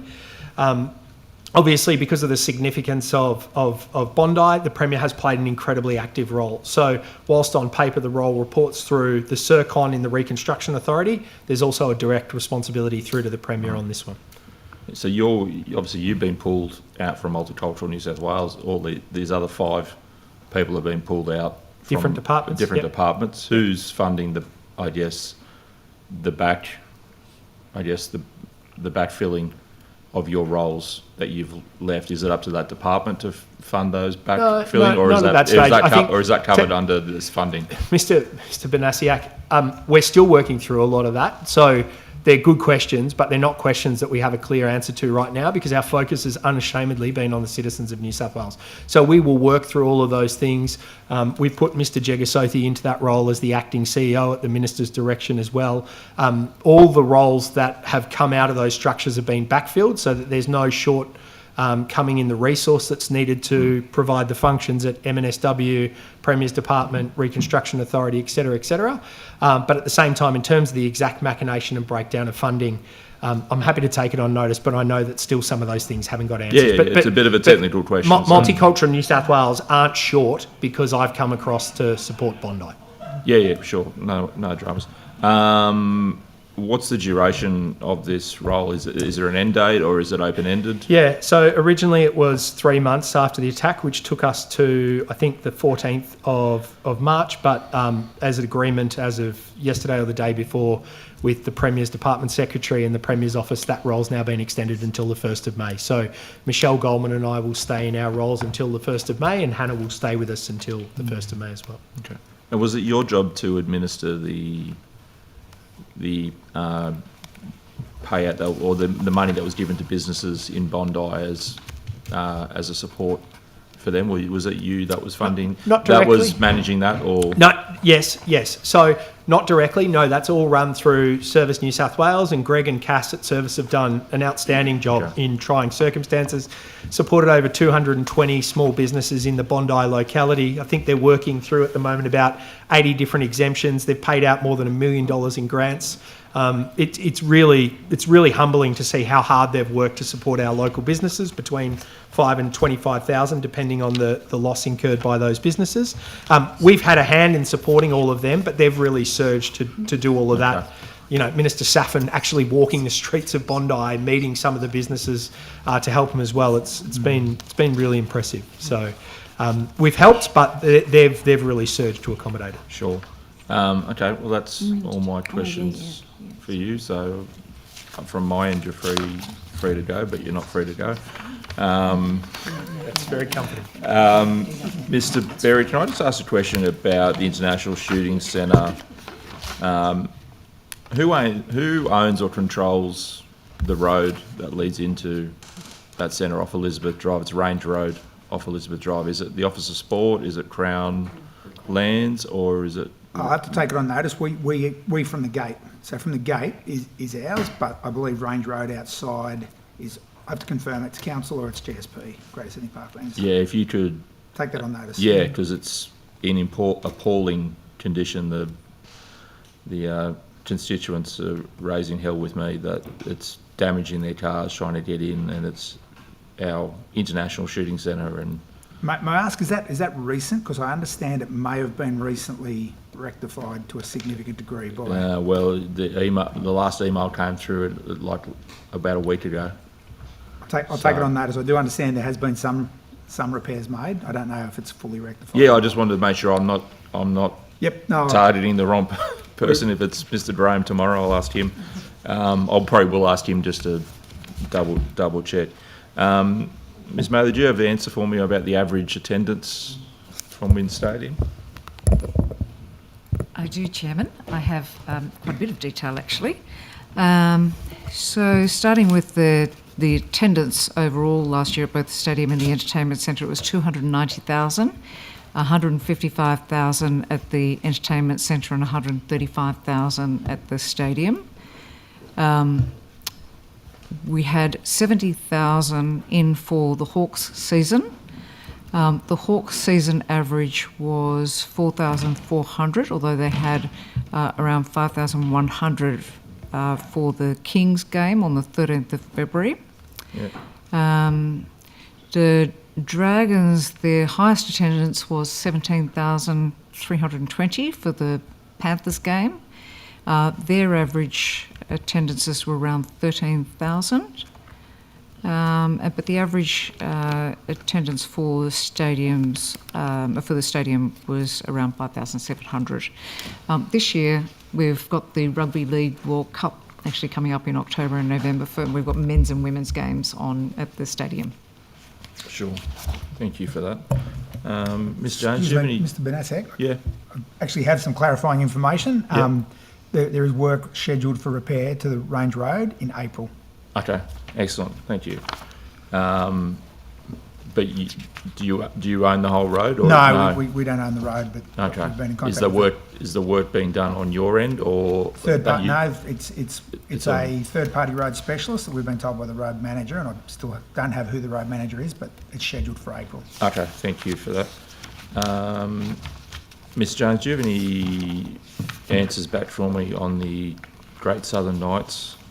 Yes, I program? do. And I'll just reiterate what I stated before, and that's while Destination New South Wales has an indirect association with Groove and the Moo via its strategic investment agreement with ARIA, it does not have a contractual arrangement with Fuzzy, the event organisers of Groove and the Moo. Destination New South Wales did not enter into an agreement with Fuzzy.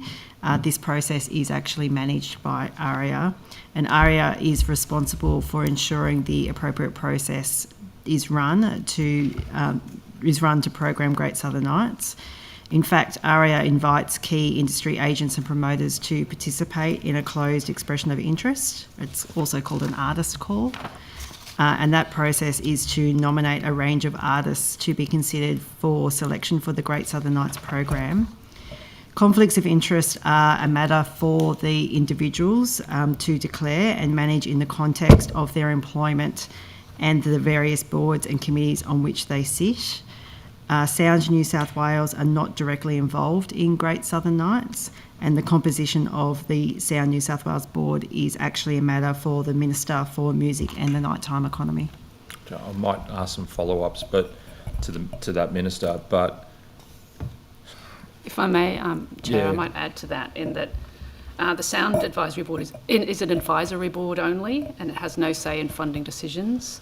Ms Robinson was appointed chair of that board in April 2025, but Minister Graham will be here tomorrow if you will have further questions. yeah, look, I probably will, but I guess I still have a problem with the fact that you've given ARIA, money, and then you've gone hands off, and essentially allowed them to decide, what's, I guess, is satisfactory or meets the standard of probity, and they've effectively given, the daughter's effectively given money to her mum in another organisation. It doesn't look good from a governance perspective that you've just gone hands off on that money, and just relied on, I guess, in good faith that it'll be distributed, wisely. So ARIA is responsible for ensuring that appropriate process is run. We'll take on board your concerns and look into those. But as I said, the Sound Board is an advisory board only. Yeah, so there are, ARIA at the moment are not accountable to anyone in terms of how they allocate that money. I didn't say that. We'll take that on notice, but it's more appropriate that it's raised tomorrow for Minister Graham's session. Yeah, okay, no problems at all. Can I, it might be still with you, Ms Jones, Vivid Festival. In terms of the 2026 food program, is there a total budget for that? The Vivid program is still actually being settled as we speak, and in fact, wait for the program launch next week in terms of what is actually made up of the Vivid program, including Vivid food. Okay. And I can take on notice in terms of the actual expenditure for the Vivid food component, but at this stage the program's still being settled. Sure. Is there going to be an increased investment around security planning, given the tense moments we're in as a city? Of course, I think with all major event organisers around Sydney, they have been incredibly sensitive and also very pragmatic around the heightened security issues following on from the tragic incident in Bondi. And it's safe to say that all of those matters are being considered not only from an operational point of view, but also from a budget point of view. Thank you. Well, given I don't have a budget, I can't answer most of those others. The visitor economic strategy 2035, is that that's me? You? What was the cost of putting that strategy together? That's a good question, actually. I will take that on notice. The strategy itself went through extensive stakeholder consultation for several months. That was before my time coming in as the CEO of Destination New South Wales. I did have the privilege of being involved in the announcement of it, though. It's always good to be there for the announcement and not there for the work. Yeah, well, now I'm involved in delivering on it. Yes, let me take that on notice in terms of the cost. Sure. And do you know whether it was completely done in-house, or you had consultants contracted to? It was mostly done in-house, and in fact the consultation was actually run via one of our executive directors, a team of Destination New South Wales, as well as a board member and our chair. There you go. There's some advice from other government agencies. You can do consultation yourself. It's nice. Where are we? Have you, as part of writing that strategy, have you conducted any modelling on the social costs of increased visitation around congestion, housing displacement, burden on public infrastructure? We haven't necessarily run modelling per se, but we are very cognisant of those other issues that might be associated with increased visitation, particularly in terms of smaller communities or those attractions that might be more popular. And through the visitor economy strategy, you'll see that one of the focus areas, or one of the key considerations, I should say, is around sustainability and making sure that if we are seeking increased visitation in those areas, that we do take that sustainable mindset. We do the appropriate consultation as required. Okay, and I guess as part of that, what are there any safeguards in terms of ensuring that tourism development doesn't override local planning autonomy or local planning needs? Any sort of tourism activity that would typically require development consent or planning approval still continues to do so. Okay.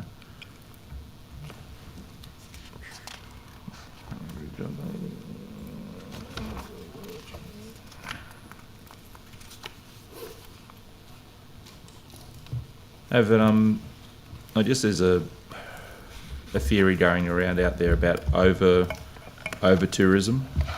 As part of this strategy, have you done any risk assessment about this, I guess, notion of over tourism? I know it's a bit of a thing in Europe at the moment.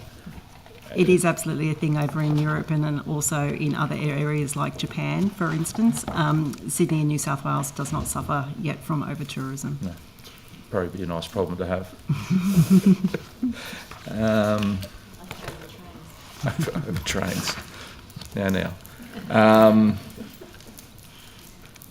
Just more specifically, on some of the pages it talks about a 4.9% annual growth rate required to reach the 91 billion by 2035. What modelling was done to underpin that? It's simple maths, really, just understanding what the current level of visitor expenditure is, and then what the trajectory actually looks like over the course of the next 10 years in order for us to reach the 91 billion. Yep. I think the Minister reported, or in his evidence this morning, is that over the last 12 months we've had 7.3%, so that's well above the 4.9%. We say 5% that's actually required. And in fact, we've already reached our threshold for the 2026 target, which is 59 billion, and we're currently sitting at 59.4. Sure. And going to, in the strategy talks about aviation capacity and needing 8.5 million seats.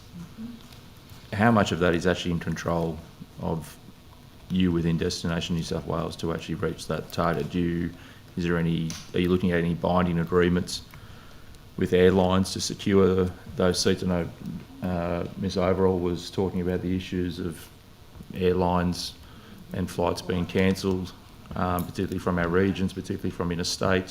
Is there any work being done in that space to try and secure? Yeah, absolutely. So you'll notice that under Pillar 1 of the Visitor Economy Strategy, it's around access, and that's where the 8.5 million additional airline seats is mentioned. What the government is doing in response to that is through a number of our attraction funds. So we've got the Western Sydney Takeoff Fund and then the Takeoff Fund in general. The Western Sydney Takeoff Fund was $8 million dedicated by the government, matched by Western Sydney International Airport, so a total of 16 million. And then, of course, there was through this year's budget $12.5 million announced, again matched in relation to just general aviation attraction. We are in line with our other state counterparts and also internationally providing those incentives to try and attract additional airline seats and additional airline routes into our state.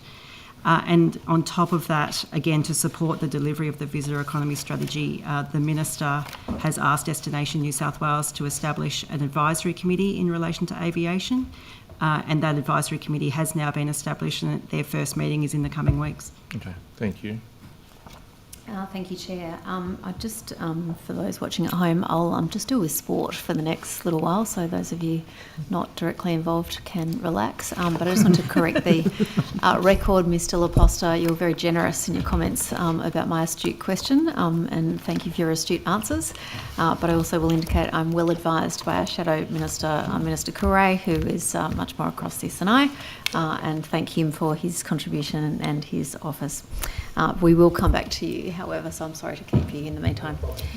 Thank you. Just going to Office of Sport, if I may, Mr. Berry and others. I just want to talk about grants and understand some detail on how grant infrastructure programs and funding allocations are treated. So obviously after government awards a grant to an organisation, obviously then the Office of Sport would hold on to that money until certain milestones are met, as I understand it, until they're reached. So can I ask this, how many infrastructure projects with an Office of Sport grant are currently not complete? I will have to take that on notice. We have, I would say, upward of 300 grant projects, and I'd need to get a reconciliation of how many of those are, well, that's 300 active actually, plus that are active at the moment, so yep. I'll need to get the actual details.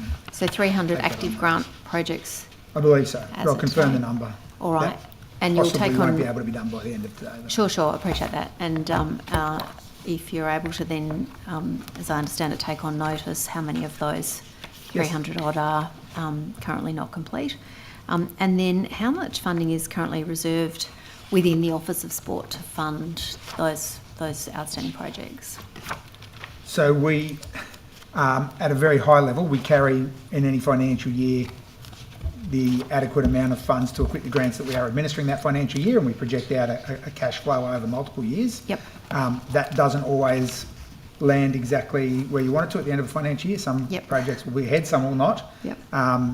So I would have to take on notice the exact amount that we carry in grant funding, given we operate about 8 or 9 at the moment grant programs. Yep.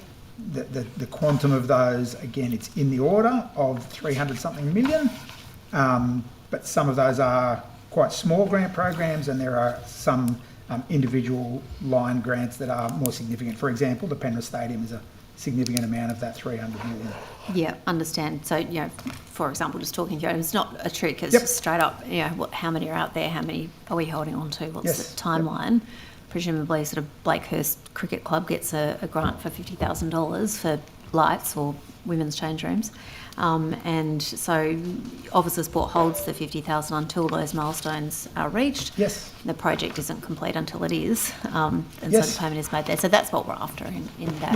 Yep. No, we can do that. I mean, what I will say is, like, we have a grant administration guideline that's compliant with the government's grant administration guidelines, and those milestones are agreed with grant recipients, and there is very often a need to adjust milestones due to project variations. Yeah, understand. So can we understand, if you need to take this on notice specifically, how much is currently unpaid, is sitting there unpaid for those various reasons that you've outlined? There's no judgment about that, but just how much is presently sitting there. And then could you also take on notice how many projects are currently of those incomplete that are across Office of Sport books? Yes. Yeah, thank you. Okay. Can I turn to UFC funding? What's the current status of the UFC funding partnership? So, question for Destination New South Wales. Yes, so that's a major event that's been invested through Destination New South Wales. I'm aware. The commitment itself was for 3 events, and the 3rd event was held this year. Okay, so they're all done? No more? Has been held, did you say? It has been held. Yeah, so no further events with UFC? That's correct. Okay, and so how much has been spent on the partnership? Let me pull out my note for you.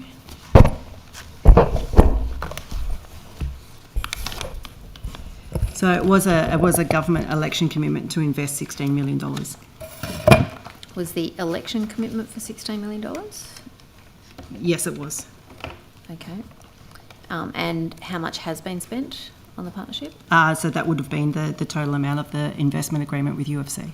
Yes, and has that been acquitted and spent? Not as yet, because with the strategic investment agreement, we would have milestones, and they would need to satisfy certain aspects of that contract, particularly in relation to Destination New South Wales broader objectives around visitation.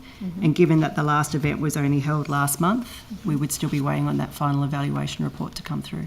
Okay, when will that be due? They typically come through anywhere up to 3 months after the event. Why does it take so long? Because it does take a little while to collate ticket data as well as travel data for them to then provide that to Destination New South Wales for us to then evaluate. Okay, and so how much is left to be acquitted of that $16 million? That would be commercial in confidence as per the strategic investment agreement. All right, well, but you're saying there are some funds that have... That's very typical practice with all of our major events.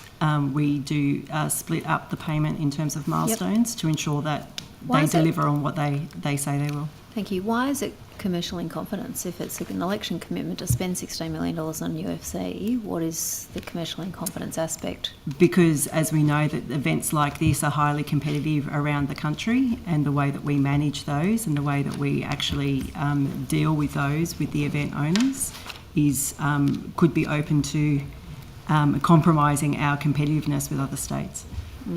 Is Destination looking to have further partnerships with UFC? We always have conversations with major events, particularly if they attract visitation to the state. All right. And what are the rough visitation numbers that UFC has attracted to the state from the first 2 events, noting that you don't have the data on the third? 2 events?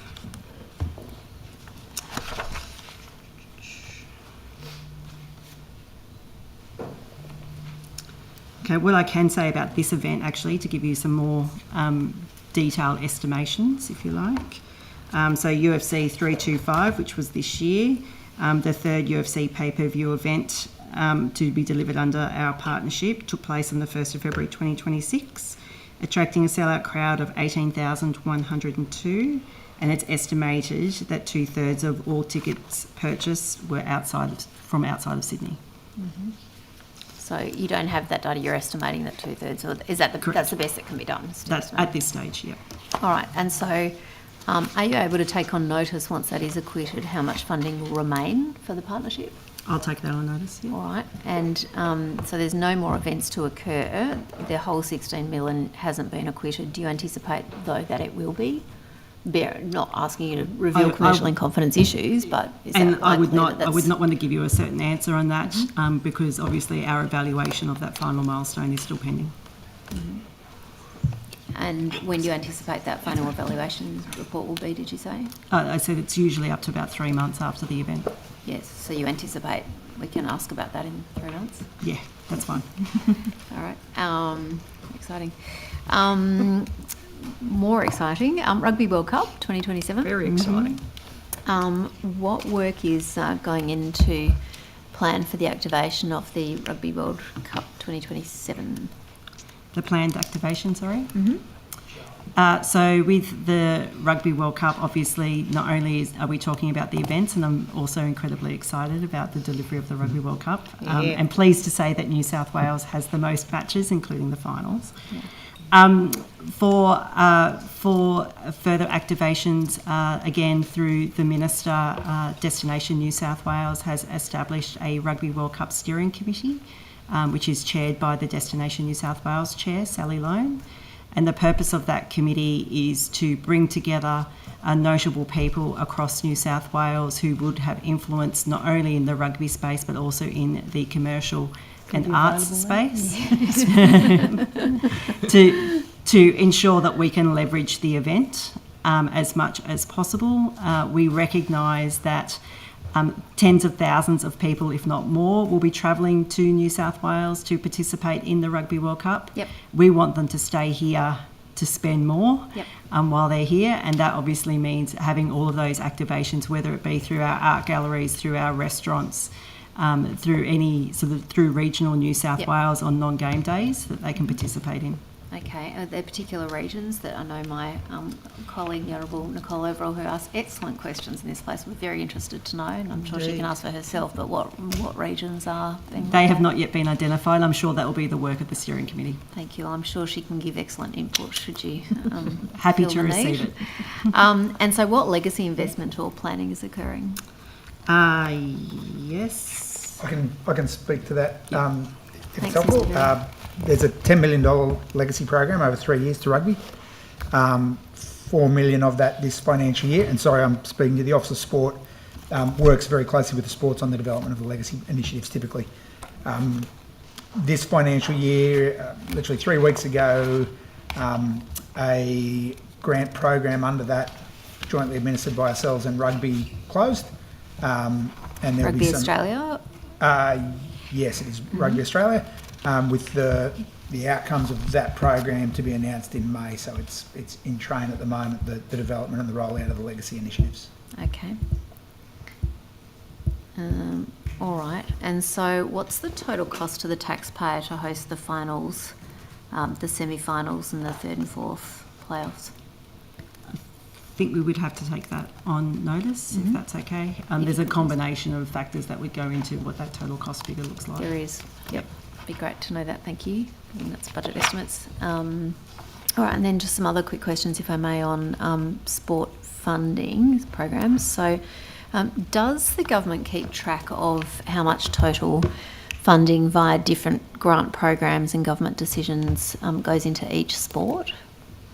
The Office of Sport certainly has a view of programs that we administer to sports, and we can roll that up to each of the 97 state sporting organisations or SSODs that operate in New South Wales. Are you able to provide that Yes. on notice to the committee, just broken down by each of those state sporting organisations, or if you keep it alternatively by a different metric by the sport, but I'm assuming that's the only one? Yep, by sport.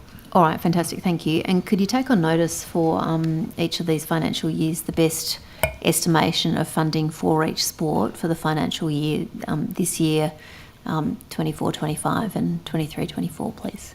Yes. Might need to dig back into the books. Thank you. Just in terms of the organisational support program, is it still called that? Yes, that's right. Okay, got it right. What's the status of that OSP, the organisational support program, for the next financial year? So the organisational support program was uplifted very significantly to $10 million, and that has always been a program that's run year on year. At the moment, the next year's arrangements are part of the current budget considerations. I'm trying to help you here. I know it doesn't seem like understand.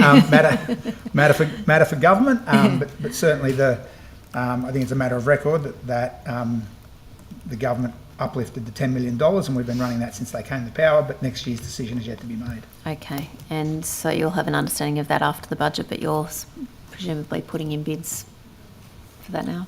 I would say that the sports are certainly also advocating very, very strongly for a continuation of the uplifted organisational support program. Okay, and so that decision has not been made yet for the next financial year? I believe that's the case. Okay, thank you. And then on the project support program, in terms of that, how is funding determined under that program? Yep, like all our programs, it is government administration guide, grant administration guide compliant, but it is an invitation-only program, and it is assessed. All invitations are assessed for value for money, alignment with the Office of Sport's strategic objectives, and a number of other metrics. I have to take the others on notice, but essentially it's any proposal is assessed for a number of criteria. Provided it meets those, it can be awarded under that program. Okay, and is there an assessment panel convened for that? No, the assessment is conducted by the Office of Sport team, but we do engage independent probity advisors who review our considerations, and that's documented as well. Who are the probity advisors? Off the top of my head, I can't tell you who our current external probity advisor is. We do change advisors as a matter of good practice. Yeah, there's not a lot of them. Could you just take on notice who it is for that program? I can do that. And then who has responsibility for that within the Office of Sport? responsibility for the assessment. Assessment. The value for money assessments are conducted by our grant program, which sits in our corporate service at the moment. And strategic objectives and... All the assessments done by our grant team, but they will bring in other people from other parts of the organisation if need be to help with that assessment if there's a number of projects coming through. So who determines who gets an invite? Matter for governments and ministers. So the minister determines who's invited? That's correct. Okay. And just Minister Kamper? I believe that's the case, yes. Could you check that and take that on notice if Yes. any other ministers have had input into that invitation Not list? that I'm aware of, but I'll check. Thank you very much. And what's the allocation for this? Oh, sorry, how does someone apply then? So it's only they're contacted by, presumably, you or the Minister's office? It is an invitation-only program. Contacted typically by the Office of Sport, inviting them to apply. And is that usually to state sporting organisations, or is it? It can be to a range of people in the sector. It can be councils, it can be SSOs or SSODs, can be other non-SSO sporting organisations potentially. There's a range of people that can apply. All right, so Cogra Bowling Club could apply? I would say you need to be invited to apply. Yes. By us, by the office, but recipients are a wide range of organisations from the sports sector. Thank you, that's helpful. And what's the upper limit for funding under that project? I don't believe the program has an upper limit. What it has is a need for projects to be assessed as low risk and low complexity. Okay. Presumably, though, that's not a financial risk or financial complexity. I'd have to take that on notice. Could you? Yep. Yeah. And could you take on notice whether there is an upper limit? Yeah, absolutely. Okay. Otherwise, it could presumably pay for a core stadium roof if someone applied. Well, practically speaking, not significant amount of funds available within the program. All right. Thank you. So, how much is available? We balance all our programs. Typically, at the start of a financial year, it is in the order of $1 million available. But where we do have underspends for various reasons or overspends, it can be dynamic and it can change from year to year. Okay, but around the 1 million mark for the entire program or for each? Most financial years, that's the allocation at the start of the year. But again, it does vary up and down as there are underspends and overspends as part of balancing our budget. Okay, but that's the envelope for the whole of the program. No, that's not the envelope for the program. That's where we start at each financial year. Sometimes it will increase, sometimes it may decrease. All right, so what was the allocation for last financial year? I'd have to take that on notice. The other thing I would say is that the program is historically it is published at the end of each financial year and available. All right, well then could you get that published information and provide it on notice to the committee? Thank you, that would be helpful. And also the allocation for this financial year? Yep. Thank you. And also, you may need to take that on notice as well, how much was actually awarded of that allocation? Yep, take that on for notice. the last financial year, thank you. All right, can I ask, has the Minister approved a funding allocation that was not recommended by the Office of Sport? Not that I'm aware of. Could you take that on notice to check? Yes. Whether there's been a recommendation? Yes. Thank you. And has the Office of Sport ever not recommended a project for PSP, Project Support Program funding, when asked by a minister? I'd have to take that on notice as well. Thank you. Quick question. Yep. Just mine will be a bit longer. Yeah. Okay. Ms. Reid, just on Learn to Swim, or as we called it, first lap. Your Learn to Swim program. How many children have completed the $6 million Learn to Swim program targeting communities? As at the start of the year, we had, I believe, about 110,000 lessons delivered. I'll take it on notice. Yeah. Complete delivery details. How many children have learned to swim under it? I'll just point out it's not exclusively children. The program is a large number of adults taking part as well. Okay. All right. How many individuals? And could you break that down perhaps by children and adults? If we have the data available from the providers, yes. Thank you. Presumably that would be available given that the children's Learn to Swim program would be quite different from an adult's, I would have thought. I don't want to assume we've got the data. If we have the data, we can make it available. All right, thank you very much. That's helpful. How Mr. Berry, would you say that we measure the effectiveness of this program? Is it that more kids have taken lessons in areas perhaps where previously no lessons existed and now those lessons do? How are we measuring this program? We'll be evaluating the program when the program completes, and the program due to expire at 30th of June this year. And we will evaluate it against the intention, which was, can we reach communities that face barriers accessing learn to swim facilities, learn to swim opportunities. Again, very much not necessarily about children, was adults as well, but regional people and people from cultural backgrounds that may not be able to get into swimming easily. So it'd be evaluated against the effectiveness hitting those populations. So how do you evaluate that? I guess you look at the demographics of the people that have gone through the program, so we'll be getting certain data from the providers about that. And also how people progress through their program. Typically, Learn to Swim program is across a term, 8 to 10 lessons. People's progress in their kind of skills, basic swimming skills, depending on where they started, through that program. So how does a provider understand who is not taking lessons in order to compare it, as you say, to who is now taking lessons? I just don't follow how that would work.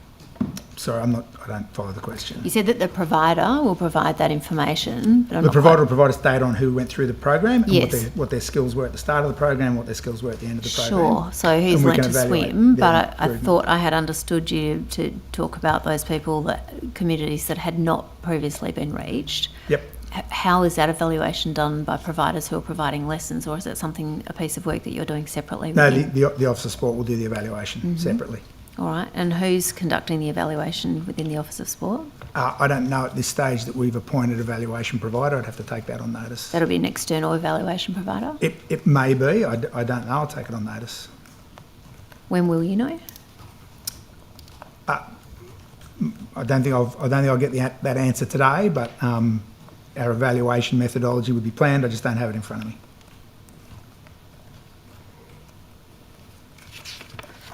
When you anticipate having it in front of you?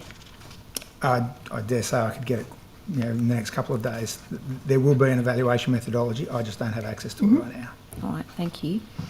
I might just go on, if I may, in relation to Ms. Mather, venues. The Sydney Olympic Park membership program and the Platinum program. Why is Venues New South Wales cancelling the Platinum membership of Stadium Australia members purchased by New South Wales taxpayers? Yes, thank you for that question. You might have seen that we've signed a new 40-year lease.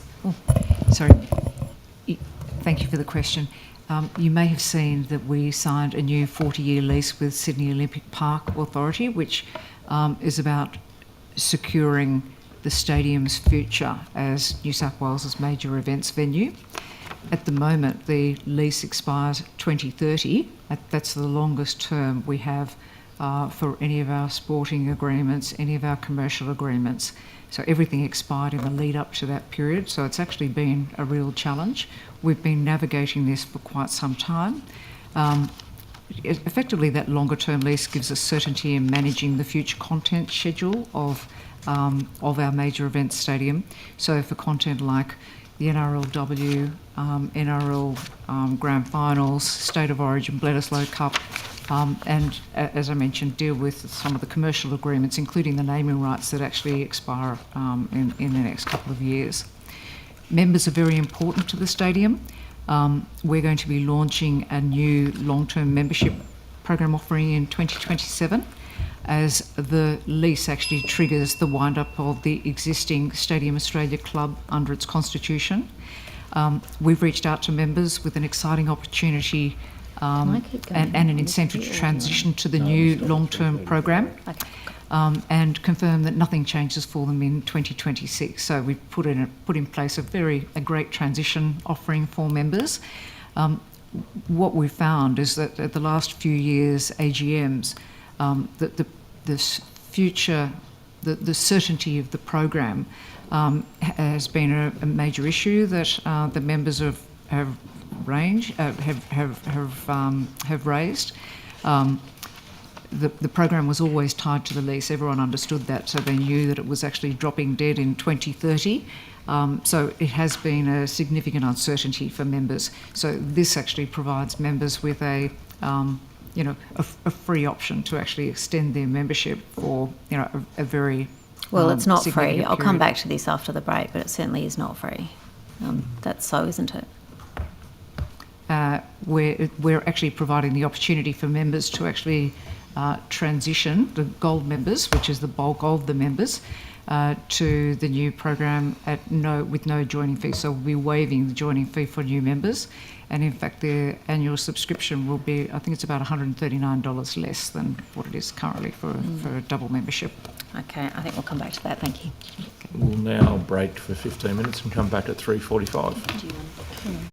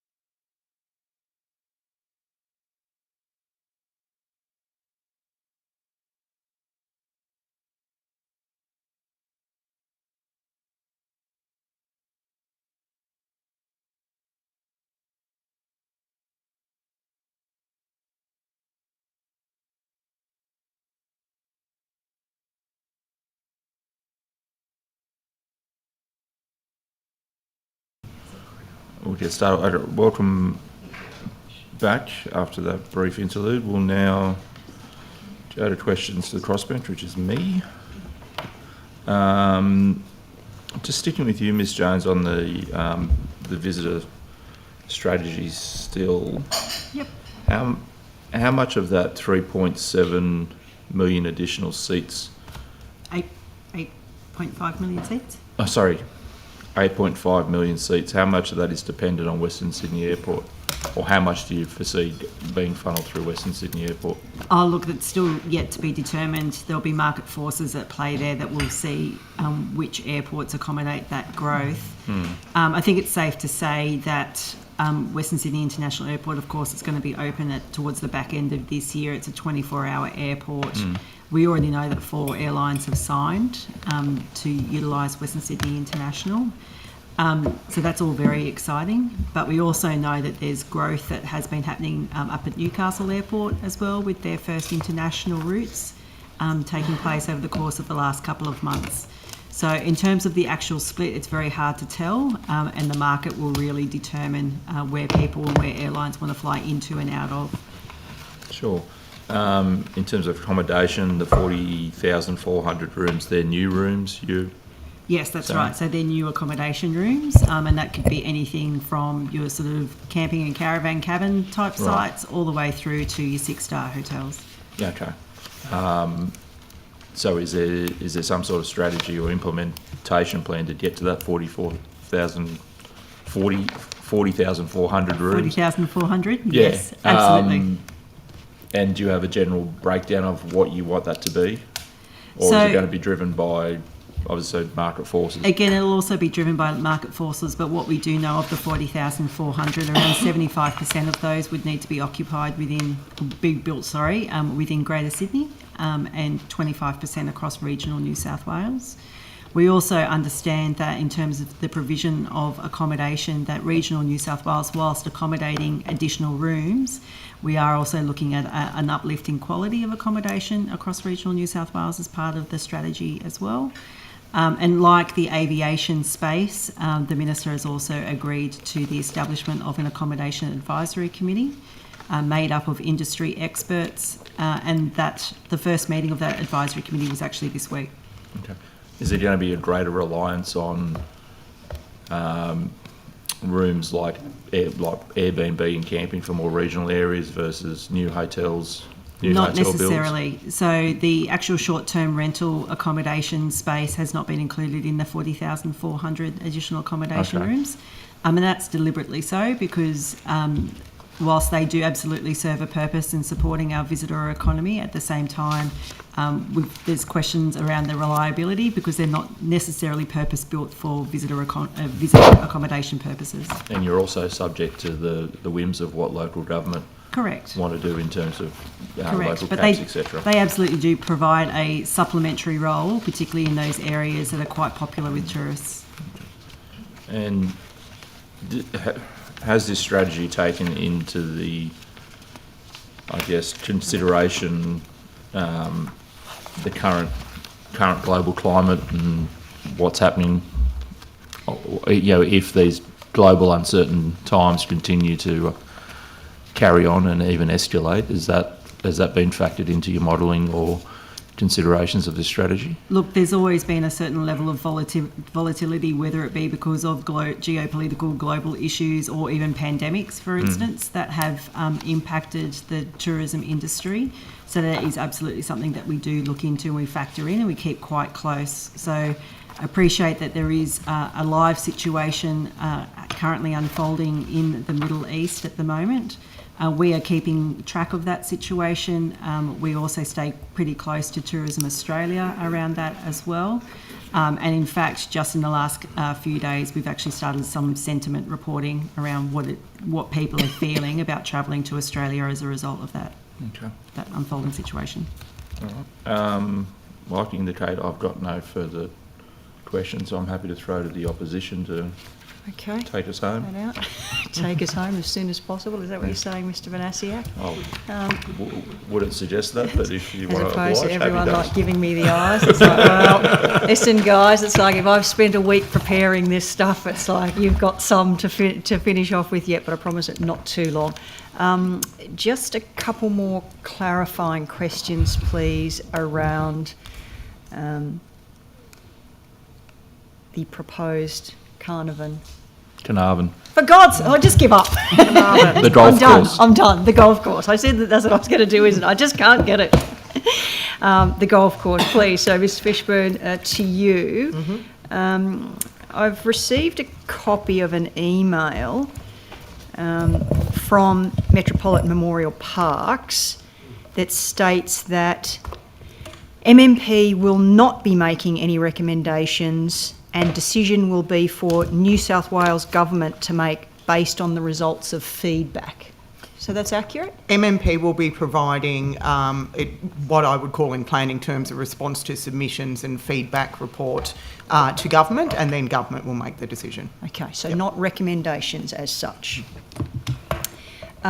Were all religious groups across the board directly contacted and advised of the directions and processes around feedback, or were there targeted groups? Look, I'd have to take that on notice and get that information from MMP. I know they did quite extensive consultation with a range of different religious communities, but I don't have the full detail in front of me. Okay, if you're able to provide that, that would be very helpful as well. Mr. Raper, just one for you as well, and this is more of just trying to determine how it works, a little bit for my own benefit as well.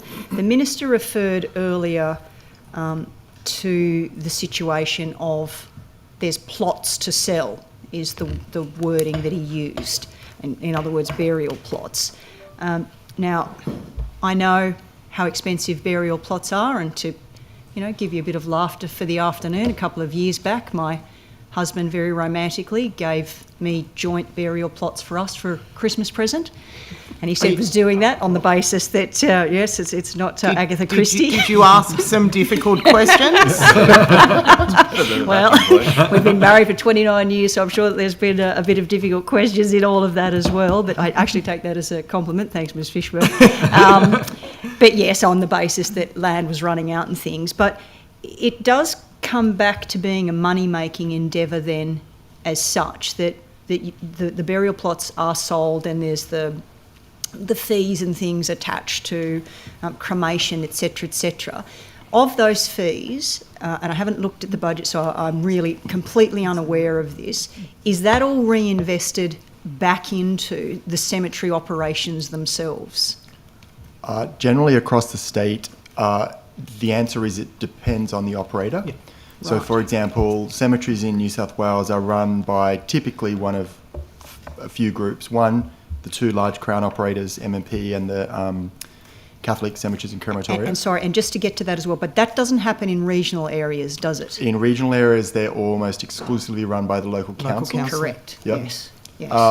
And then there are obviously some private operators as well. And each of those would have... what they do with the money would be different. So, for example, the two Crown operators are standalone entities. That would be that's how they fund their operations. Mm-hmm. For the private sector, they'll have their own arrangements, probably returning some money to shareholders as well.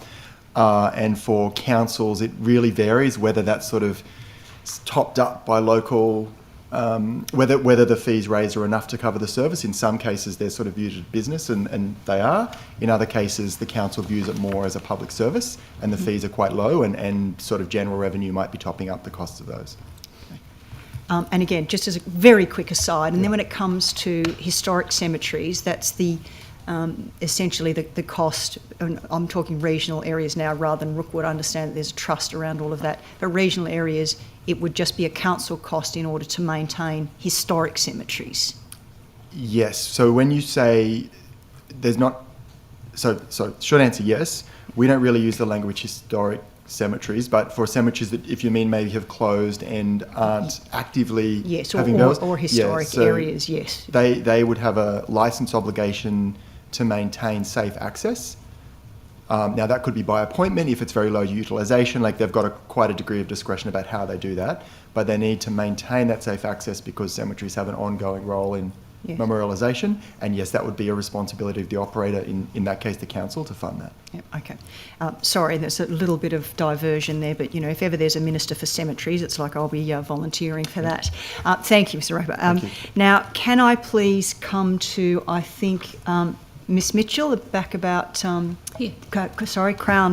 land leases, and specifically referring to the port hacking situation and the Open Sailing Club. Have any other community sporting clubs across New South Wales received fee increases above 500% in the past 2 years? I'd have to take the exact, that's quite a detailed question, and Yes. I'd have to take that particular one on notice. Mhm. More broadly to answer, I think, the crux of your question, there is a requirement to basically do rent reviews that are linked to the valuation of the land. And in this case, my understanding is the land was revalued. The Sailing Club didn't challenge the revaluation, and therefore the rate determination is based on the valuation. So, of course, there are hardship and other policy requirements, and in fact, on the Crown Lands webpage, there is a policy that applies to, you know, there's obviously the general rebate, but if people are going through hardship, there are tests and they can apply. In this case, the Sailing Club has applied for a reduction, and further information has been sought, and that further information is yet to be tendered, and once that information is tendered, a decision will be made in terms of the final rent determination. And the Minister did say that he was looking at that, but you just suggested then that the club didn't challenge the valuation, is that? That's my understanding, is the information I've received is they didn't object. They had 28 days to object to the original valuation, and they didn't object to that. And of course, the rates that are applied are directly linked to the valuation of the land. And so that means that the process doesn't involve the department verifying the site or anything that's attached or not attached to the site. It's purely based on the valuation. Is that correct? My understanding is it's based to the valuation, yes. Okay. Although there is the opportunity for people to query that valuation, and I think that's the important aspect. If they do think that there's something that's materially been missed or misrepresented, they have the opportunity to query it. Okay.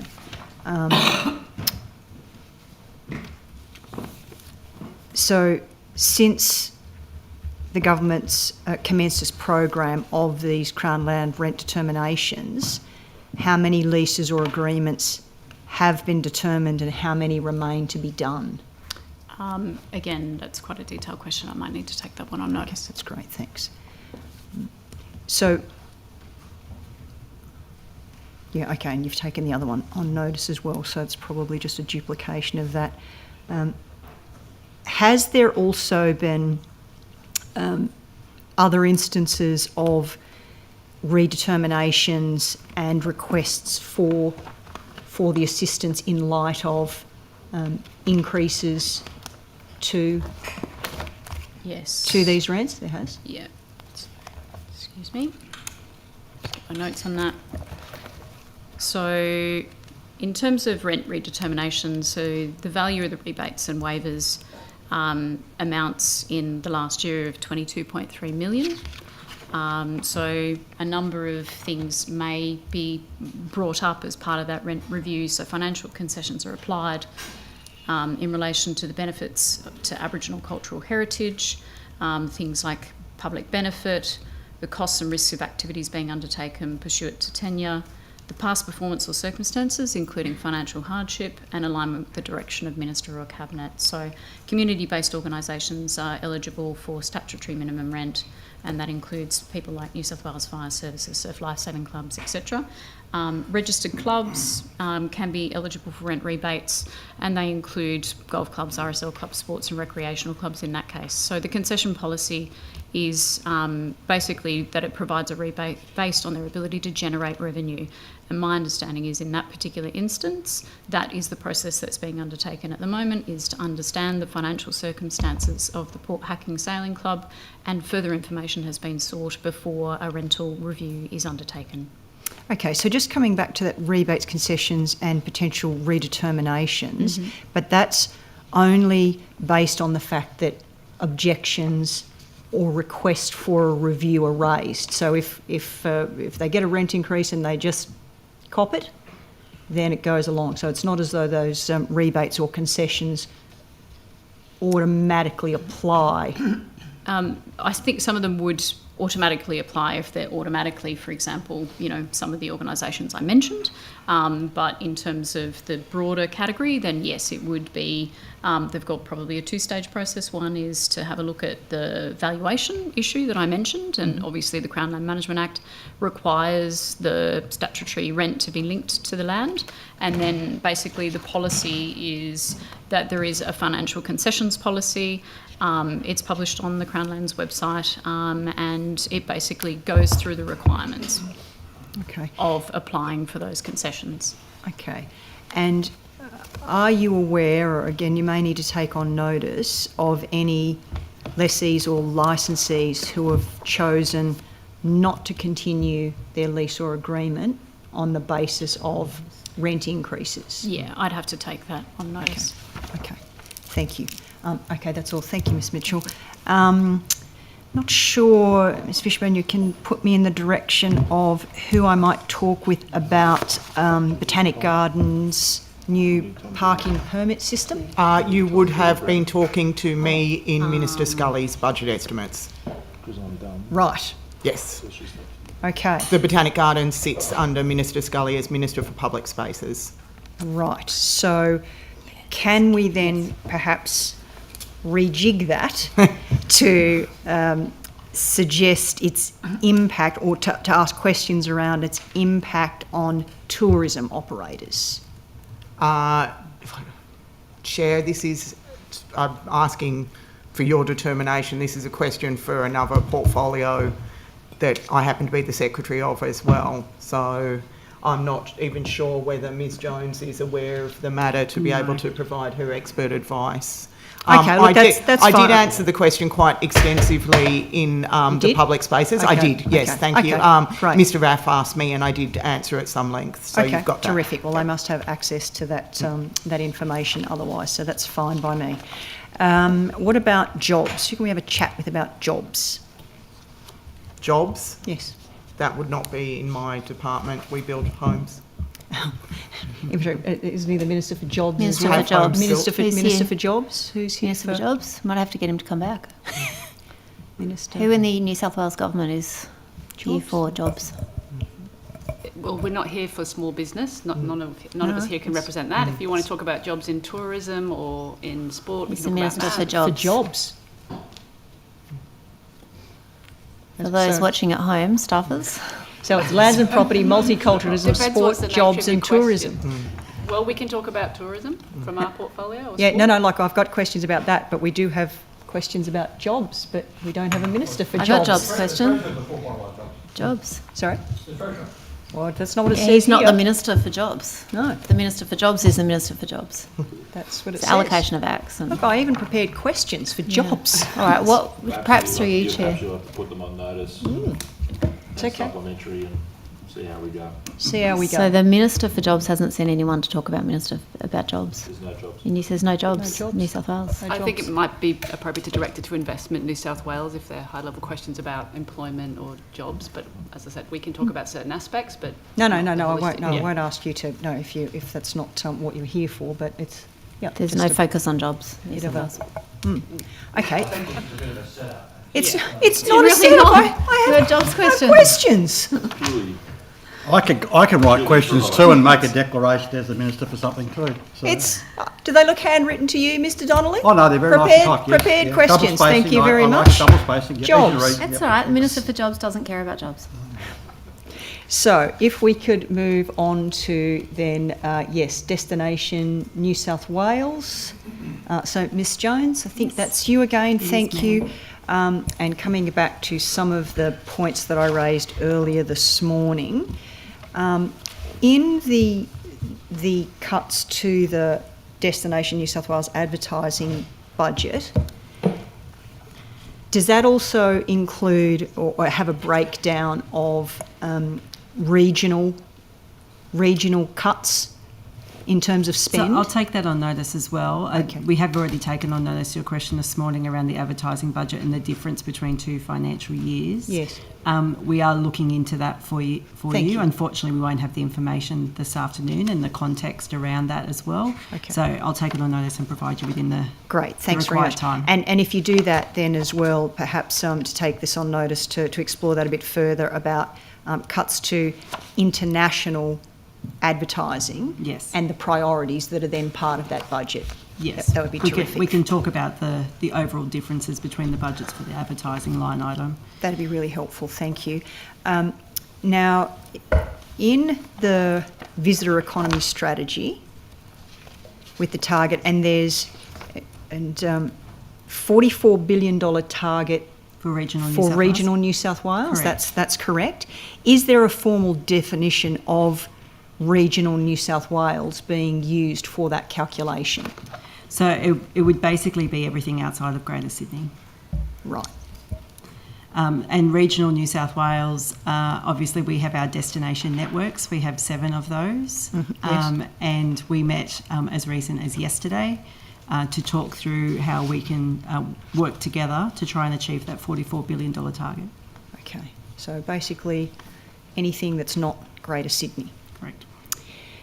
Now, I also referenced this morning, and you let me know that the Regional Tourism Activation Fund hasn't been around for... I can have some more information for you on that one.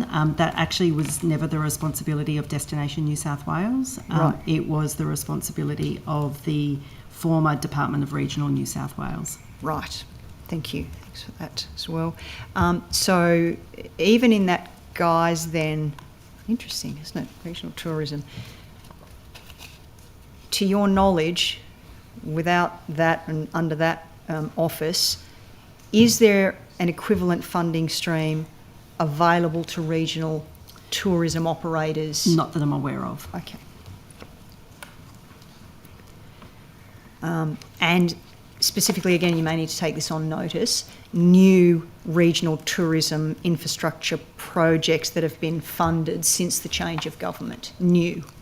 I'll take that on notice. Yep. Happy to have a look into those for you. But yes, there is no official program related to that. Okay, that's a shame. I do have some information on Lismore Beach if you would like that, though. Yeah, okay. Hit us with Lismore Beach. So unfortunately, Lismore Beach, it was on our social media for a couple of days. In the context of Destination New South Wales, we have multiple social channels and we post on multiple times a day on those channels. Unfortunately, there was a map pin placed on a beach, which then morphed into a waterfall. It was about a 10-second clip, and unfortunately that map pin had Lismore Beach on it. But as soon as we became aware of the issue, we did remove it. Down. Good old Hawkeye overall, right? Yes. No, thank you. Thank you for clearing that up. Wagga has a beach. When was Wagga does have a beach. Wagga has a beach. I have actually been to the Wagga Beach. Absolutely, So I've been to the Wagga Beach. Beach. Same here. It's like there's not exactly waves and surfing and things, but it is totally a bit of sand. When with the regional marketing fund, again, or funding, I should say, rather than as a separate fund. Yes. Looking at the most recent regional cooperative tourism marketing program, administered by Destination New South Wales. When was the most recent one made available to local government tourism organisations and destination networks? So I guess we're talking about a comprehensive Yes, so it's actually it's a little bit more complex than that in terms of regional marketing. So what we do seek to do from Destination New South Wales is obviously lead the brand and lead the overall marketing strategy for the state. We also work in close relationship with our destination networks around the rollout of any sort of regional marketing programs, and I'm happy to say that that is ongoing for us. In fact, like I said before, we met with the destination networks yesterday. To talk about how we can deliver on the visitor economy strategy, and regional marketing does play a significant role in that. And with the local government yes, as I was well? just getting to that. Yeah. So yes, and destination networks then of course work with the councils within their local areas. Now obviously councils have the option of joining in with the overarching regional marketing campaigns that we may run, but they can also do their own. And ideally, in an ideal situation, it would be great if we all sang from the same song sheet, and because Destination New South Wales does have more cut through and does have that larger impact, but that's a piece of work that we're prepared to undertake with the local councils under the visitor economy strategy. And bearing in mind that local government doesn't have a lot of money for anything Correct. these days, so all of those things impact that as well. Now, just looking at organisational changes, in Destination New South Wales, how many senior executives have been terminated or made redundant since March 2025? Yes, I've got a note on that for you.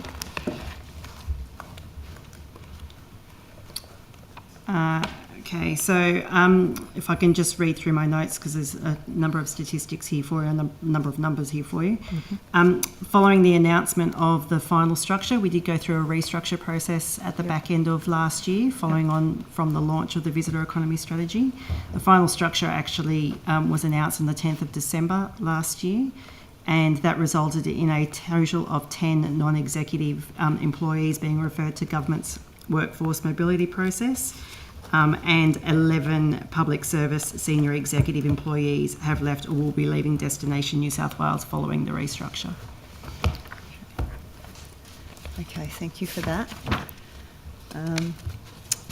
What about when it comes to, I don't know if that quite applies to the same thing, but it's roles dedicated to regional New South Wales. They've been halved. Is that accurate? I wouldn't say that that's accurate. We did go through a rationalisation of the teams through the restructure process. There is still a regional team within Destination New South Wales, and in fact under the restructure we also created a new Western Sydney team as well. That's not regional. But so the regional team is smaller by how much? I will come back to you on those numbers. That would be good, thank you. Yeah, I'll come back to you. Okay, that'd be good. And can you just talk a little bit, and this should be almost me done, the current Destination New South Wales Executive Director marketing job ad references a new New South Wales brand launch on the horizon. Is that right? So that this is just a new launch? So our current brand is the Feel New brand, and the Feel New brand it's just gone through its second iteration that was launched in June last year. Typically a brand will have a finite date to it, and for us to develop a new brand does take some time, and so of course a new executive director of marketing over the course of the next couple of years would be required to start looking at what a new brand might look like.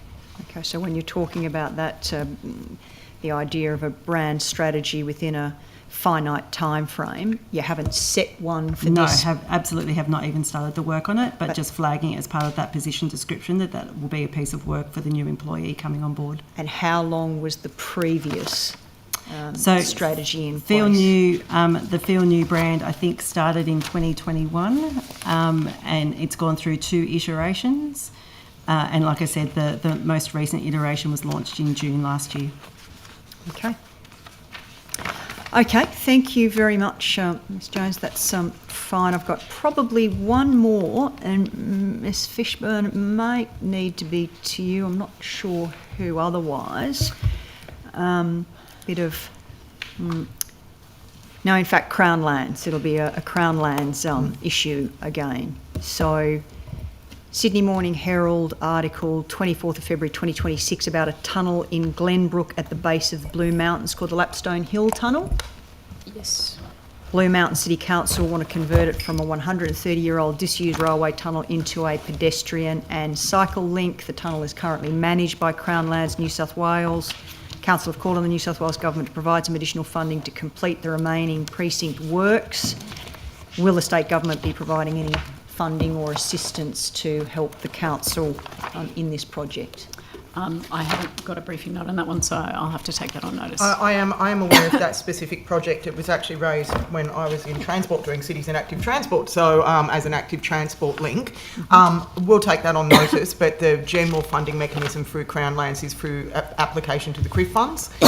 We'll take it on notice, get some more information, and I'm happy to give council a call. That'd be great. Yep. Thank you very much.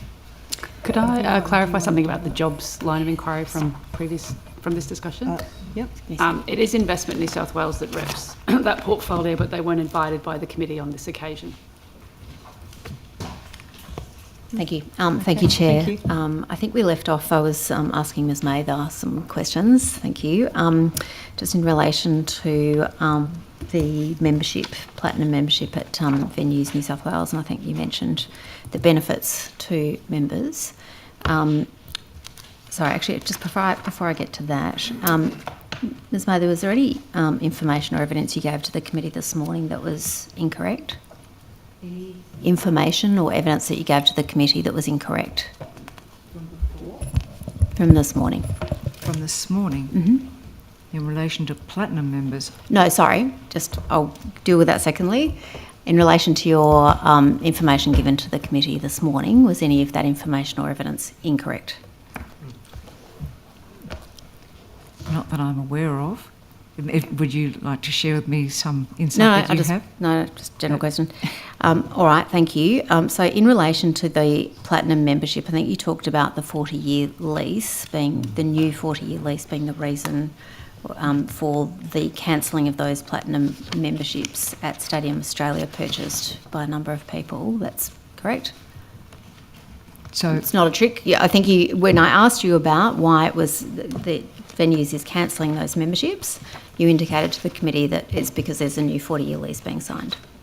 That's right. The key, perhaps just maybe to reframe that slightly if I could. So the key driver for this new lease is providing content certainty for our major stadium, our core stadium. So at the moment, the lease expires in 2030-31, and that means that we can't have any content beyond that date. So that actually has fairly significant implications for the entire ecosystem around the stadium, let alone actually for New South Wales jobs, economic growth and so on. So actually a key priority was to actually extend that lease to ensure that we could actually drive more long-term content, which is really important also to members and to the commercial partners that actually help fund the operations of the stadium. Okay. And so that, in creating that new lease, it automatically terminates the existing lease, which triggers the wind-up of the Stadium Australia Club and therefore that existing membership program. The existing membership program has, so you asked about the platinum members, so the existing membership program has 7,000 gold members and 600 platinum members.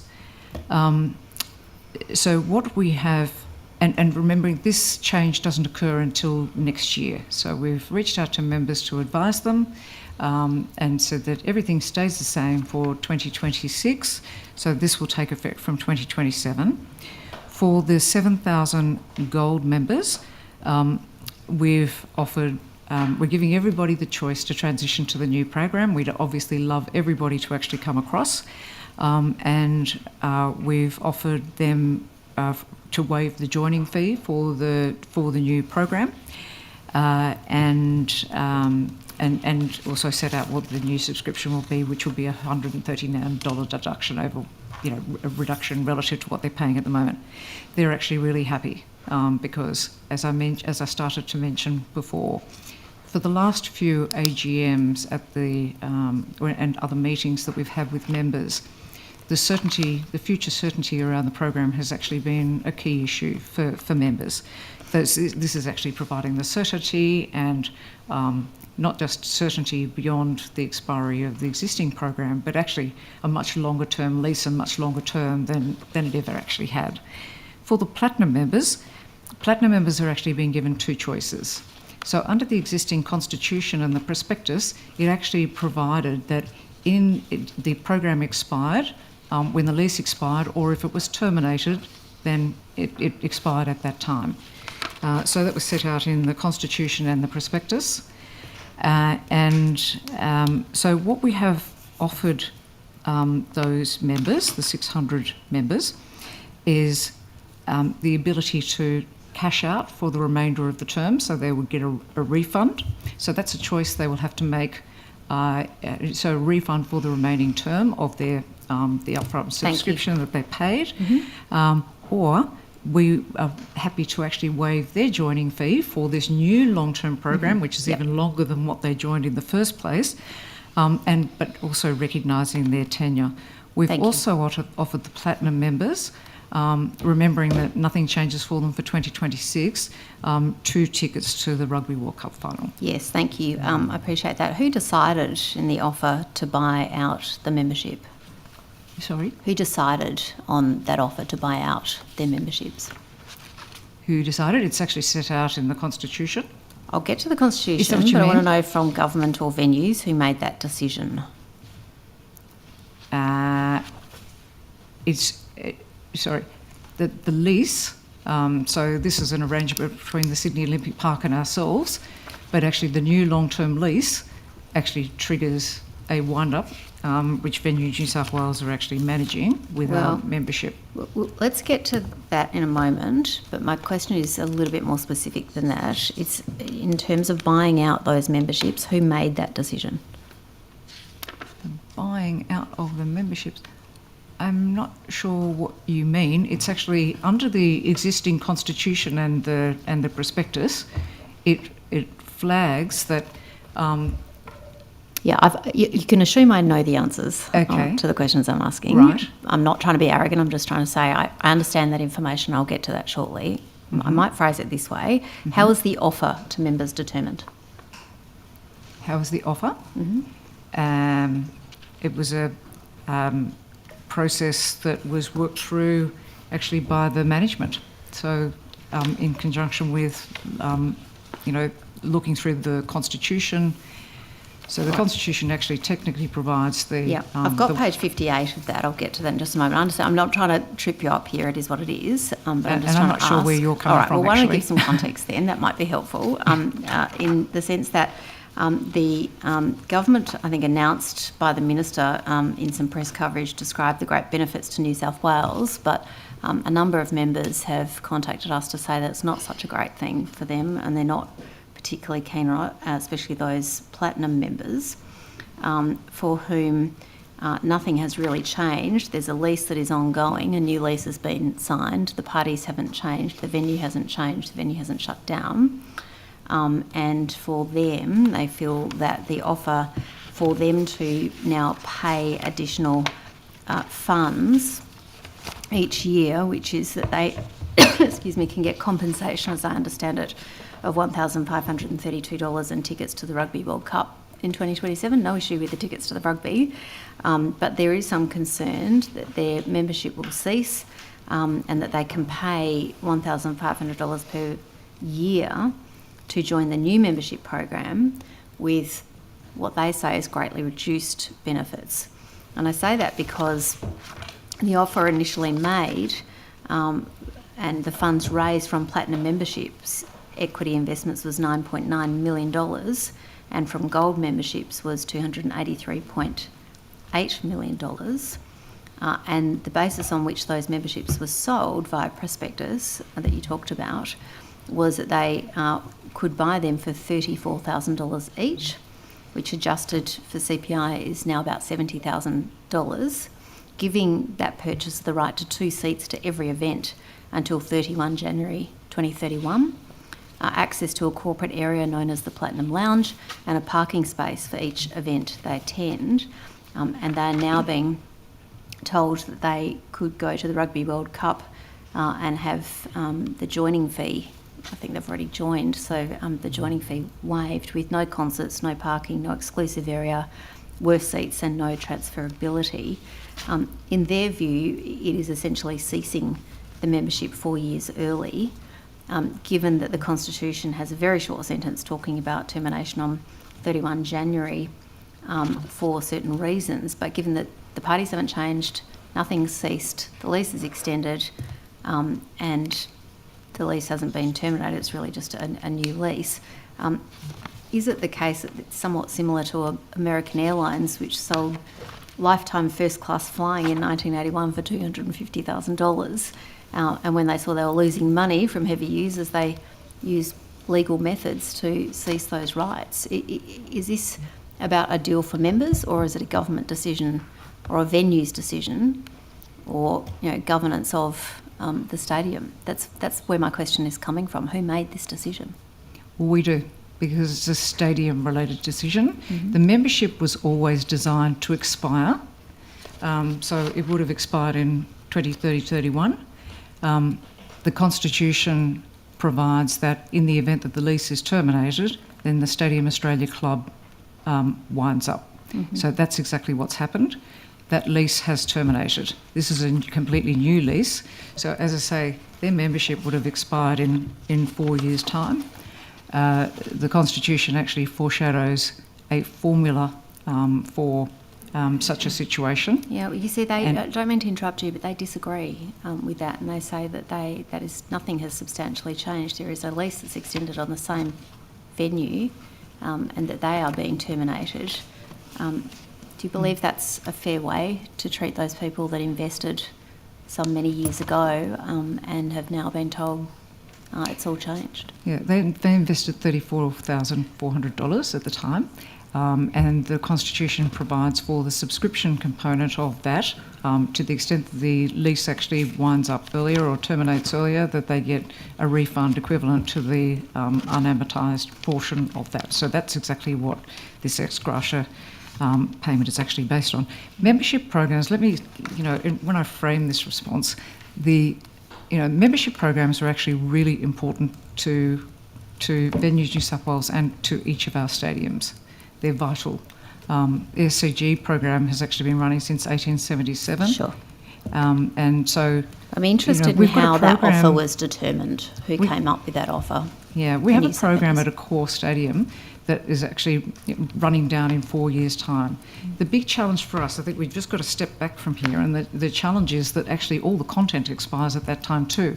For us to actually renew or negotiate, procure content, we actually have to have the asset to do so. So we had an asset that was expiring in 4 years' time. Now we have a completely new arrangement. It's not an extension of the existing, it's a complete termination. Different terms, it's a completely new arrangement. And the fantastic thing about that is it means that we can actually go out and negotiate long-term arrangements like we have at every one of our other stadiums. Most of them, as you'll be aware, are actually 25 years plus. I mean, the Swans are playing tonight. Theirs was, I think, a 40-year. I can't remember, but actually it's still got a very long period to run. So unless you actually have a long-term lease or asset